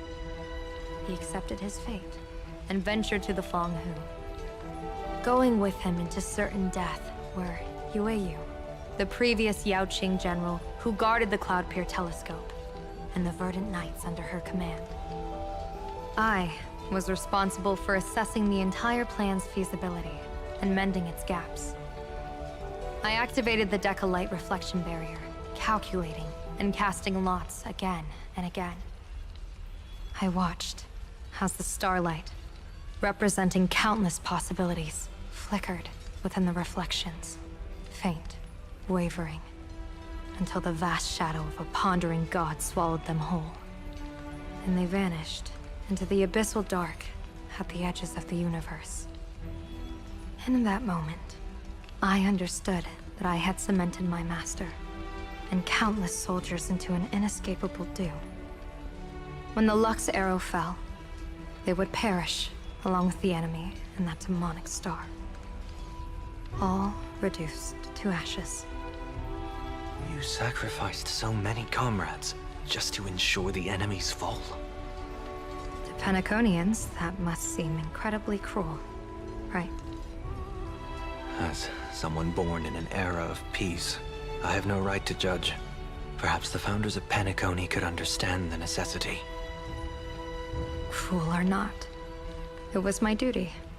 And so I had to witness and remember their sacrifice. When I saw the Lux Arrow descend, I realized the Xianzhou Alliance had actually directed an Aeon's actions. This realization illuminated the mission of my remaining years. In this cold, merciless cosmos, when you're trapped in despair, an Aeon's intervention is often the only hope. We are not ants, helpless beneath the celestial spheres as we simply watch the stars turn. Instead, their trails were forged by us, who offered up a portion of our insignificant destiny. Even beings as mighty as the Aeons can be pulled by our will. Is this what you want to do in plain Arcadia? Indeed. I will seize those starlights of possibility I once buried with my own hands. Just like the Battle of the Fong Hu 30 years ago. An Arbiter General will fall, and an Eon will descend. I will forge the destined death into wagers and game pieces, and invite the god who delights in meddling with destiny to sit at my table. This time, I will invite them into my calculations, to draw a great wheel for the cosmos' future. Mr. Sunday, surely you can understand this mad idea of mine, having once reached the divine throne of order yourself.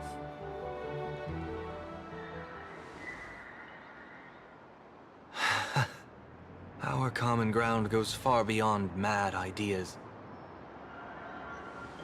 But I was reviving a god who already lay dead and buried in the infinite dark. General, how can you be sure that the most capricious Eon would be led by your fancy?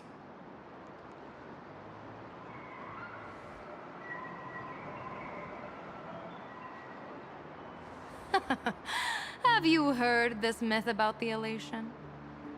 They say Ahab once climbed to the highest bough of the Tree of Existence. Gazing out, they saw stars turning coldly like machines, and the meaning of everything yielded to nihility. Only the cry of a newborn made them burst into laughter. Mr. Sunday, answer me. Why did Ahab laugh?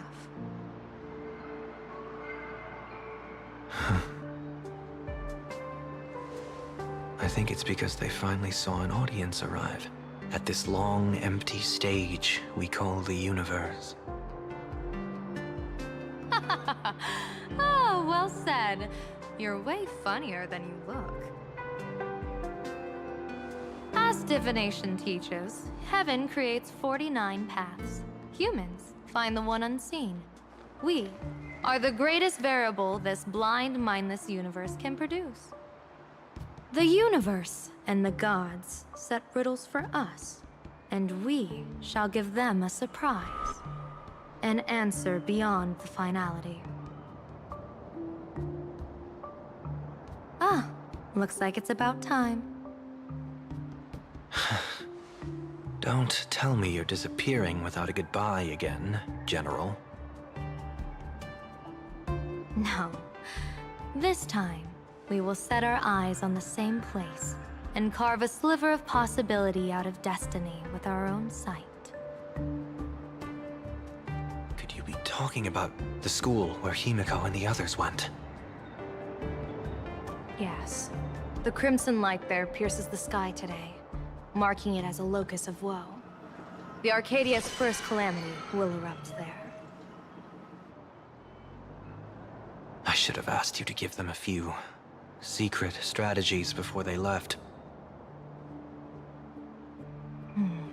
Forget it. The stuff in those pouches is all harmless banter anyway. Let's spare them.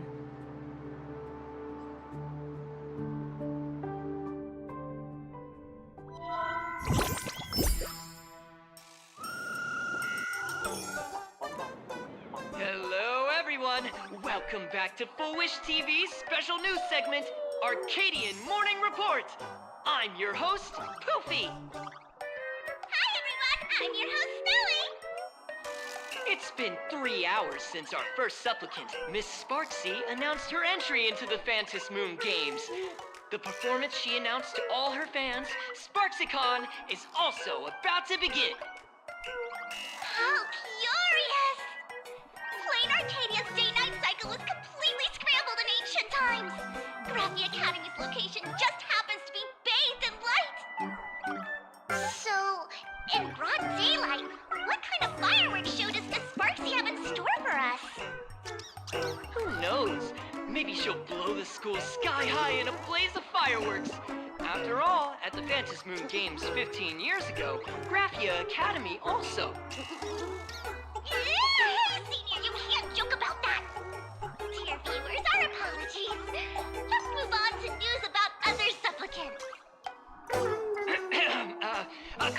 the Department of Aberration Defense's staff, during a routine inspection of the Phantom Moon courtyard, 2 additional mask shapes manifested on the altar. In other words, 2 more supplicants have appeared! Although none of them have publicly announced entry into the games yet, the altar's masks mean someone, somewhere has quietly donned the masks of elation. As for the 2 masks, Department of Aberration Defense staff describe one as a raccoon and the other as some kind of bird. A raccoon mask, huh? Hard not to think of the Astro Express that just arrived in plain Arcadia. Will the Nameless from the Astro Express join the Phantom Moon Games? I hear they were also invited to SparksyCon as special guests! Will it be a miraculous show formed out of the collaboration between supplicants, or a head-to-head showcase between 2 famed contenders? Countless streamers are already live, broadcasting the scene at the venue. Let's cut to the feed now.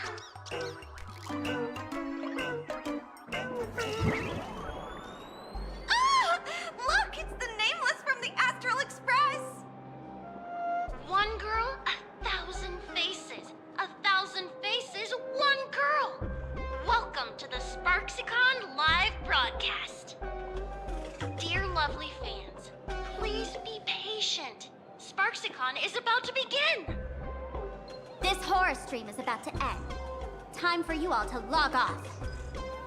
That woman has Miss Sparksy's face. What a pathetic imitation. What? My face is the original! Miss Sparksy's face alone is the greatest masterpiece in the world! Everyone should listen to her sweet voice and gaze upon her adorable face! We shall become Miss Sparksy! We offer everything to Miss Sparksy. SparksyCon! SparksyCon! SparksyCon! SparksyCon! SparksyCon! My eyes! I've seen something cursed. The mimetic virus spread among people is way worse than we imagined. There are walking Sparksy shrooms growing on the ground. I bet we'll all end up with Sparksy, or rather Sparkle faces before we can get very far.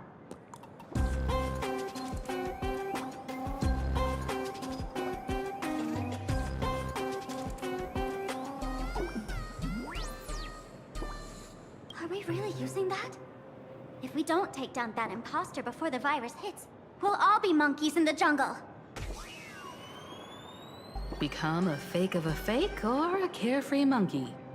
Your call. On second thought, being assimilated by an imposter doesn't sound that bad. Enough talk. Eyes on the banana. Ow! Ma'am, a little warning before you stab someone with a banana, please? Come on, banana. Remember the plan we made at the tavern? Yes, we dig out the imaginated painting Sparksy hid, then use waves to give Garafia Academy a good banana wash over. But what if that imposter figures it out? Just try to keep her busy and buy us some time. Let's do it!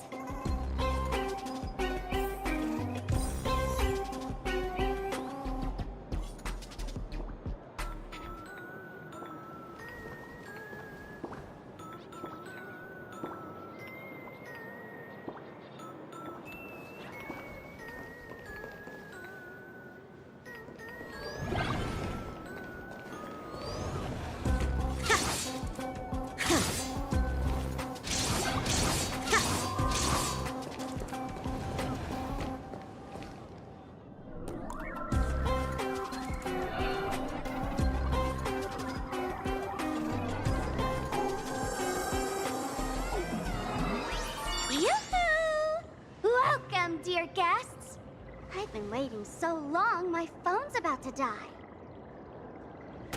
Drop the act, my dear mask. I shouldn't have called you an imposter. That was harsh of me. Come back to Mama's arms. It's not too late. If the Astral Express crew gets involved, they won't be pulling any punches.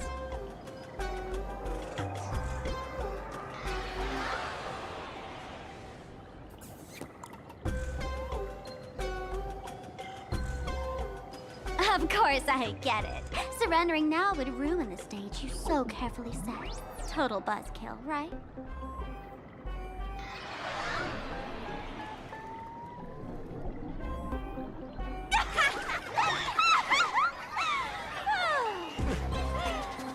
So you still don't get it? The worst thing an actor should do is be tied down to one type of role. Standing before you. The loyal friend who's been by your side all along. The masked fool who never played any tricks. She is actually the old mask I have shed.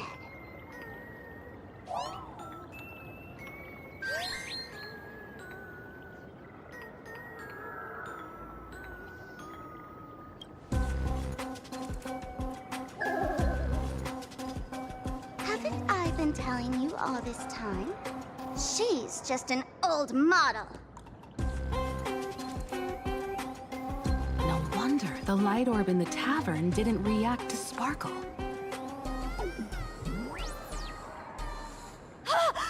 For real? That explanation is kinda awesome.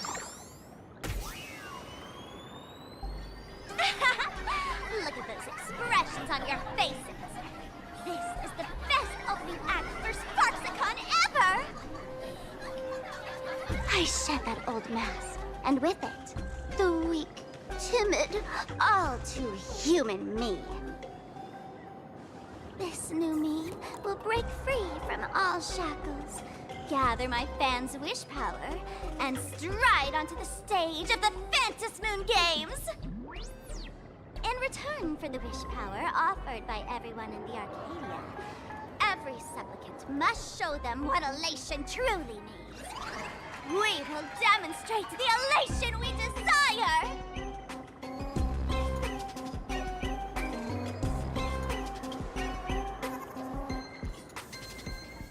There's no coercion involved anywhere in this. It's a simple yes or no, like scrolling to the bottom of the terms of service. Want attention, talent, quick cash, universal praise? Download the Sparksy virus. Ta-da! Click confirm, and you're set. Isn't that exactly what they crave? Elation in 3 minutes flat? Nameless, you're doomed to lose. You can't stop what people desire. We can't stop their desire. But in this stream, we'll show this Arcadia world another possibility. What did you just say? We'll show everyone watching the live stream the elation of the Astral Express.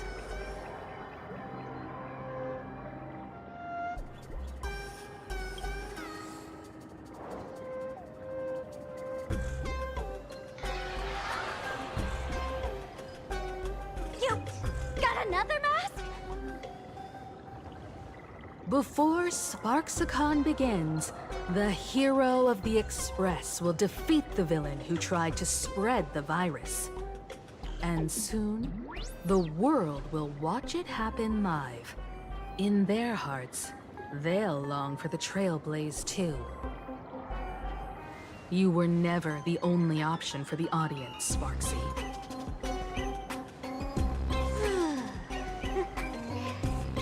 You know why I can't stand heroic stories?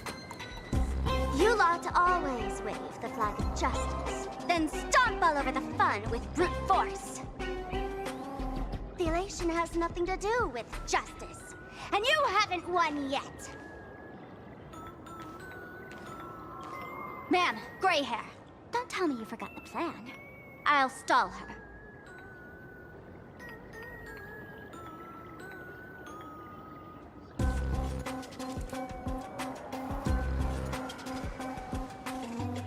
We don't have much time left, do we?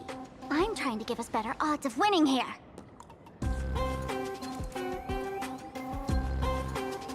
There's one thing I've always wondered. Who's the real Sparkle, and who's just a mask? Shouldn't the last one standing decide that? Then let's settle it right now. I'll make you the opening firework of Sparksicon.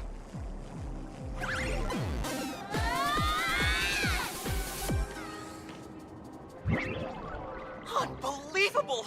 A girl who looks exactly like Miss Sparksy just rushed in and started throwing punches! Could she be a high-grade look-alike rival? Looks like when it comes to top-tier V-Streamer wars, the fanciest fights are fought the old-fashioned way.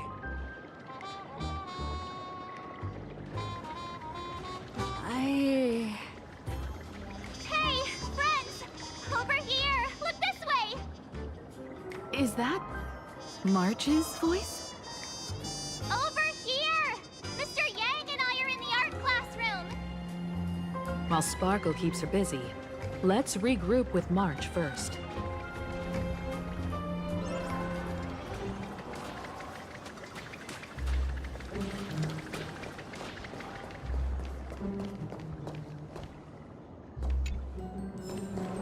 Love the sparks! Guard the sparks! Never fear the dark! What kind of stress rhyming is that?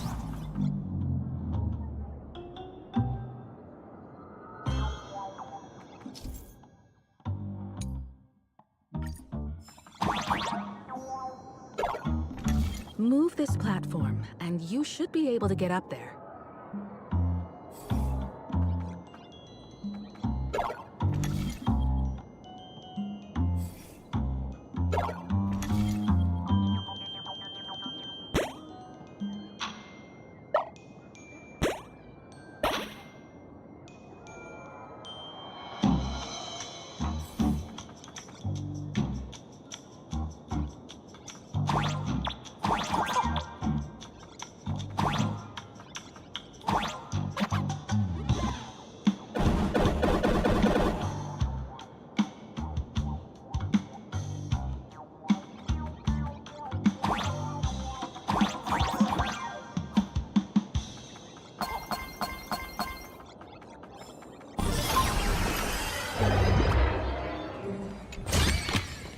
I accept this reward bestowed by the Great Line.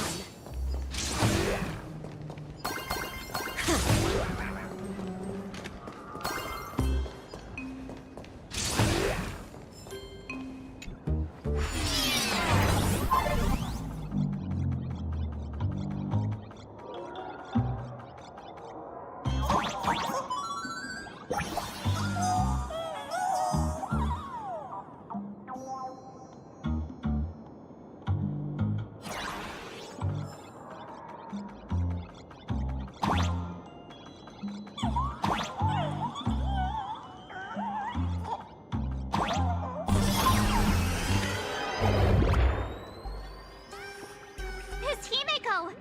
Oh, you're finally here! March, I'm just so happy you're safe, Bana. After she escaped the school, I figured she'd bring you back. So while Sparksy was away, I found a classroom to hide in. The students around here have been acting weirder and weirder. Good thing my heart is pure and untouched, so her tricks don't work on me. Hold up. Were you two just talking with some weird verbal tick?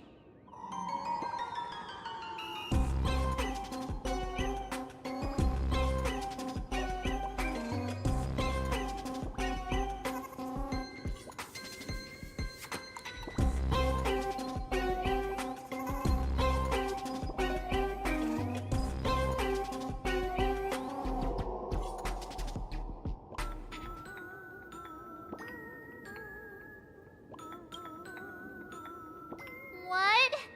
You actually used that Penaconian mimetic virus to counter Sparksy's influence? Whether the Express turns into some crazy Sparksy train or ridiculous monkey train, I want neither. What about Welt? Is he all right? Mr. Yang, it's our friends. Come on out. You look perfectly normal, though. So that Professor Welt she saw in the news... Just a bit of acting on my part. Let's not dwell on that right now. Like March, I realized something was corrupting our cognition when I arrived at school. She even pulled from one of my past memories to strengthen the effect. It was pretty frustrating. Luckily, I've dealt with something similar before. I snapped out of cognition corruption very fast this time, so I decided to keep playing the teacher and hide some students away in secret. So, any ideas on how to dispel Sparksy's influence?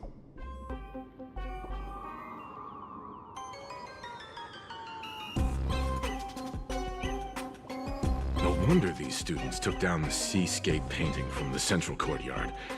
Sparksy had them break it into 3 parts: the waves, the wooden boat, and the moon. I don't know where they hid the waves and the moon, but I managed to retrieve the wooden boat that was stored in the archive room from the students. As expected from Teacher Yang. We might have a lead on the other 2 painting pieces. Have you seen... Furbo, Nana? You mean... a Furbo? We sent a local reporter into the school, but his luck turned sour, Nana. Sparksy caught him red-handed. Before he was taken away, he managed to take a photo of the library. I want to check it out with her. What about me and Mr. Yang? Now that we have a lead, no way we'll just sit here doing nothing. March and I will go track down that Furbo reporter. We might even find out where the last piece of the painting was hidden. That's the plan. Let us know right away if you find any leads.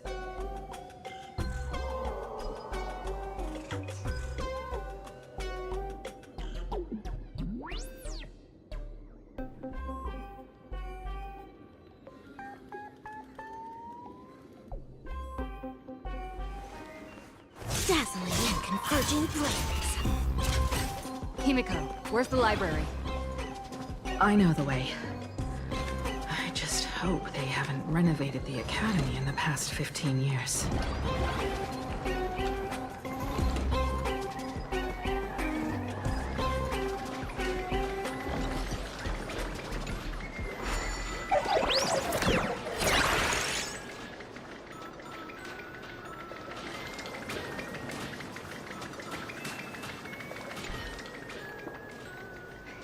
Give it up!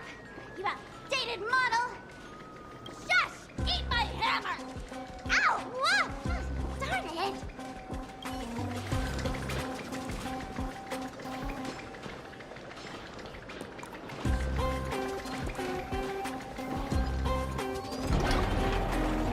Oh, the Express crew is here!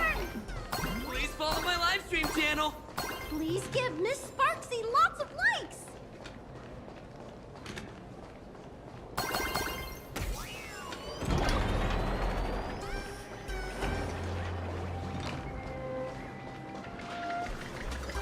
Let's go! You're pulling my hair! That's the whole point. Surrender to Miss Sparkle like a good girl.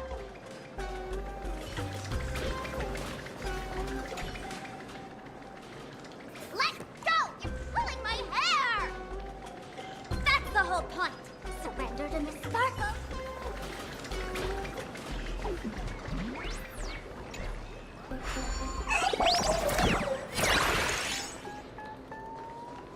The library's just up ahead. Finally, I can get away from all these live stream obsessed students. We're here, Bana. But I don't see any waves or moon. Where could it be? Like I'd ever tell you. Miss Sparksy herself ordered us to guard this place with our lives. Hey, get that stream running. Ugh, kids these days. They ignore their studies just to focus on the internet. As an alum of Graphia Academy, it's my duty, as tradition dictates, to give you all a proper extracurricular lesson. Hey, juniors, ready to roll?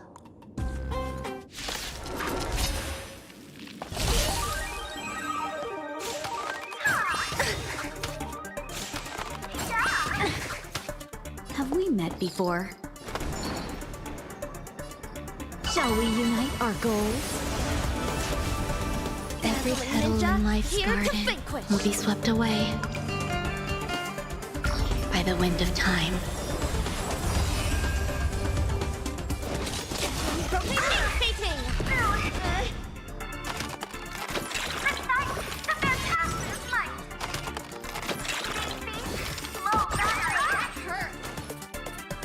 Time to cleanse the filth. Wouldn't you agree? The truth burns clear as a flame. Everything in this world is merely fleeting.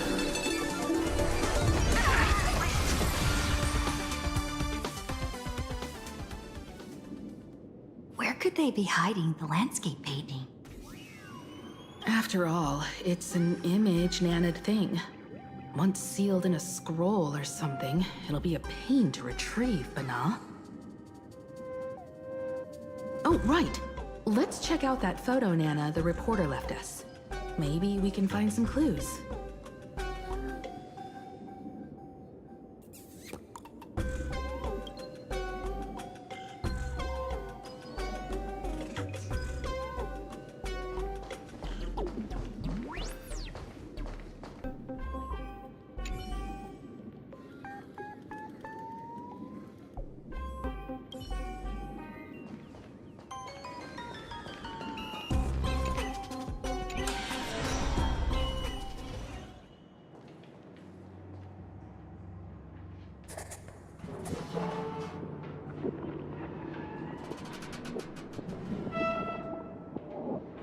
Where are we now? This place looks just like any other classroom. But something's off.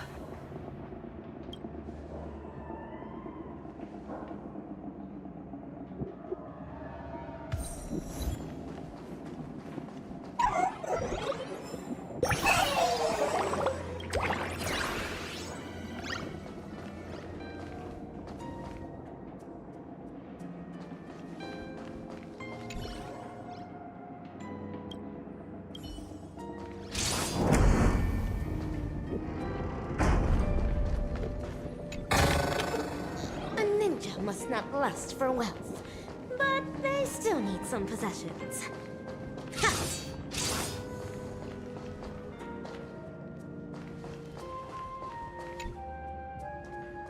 So this is where they stashed the wave. Did you hear something? I think I heard someone laughing. Something's not right. Is there something hidden here?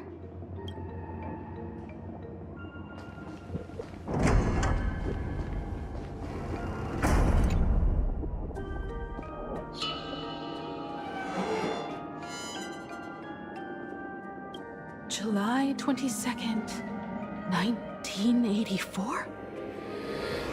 Belle? Could this classroom be...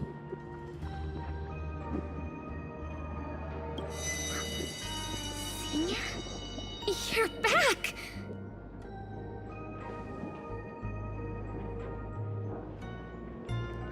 Belle? And you are? But... how is this... It really is you, Senior! You look so different. We almost didn't recognize you. Still, that dashing aura of yours simply can't be obscured. I, and so many of us, we've been here, waiting all this time. I'm so sorry. I was gone too long. It's unforgivable that I never came back to visit you all. You apologizing so seriously? That's not like you at all, Senior. Yeah. After all this time, the least I can do is smile.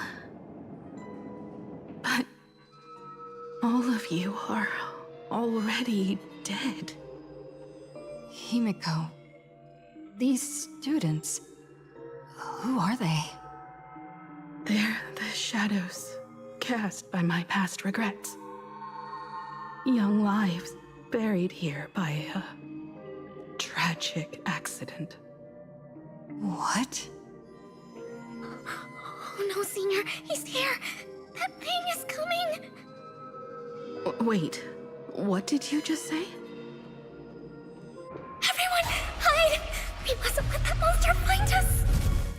Run, Senior! The Herald of Death is back! No!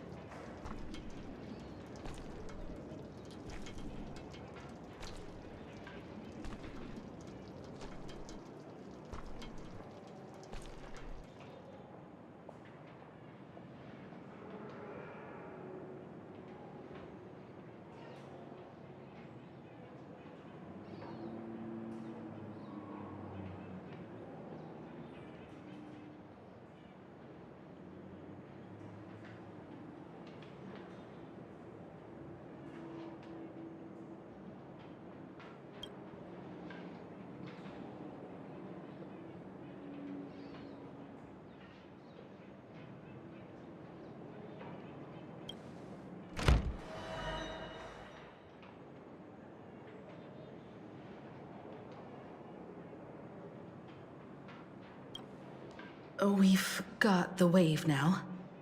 Time to regroup with Welt and the others.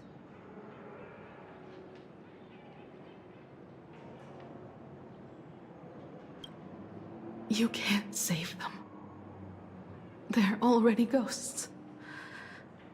It wasn't Sparksea who attacked them, but something far more cruel.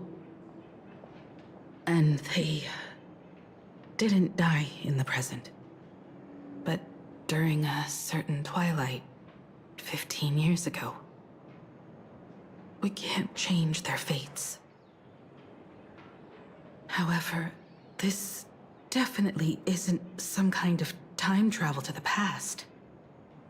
Someone created this space for unknown reasons, only to reenact before an eyewitness the bloodbath at Graphia Academy from the Phantasmoon games 15 years ago.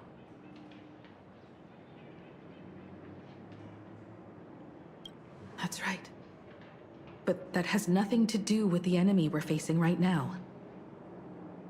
I know you have a lot of questions now, but we'll have time to talk about all this in detail after we deal with Sparksea. Come on. It's time for us to meet up with Welt. He just messaged and said he and March found the missing Furbonana reporter, Bana, and the final landscape painting piece.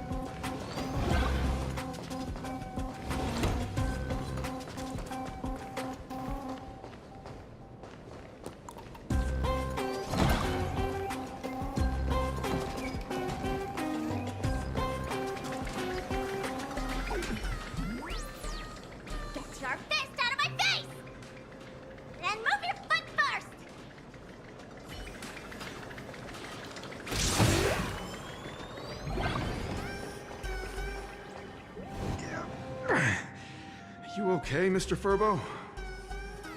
Good thing we got here in time, or you would have ended up as a target practice dummy. Beep boop. This Furbo nearly bit the dust. President, you're here! You're gonna give this Furbo some hazard pay, right? This Mr. Furbo said the students put the moon inside the gymnasium.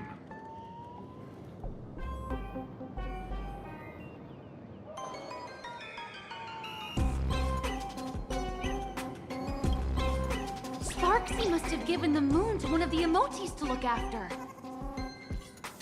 She really went all out, didn't she? The whole gym's full of moons. Now what?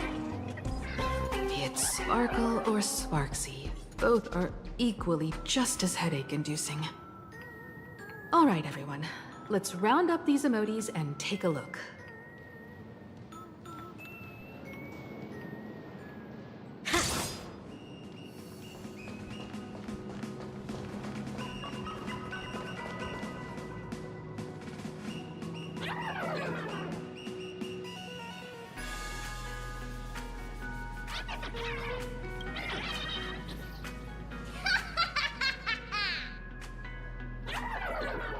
Oh, that sneaky laugh. It probably does know where the moon is hiding. But how are we meant to even reach the thing?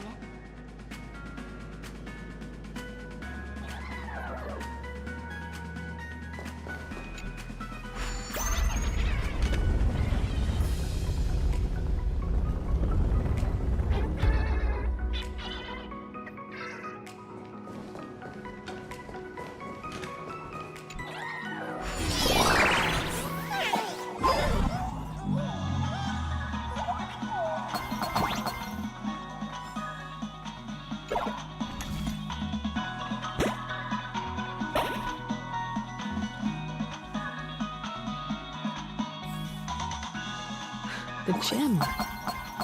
I've missed this.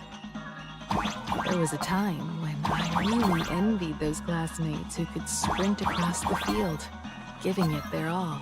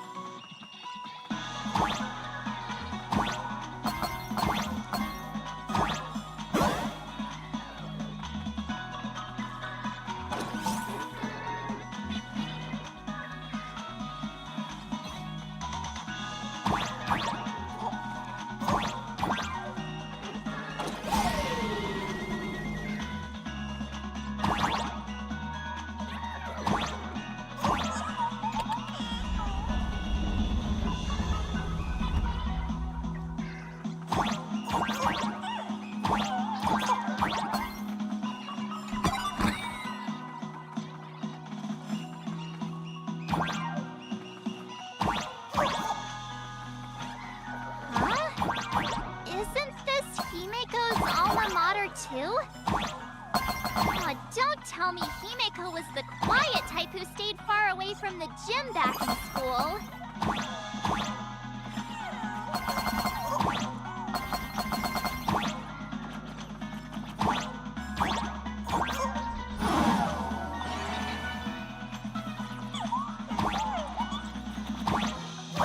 Not quite.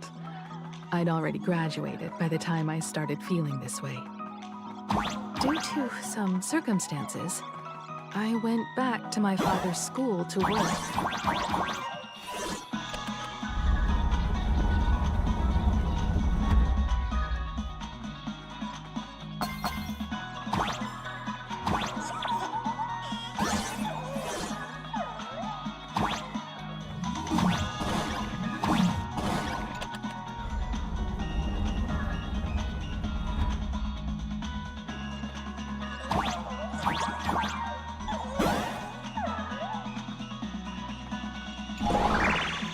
One good jump, and we should be able to reach that emoji.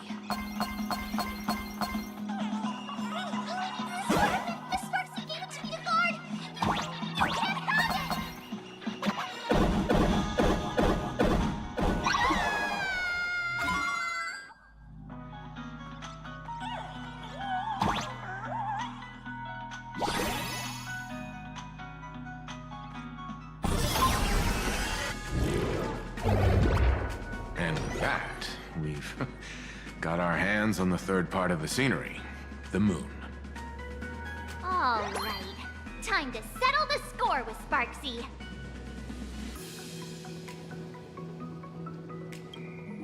Since Sparksy dared to target the Astral Express, treating us like stepping nanostones in the Phantasmoon games, she had better be ready to become a spoil of war herself. She and I will head to the atrium next, piece the imaginated landscape painting back together, and help Sparkle take down Sparksy. Welt, March, I'm counting on you to protect the students at the Academy. Dovebrook's waves should suppress the memetic contamination they're experiencing, but they might panic and run into the combat area.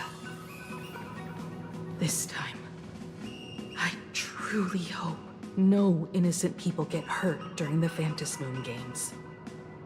Don't worry, Miss Himeko. Mr. Yang and I have got this. You better give that girl a taste of her own medicine for messing with us like some comedy act.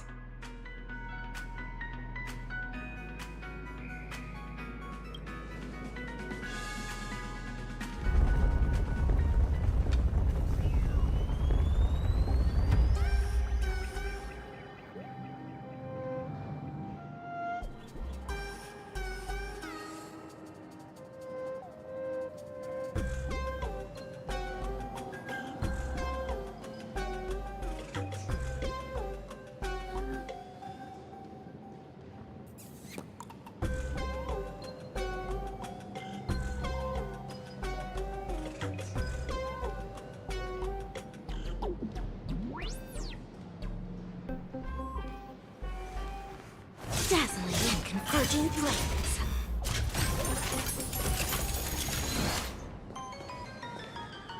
Ninja runaway fast technique. What does everyone think? A nameless win? Let's cheer for Miss Sparksy! Who will emerge victorious? Miss Sparksy or the Astral Express. Stay tuned to... Sparkle and Sparksy are gone. And the students too? If you think you've got this in the bag, you're in for a rude awakening. Sparksicon hasn't even started! Time for your Sparksicon grand finale!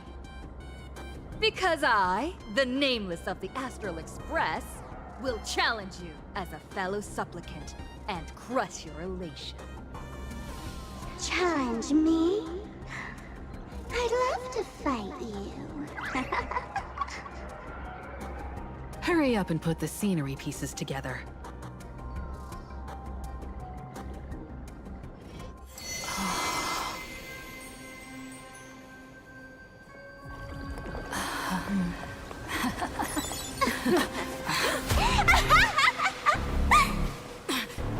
That annoying old model has already fallen asleep. Soon, there will only be one sparkle in the world. Or maybe everyone will be one.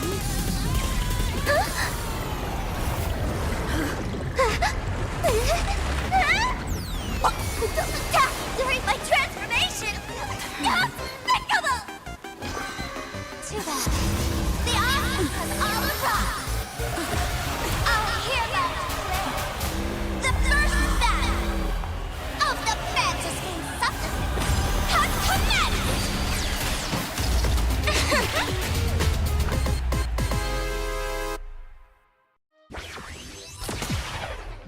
Starting.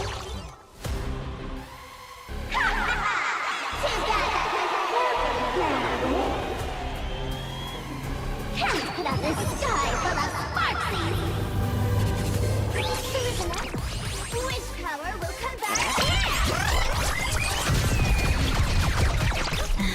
There'll definitely be a way.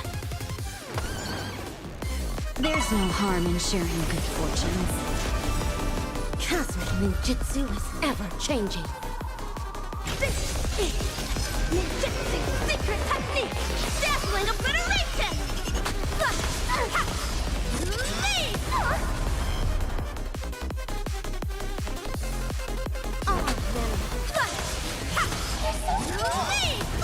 Please, allow me to for time to cleanse the filth. Wouldn't you agree? You hold some academic value, I suppose. Eternal Melody.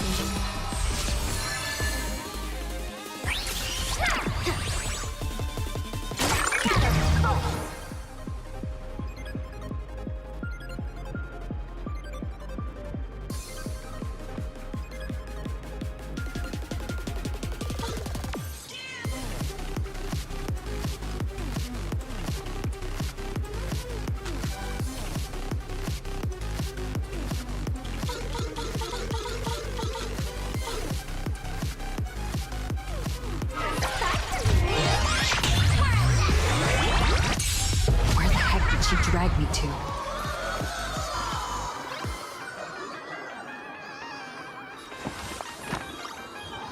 All things are as one.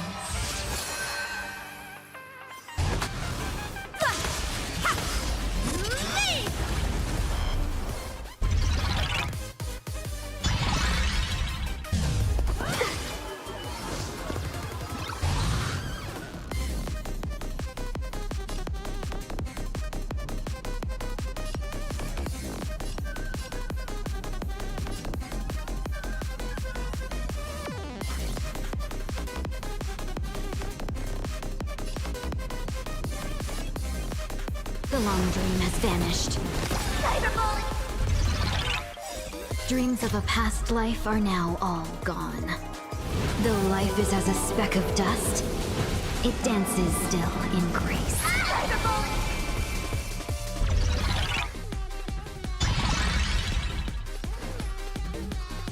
Both body and mind must be pure. The truth burns clear as a flame. Everything in this world is merely fleeting.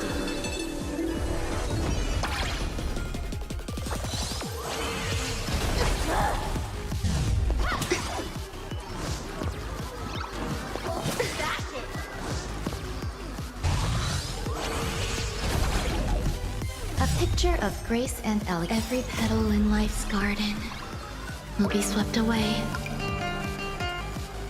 by the wind of time.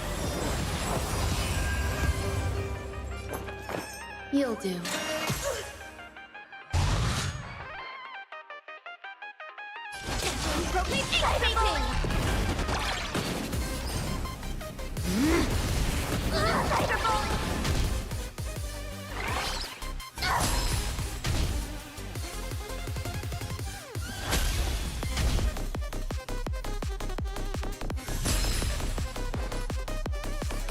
Time to cleanse the filth. Wouldn't you agree? Enjoying yourself?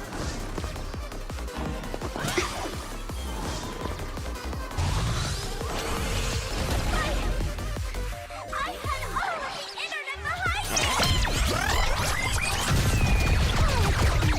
Yay! Surpassed my popularity! Cosmic ninjutsu is ever changing. Ninjutsu secret technique! Dazzling obliteration!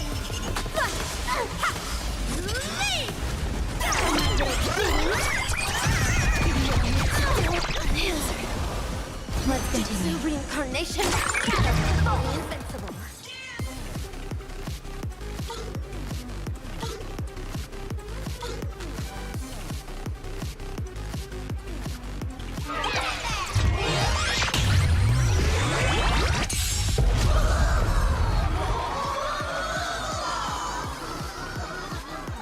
Pay attention.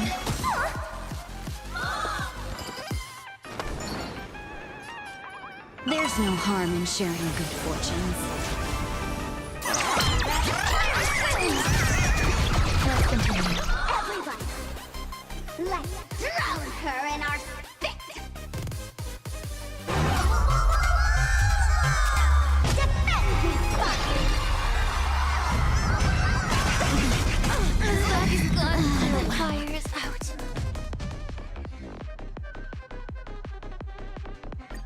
Stream starting!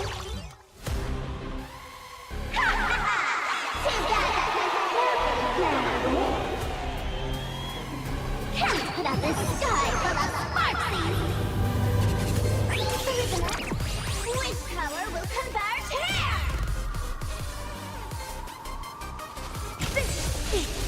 Ninjutsu secret technique! Dazzling obliteration! You're so good! They'll definitely be. Shall we unite our goals?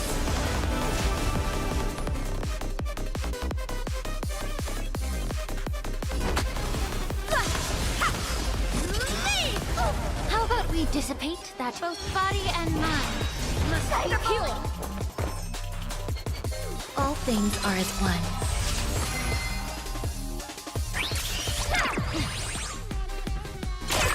Special guest!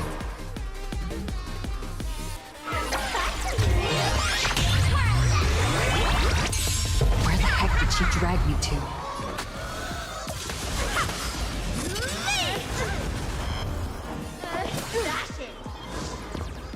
Have we met before?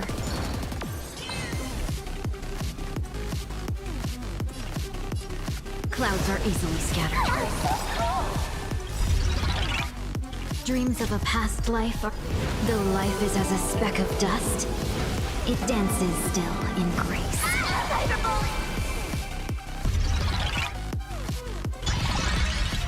Please, allow me to purge the root of this problem. Time to cleanse the filth. Wouldn't you agree? The truth burns clear as a flame. Everything in this world is merely fleeting.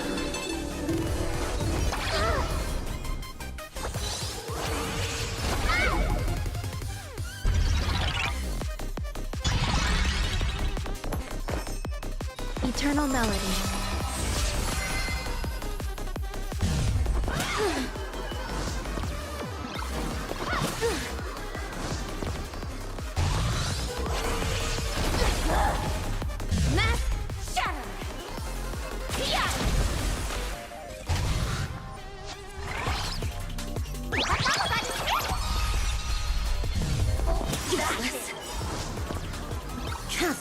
ninjutsu is ever changing.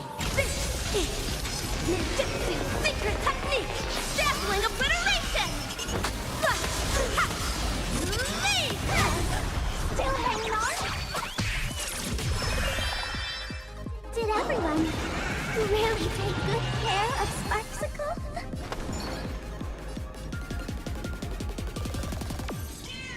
There's no harm in sharing good fortunes. How about we dissipate that foul stench? Both body and mind must be pure. All things are as one. Every petal in life's garden will be swept away by the wind of time.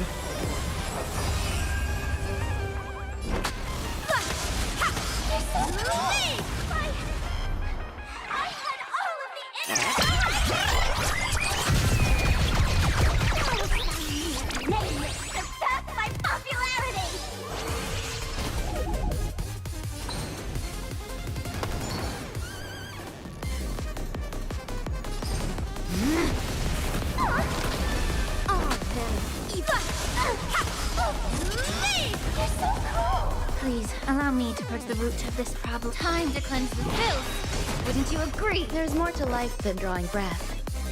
Eternal melody.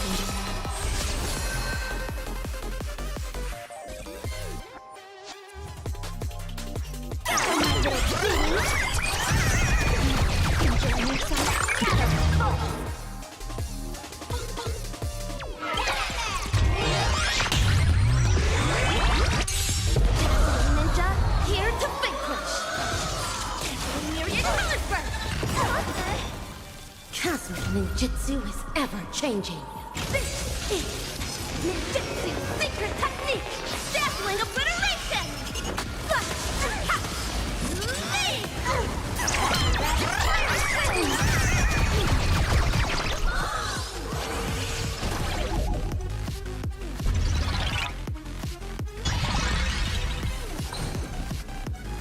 Clouds are easily scattered.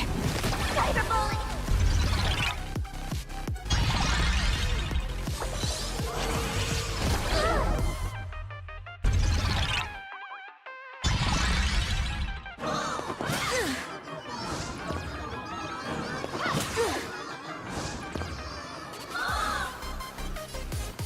Both body and mind must be pure. The truth burns clear as a flame. Everything in this world is merely fleeting.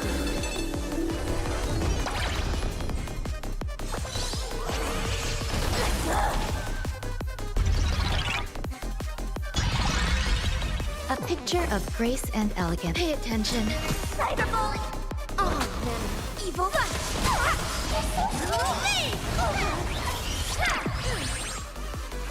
Have we met before? Shall we unite our goals?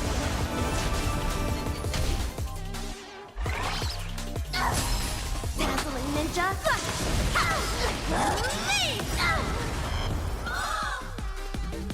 Cosmic ninjutsu is ever changing. This is ninjutsu secret technique! Dazzling obliteration! Cyberbully! Immerse yourself in it as you desire. All things are as one. Every petal in life will be swept away by the wind of time. Everyone! Let's drown her in our stink! Defend me, Sparky!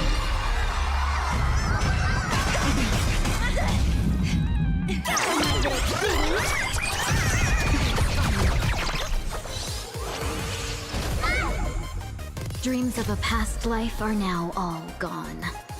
Though life is as a speck of dust, it dances still in grace. I won't hold back anymore.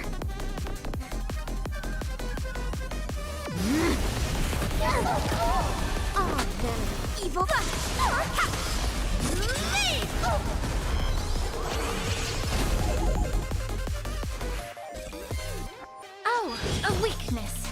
You hold some academic value, as you'll do. You're so cool!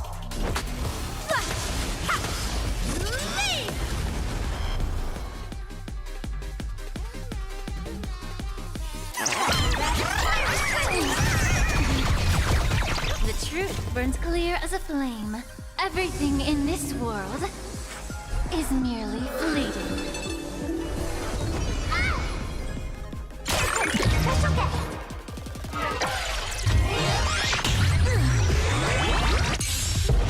Ninja, here to vanquish.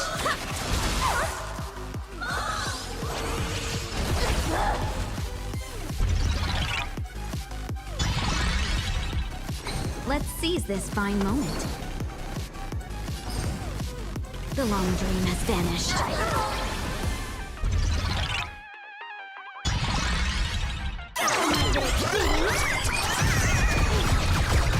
Cosmic ninjutsu is ever changing. Ninjutsu secret technique! Dazzling obliteration!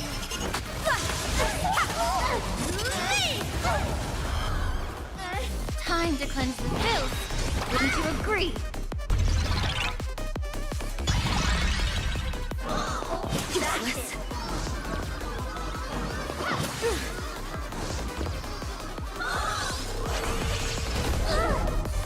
Not everyone wants to be you. I'll show them my elation.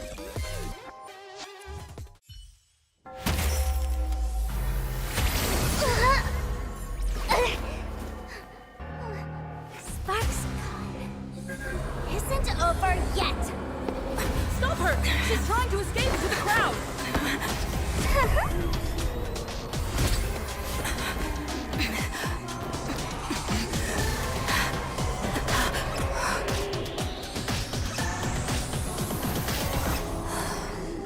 No need to panic, you two.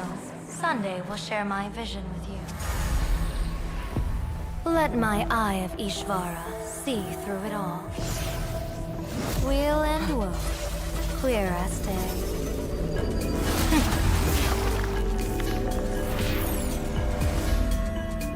I see where the culprit is. Fought you.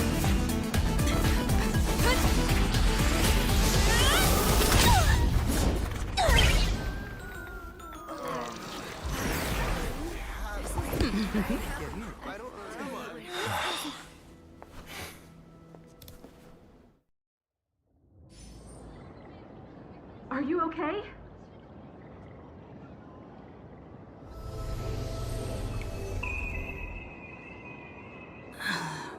Where did everyone go? Look over here. General Yao Guang? Am I seeing things?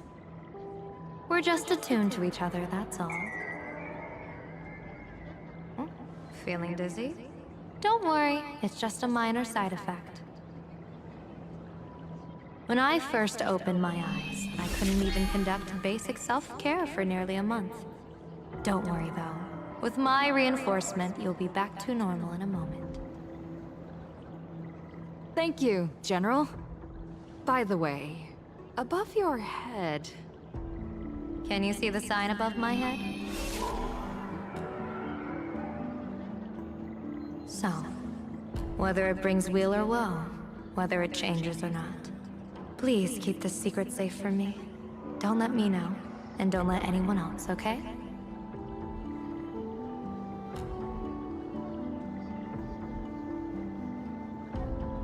In that fleeting moment, your eyes gained insight into my destiny.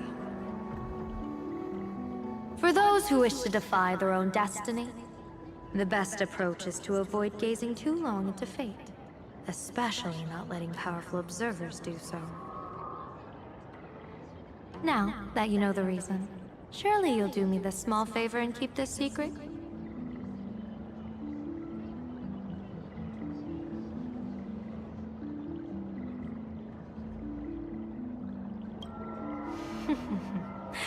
If you dare to spill the secret, I'll tell everyone all about your true identity. You're a former Stellaron hunter, aren't you? Oh, just imagine the chain reaction that would cause. I don't even want to think about it. Doesn't this feel like the opening scene of a comedy? Two people who barely know each other, yet they're keeping each other's destiny a secret. I guess you could say we're now partners in fate. No surprise there. After all, both comedy and fortune-telling thrive on unexpected twists and turns of fate, don't they? All right, looks like the side effects have worn off. Time for us to say goodbye. And you? Are you okay?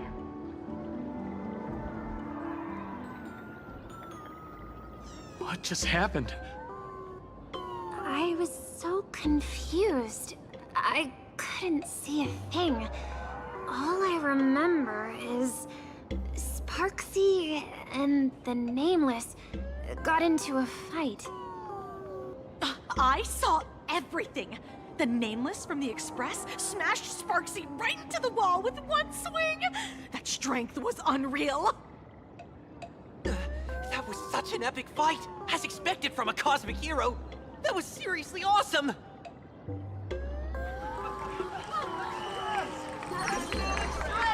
Astro Express! Astro Express! Astro Express! Looks like the students have all recovered from the contamination. Did they recover?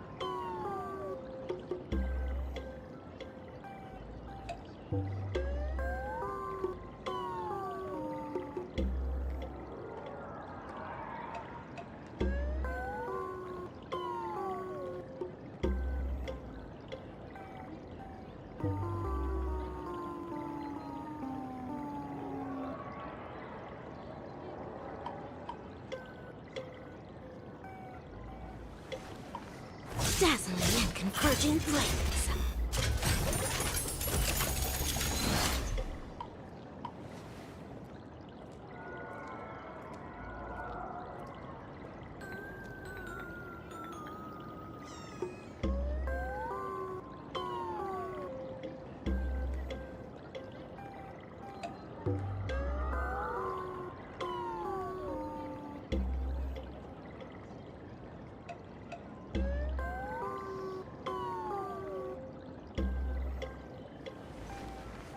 Dazzling and converging flames.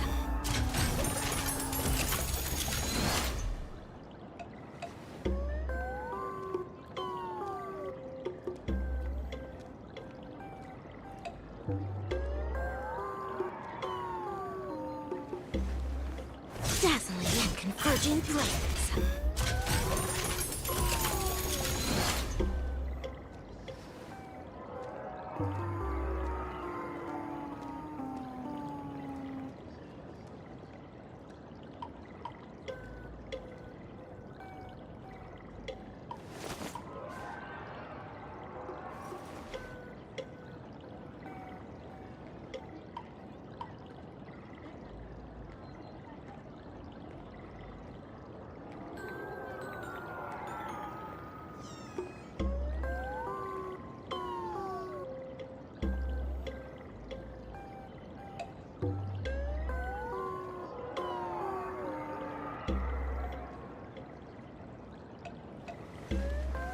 Dazzling and converging flames.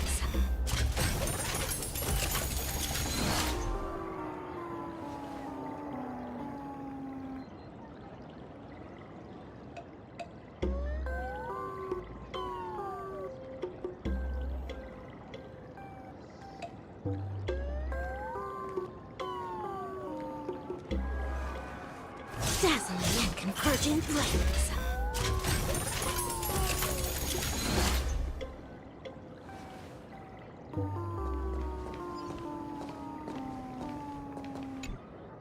Sparksy probably didn't expect that the first miracle of the Phantasmoon games wouldn't be everyone becomes her, but the Express hero defeats the villain spreading the virus. Compared to a streamer reflecting people's desires, the fearless trailblazer of the Astral Express is more of an attention grabber.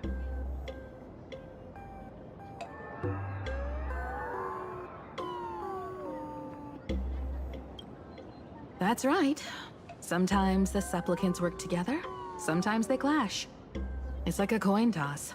No telling which side will land until the moment it hits the ground.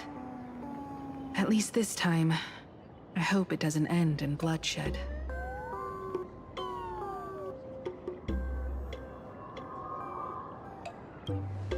You're one step closer to an audience with Aha. Right now, all of Plain Arcadia is watching you, and all of their attention's flooding over you, and the mask you wear. Make the most of that attention. From now on, you'll represent the Trailblaze, to show this world of elation what elation is. Show mercy. Or don't. No, I'm just kidding. Lower your bat. The audience in this Arcadia doesn't go easy on losers at the games. She'll lose her wish power soon enough, and the Sparksy virus will fizzle out.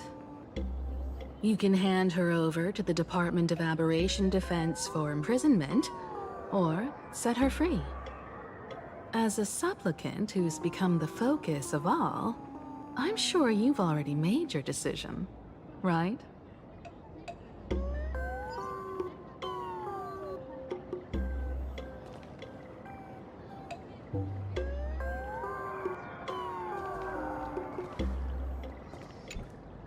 When she absorbed me, I thought it was all over.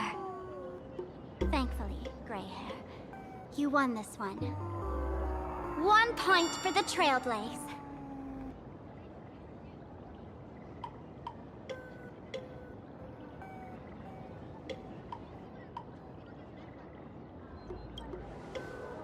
Who knows? But come on, doesn't that sound insanely cool?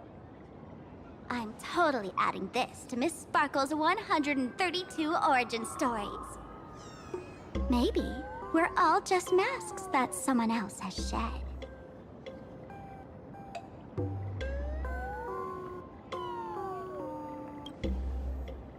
The tavern? They might kick up a fuss about Sparksy's defeat for a few days. Maybe some foolish hotheads might even come knocking to fight you. But trust me, give it a couple days and the tavern will act like none of it ever happened.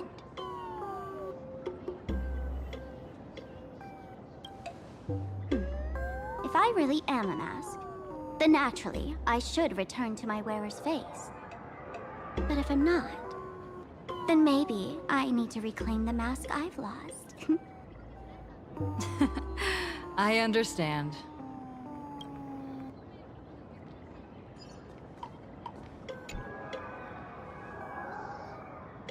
So, Victor, here to claim your prize?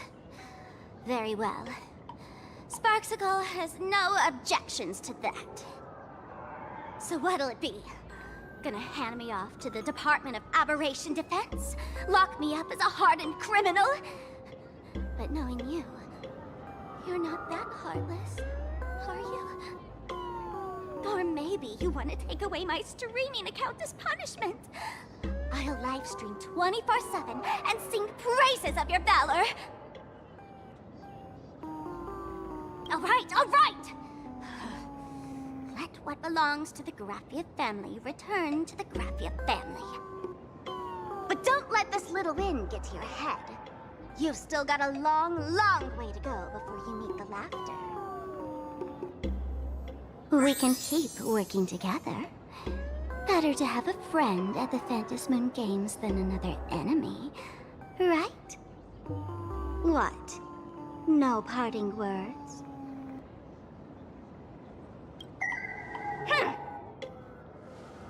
How do you like this ending, Sparksicle? Old model.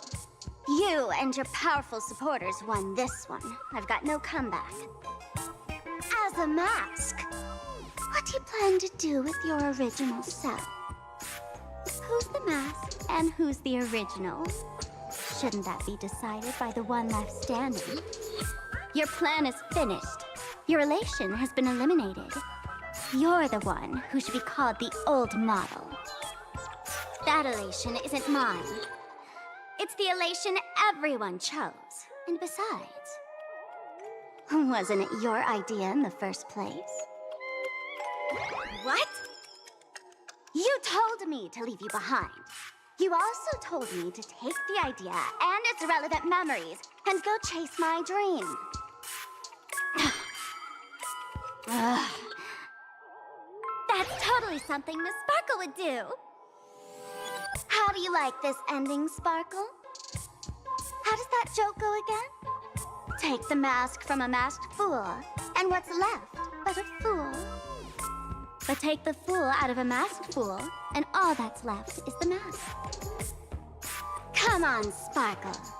Time to end this little charade. No show is complete without a curtain call. Shall we become one at last? Bang!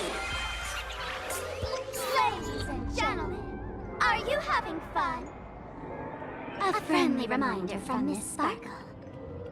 Don't underestimate the Phantasmoon Games. You won't get another opening act as spectacular as this Sparksicon, you know.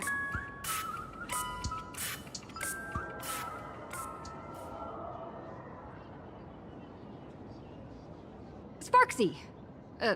No. Sparkle?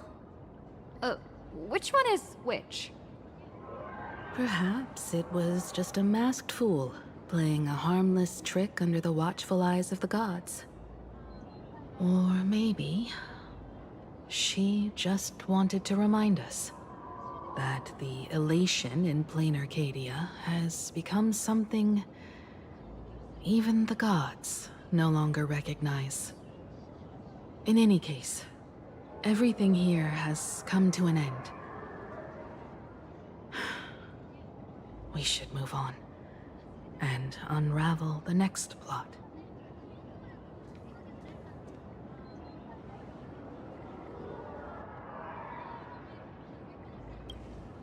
Let's go to that classroom where time froze 15 years ago.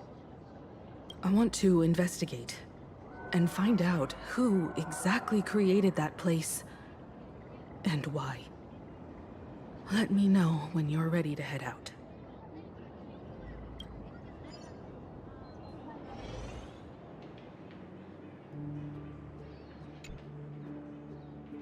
This place... it's like nothing ever happened. The ghosts are gone.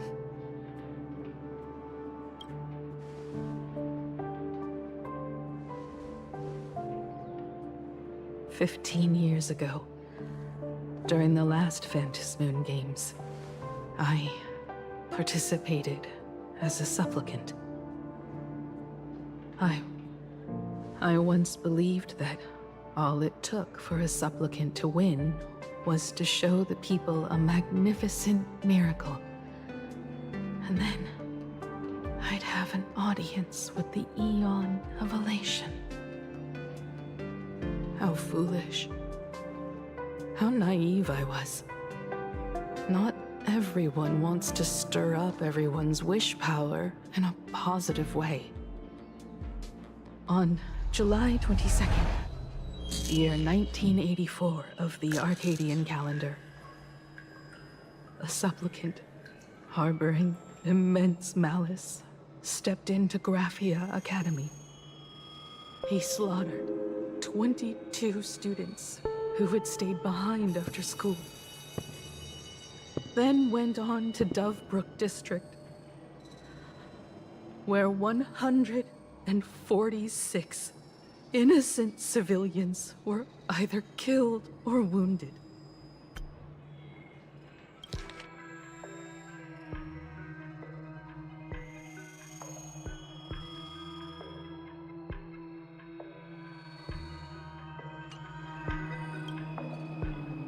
That killer moved like a deranged artist, leaving corpses, imprinting his signature mark.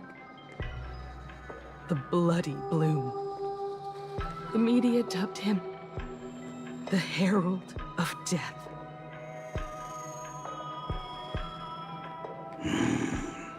It was a tragedy the world could not forget.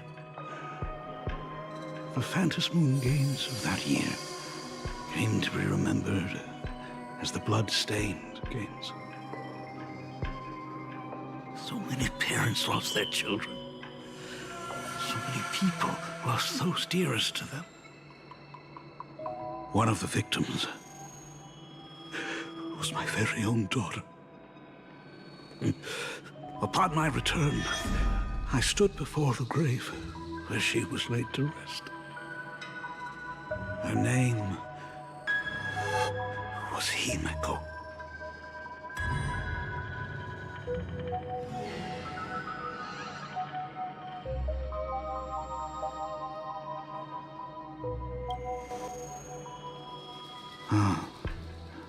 Forgive me. Allow me to introduce myself. I am Ryusuke, the current dean of Graphia Academy. So, this lady who bears her name, who exactly are you?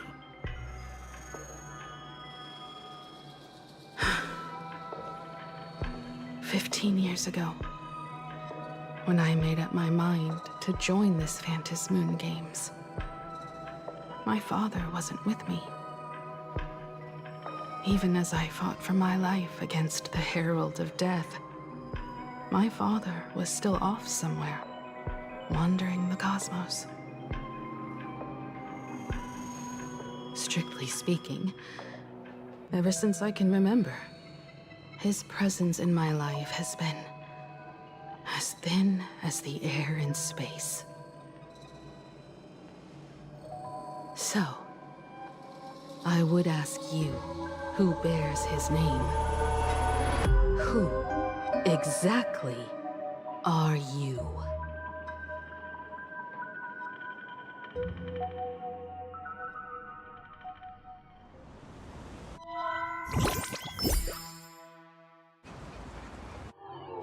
Welcome back to the Arcadian Morning Report Special Edition. We continue to bring you updates on the Phantom Moon Games. The SparksyCon hosted by Supplicant Sparksy came to an abrupt end less than an hour after it began! Under the watchful eyes of the entire network, the Nameless from the Astral Express went head-to-head with streamer Sparksy in a spectacular showdown. Unbelievable! I used to think all of the Trailblazers fight scenes in director Rekka's latest film, Holy Grail Stay Night, were just special effects. Turns out she's got real moves. We'll continue following the Astro Express's activities and bring you... Breaking news! Around 4 p.m. today, the Security Bureau uncovered multiple corpses at the Sinwish Syndicate's headquarters in Dovebrook District. Initial reports suggest violent infighting among gang members as the cause. Even more shocking, an IPC employee was found dead at the scene. According to the investigation, the victim was identified as... Lyndon Scott. Lyndon Scott, age 34. Field operative in the Strategic Investment Department. Ring any bells, Mr. Ashvale? Never heard of him. What was someone from the IPC doing here? Word is, the Sinwish Syndicate recently got hold of a mask. Maybe Mr. Scott came to negotiate for the Phantasmoon Games and got caught in the fallout. Apologies for interrupting your work, Mr. Ashvale. Wouldn't call it an interruption. The mess at Graphia Academy cleared itself up. But this... Initial assessment. 33 Sinwish Syndicate members. Leader Polwave included, along with second-in-command Costide, were murdered in the same time frame. Costide. The victims show clear signs of trauma and fractures, along with massive blood loss. Exact cause of death still pending further autopsy. These stylized handprints. We both know what they mean. Bloody Bloom. Only one person ever used that as their calling card. The Herald of Death is back. Your suspicion isn't without merit, but that guy was executed 5 years ago.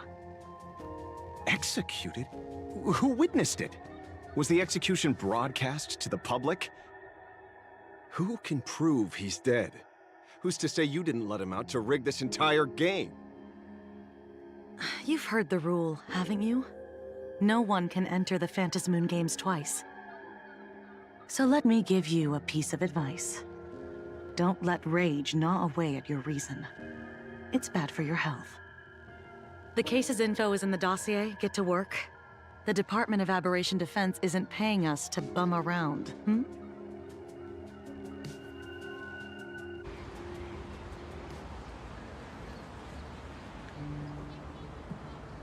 Rage sparked quietly in the detective's chest, and not even the wind from Dove Brook could dispel the metallic tang of blood clinging to his nose.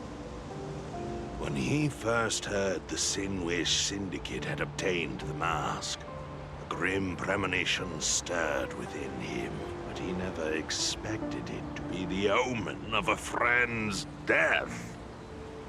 Mr. N, he's no longer with us. Now he's just a body, another nameless casualty buried beneath a headline. People only care about the stars twinkling above, about the epic tales of the eternal conflicts among the cosmos's great figures. Compared to all that, who would mourn a small-time thug from a petty gang? What should we do next? I've been slacking off for far too long. It's time to make a choice.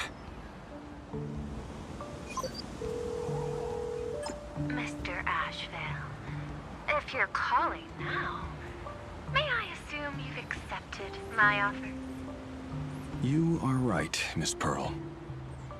I'll join the games. Assuming you still need me, of course. My offer still stands. Just like 15 years ago, the same omen returns. There are signs the Phantasmoon Games are spiraling out of control again. Mr. Ashvale, I ask for your strength to steer the Zeonic Games back on course. All I have to offer is a heart set on revenge. Today, 33 citizens of Plain Arcadia and one IPC colleague perished under mysterious circumstances. Someone is imitating the Herald of Death's methods, attempting to interfere with the games. Only victory can bring solace to the fallen. No. What consoles the dead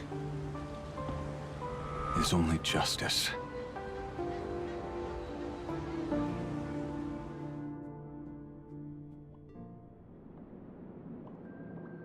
What's the matter?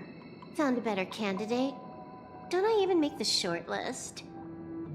This is a game shaped by the most capricious Eon. Surprises and twists are its very nature. It's only right I choose the strongest players.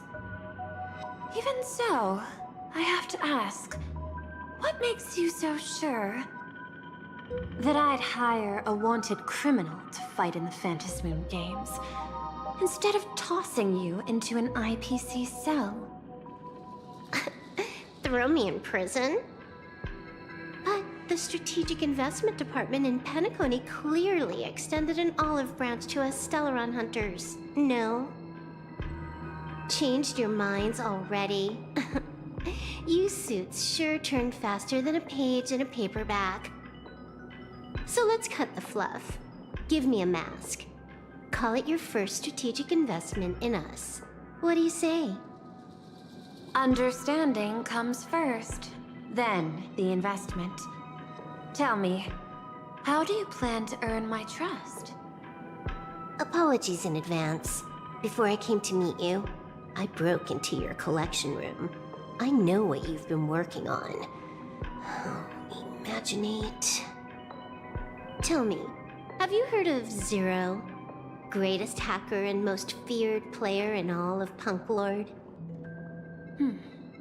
Some say she's an emanator of elation, while others say she enters the Dark Zone created by Mythos, as if it were her own backyard.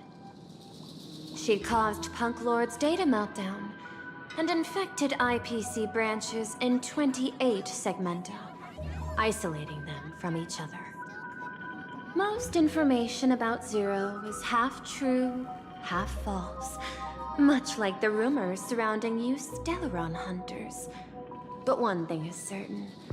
Zero suffered a major downfall, and is now a prisoner of the IPC. It's obvious she left a deep impression on you. Traumatic, even. In that case, you should also know that ether editing and imagenesis stem from the same technological source. Or art. I know. I've studied it. Huh. How could I forget? You stole Zero's tech to make that lousy cash grab game Ethereum Wars.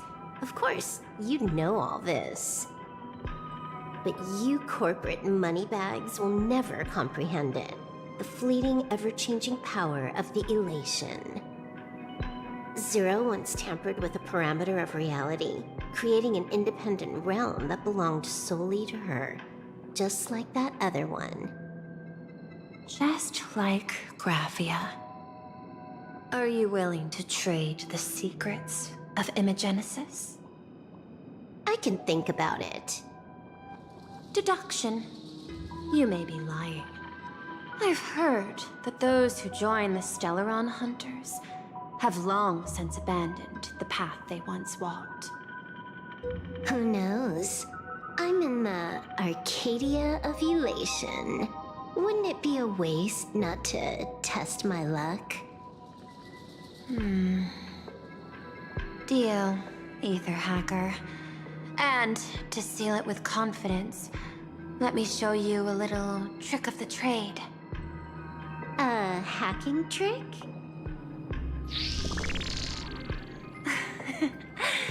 Not exactly professional. Negotiating while soaked in a bathtub. I took one of your data slices. This will help us have a more honest conversation. How did you do that?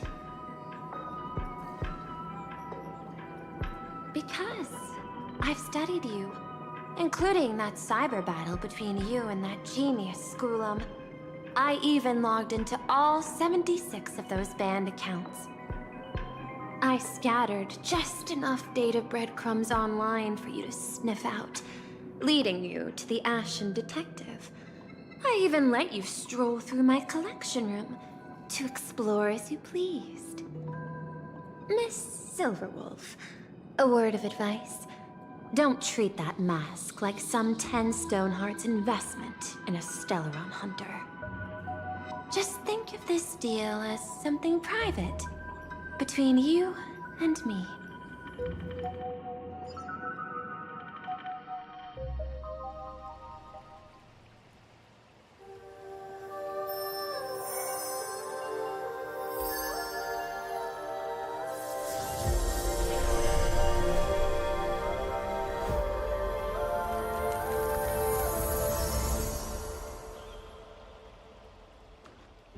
What the heck? I just blinked and suddenly half the supplicants are wearing masks? I was hoping the show would get better. Streamers clashing with cosmic heroes. A flashy brawl without anyone getting hurt. Wouldn't that have been nice? But now we've got a crow, a shell, a cat, a wolf?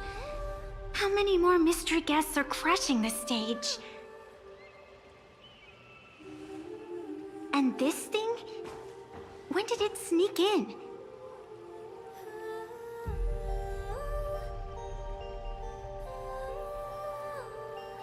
In the end, everything always spirals into the abyss. But you're the rare exception.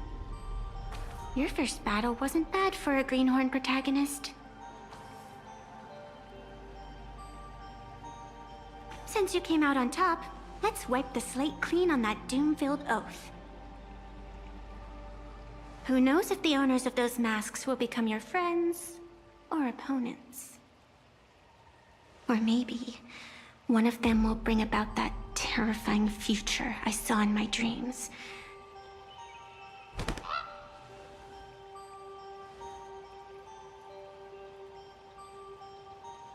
Little one, how'd you find your way here?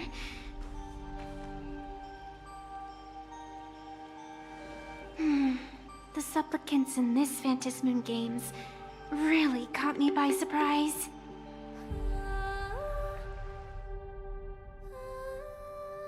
Why don't those people in the Go Home Club go...